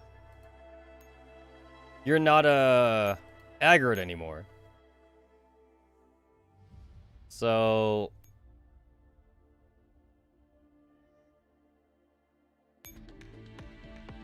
So what you're saying is... I can do this. Or not even that. Actually, wait, not even... I don't even have to do that, actually.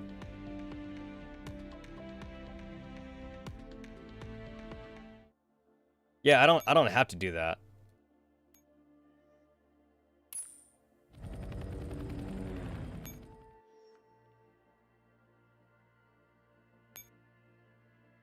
And then I just hit end turn. And then it's just gonna blow up, right? And then they're not gonna move.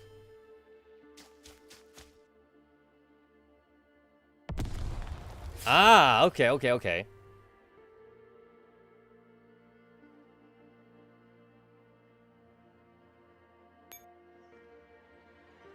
Okay. And then... What you're telling me that I can... Oh, wait a minute. I don't know. Wait, would it work again? Oh, wait. I don't even know would it work again now. Would this work again? I mean, at the very least, I bombed them both. At least I bombed them both. Alright, so it is a one-time thing. Okay, it is a one-time thing. Alright. It was worth a shot. It was worth a shot. Alrighty then.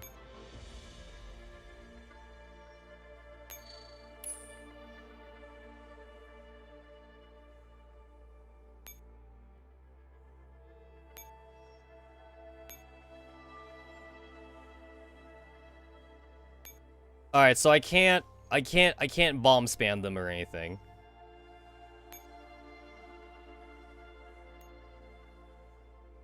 No bomb spamming. No bomb spamming.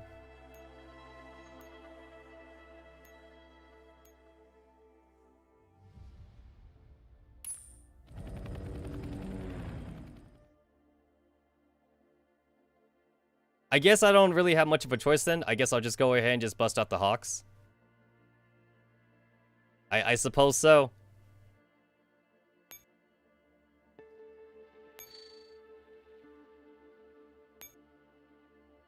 Whoops, I'm out of action points.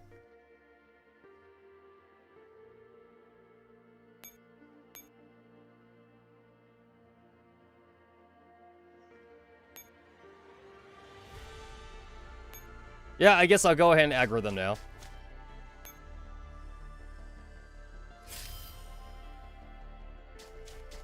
I guess I'm just going to assume that, like, maybe I can take them out. To be fair, the last time I tried to fight these guys, I fought them, but like I fought the 14 like 100. I fought like the 140,000 one, not the 79,000 one. So maybe I can do it. I'll give this a try.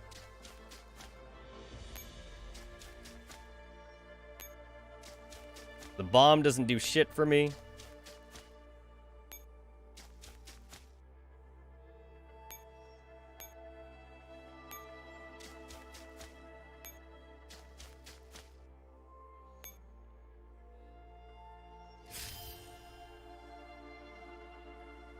Okay, so like it's definitely not possible to get all the bombs at one spot. But what you can do is just like stack the deck in your favor.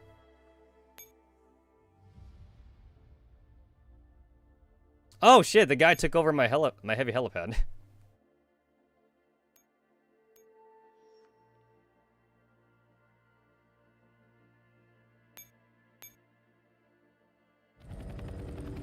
Rude. Alright, so I'll do this. So that way I can switch them out. What the hell?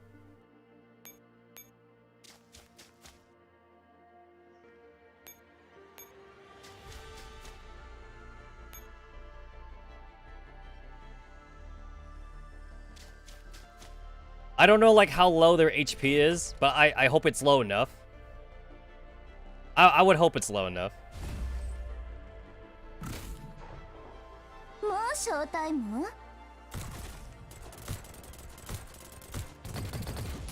Alright, I can afford to take the damage here, I guess. Oh, there we go.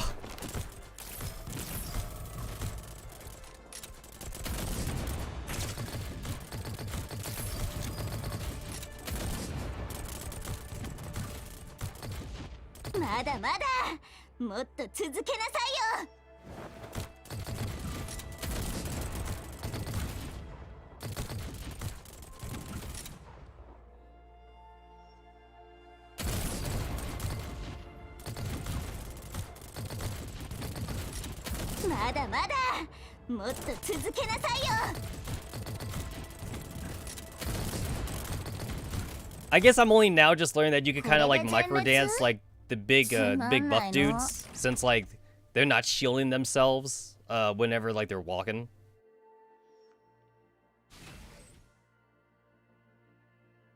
Alright, so everybody on the map is dead except for the two death stacks, and I'm just going to assume that maybe I could take them out.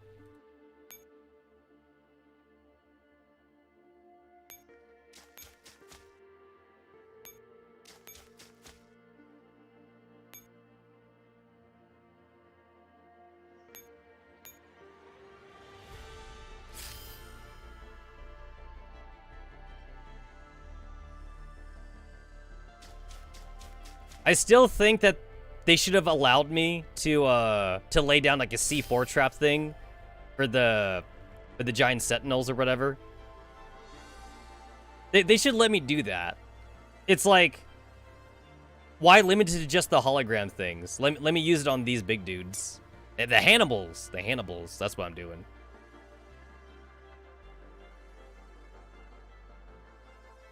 Crash once the shield is broken, gaining 50% vulnerability.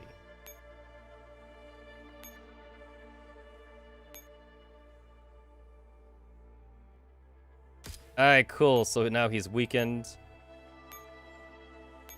I guess I'll pick up the explosives for fun.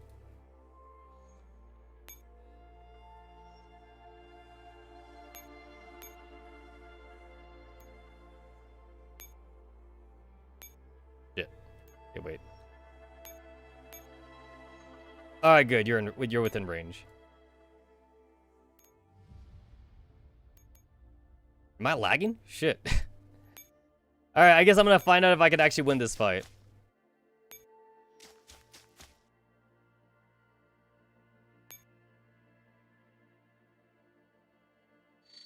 The enemy is strong. Thanks, game.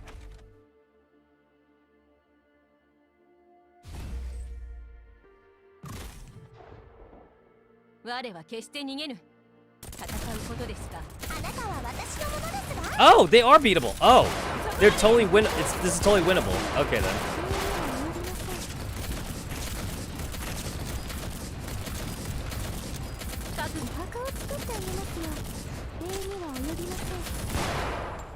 Oh. Okay, so just don't fight the 140,000 one. It is 100% winnable. Oh, okay.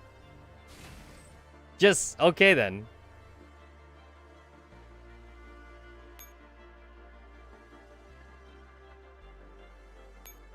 I guess that makes sense. The one I did fight was the super strong one.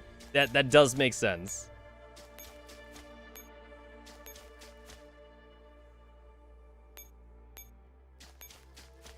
Yeah, that super makes sense.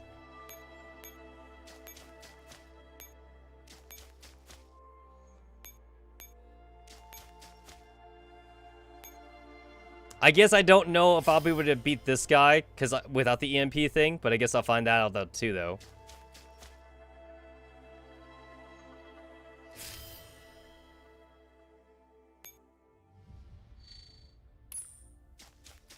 I mean, it shouldn't be that much different.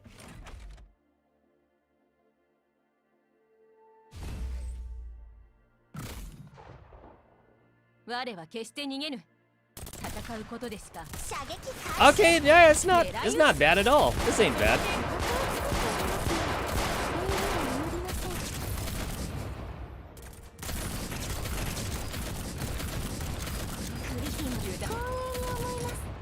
Okay, wait, restart. Restart that.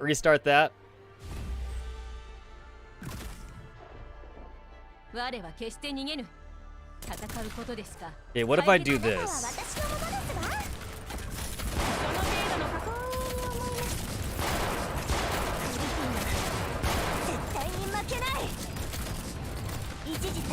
Oh no! Nope. I don't want to lose the affection. Even though I have like a limited supply of cake, I don't want to lose the affection.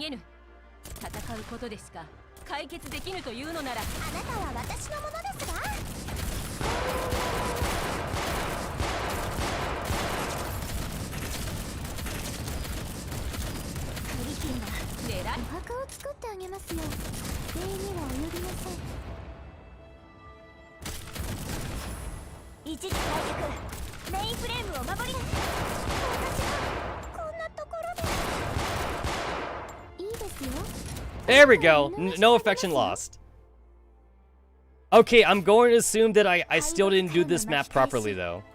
This can't be the way how I'm supposed to beat it.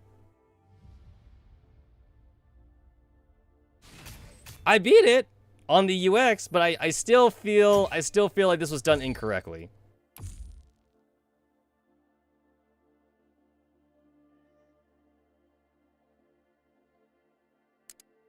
All right.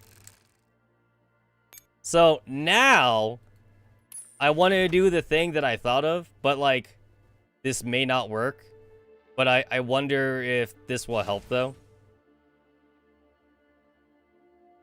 I'm gonna do the thing. I'm gonna do the thing that I think might help. I don't need to repair. Cool.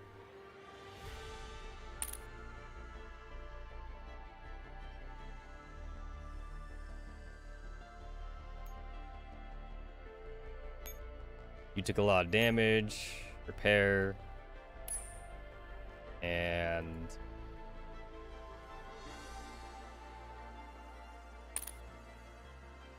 okay, so now Team Mona should actually be able to like fight shit now.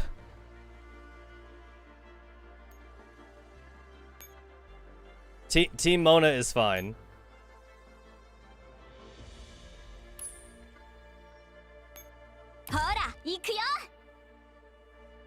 The enemies here are at 14,000.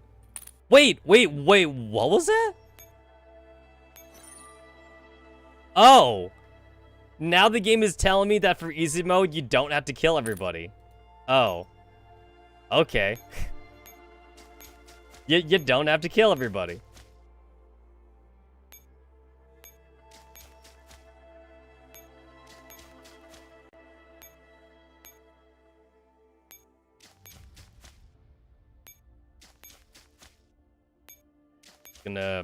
Just gonna crawl over here.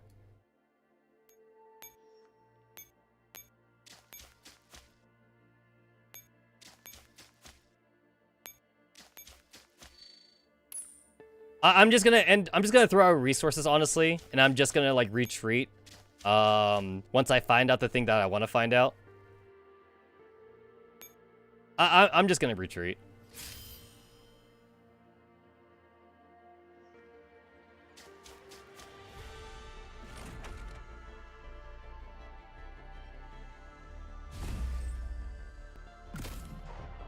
I feel like Destroyer could probably just win this fight by herself.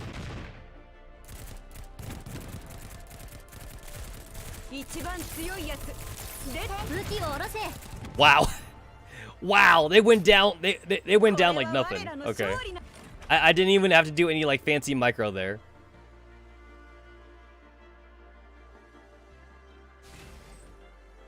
Team Mona could just solo this entire stage now.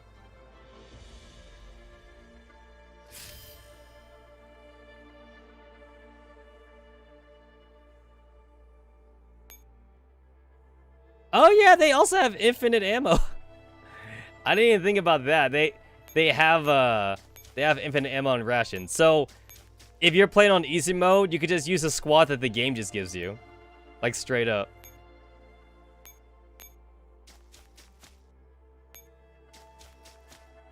Don't even need Destroyer to help you.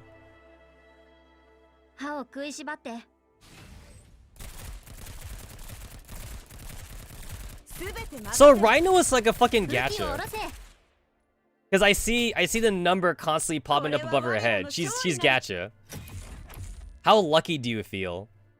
That means like if you have if you're fighting a fight with Rhino and you're doing badly, you could always just restart the fight and then maybe you'll get better RNG. I feel like in the future Rhino's gonna get special equipment then. She might just get special equipment that like, you know, that like makes the Gatchik fall in her favor or something. She probably will.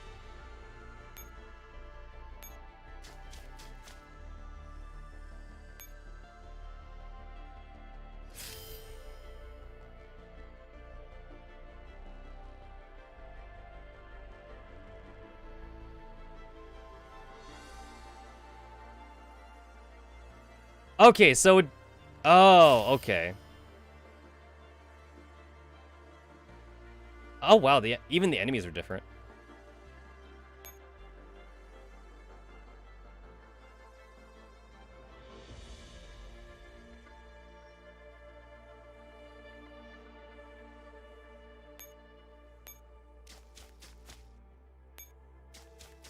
Okay, I'm just gonna end my turn. I'll just go ahead and just end it.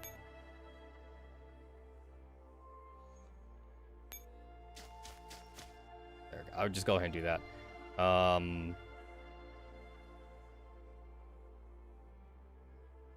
Yeah, okay, I'll just end it. All right.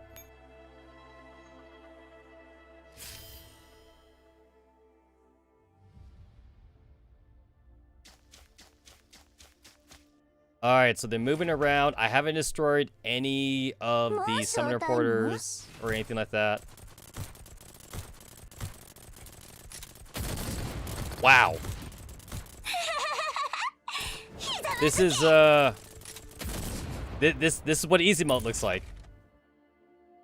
This is definitely what easy mode looks like. This feels more like a waste of my time and ammo rather than just playing on hard mode.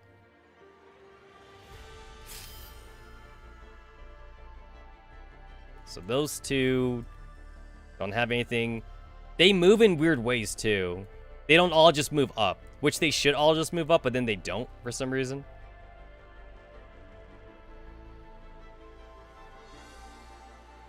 Wait. Wait, I can actually move down here? Wait, what?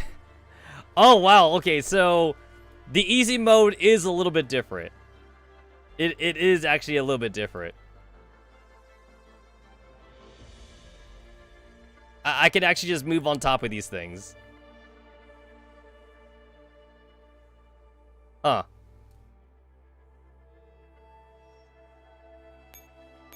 Okay, I might as well get some of my resources back. She's on the helipad. So these are not one-way. This is not one-way streets in the easy mode.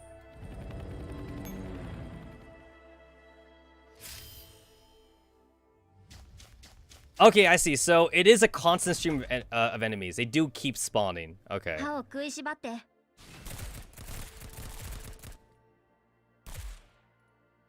Do I get a game over if they're gone? Nope, not a game over.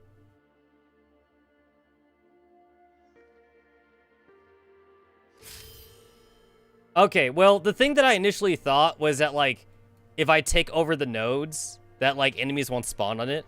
But it doesn't work that way at all, though. That's what I was initially thinking.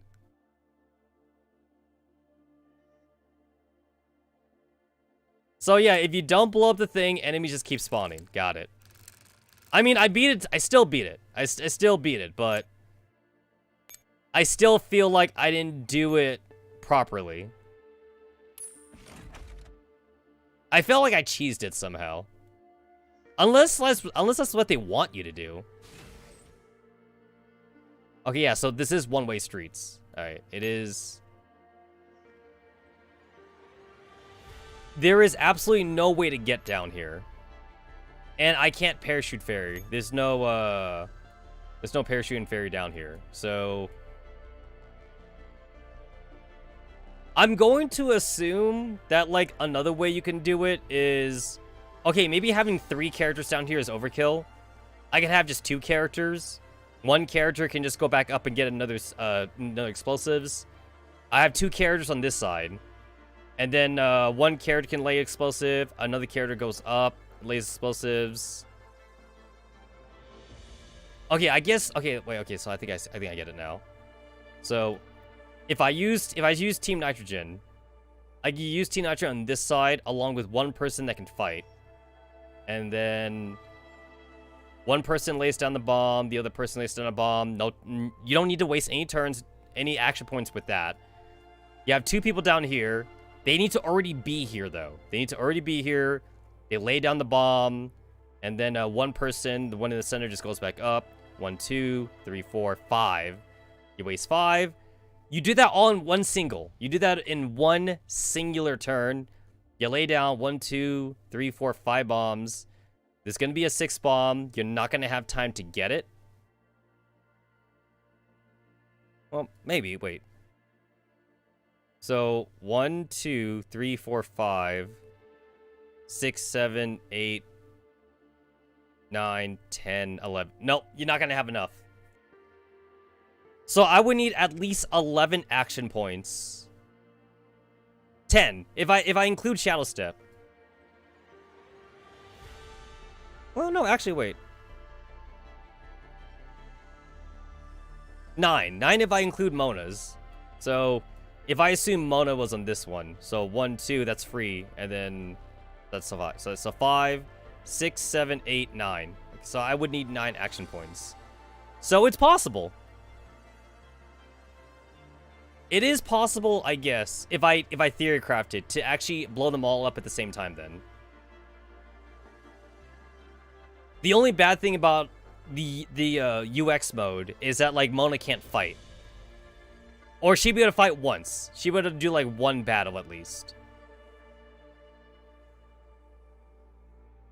Since the enemies here aren't really that hard, I guess that means I can waste at least a turn or two setting up then. Kill the guy in the center first. Yeah, I could see it now. I could see how it's definitely possible to do it on one turn. But considering that, like, it's not that bad to fight the weakened death stacks, I guess they do expect you to fight the death stack then. But you gotta use Hawks, though. You just need Hawk support. So I guess that map is a little bit more trickier than I thought it was, but it's not impossible. But I guess maybe I kind of overthought it, though. It's not the worst puzzle map. It's just not what I initially expected, though. It's not the worst. Alrighty. It is 1:30 a.m. my time, though. So I'm definitely gonna have to cut off here. I actually have work in the morning, like this morning, and like it's past midnight for me. So I'm gonna have to call it quits. I'm gonna go grab something to eat, and I'll see y'all bitches on the Tuesday stream. So, bye.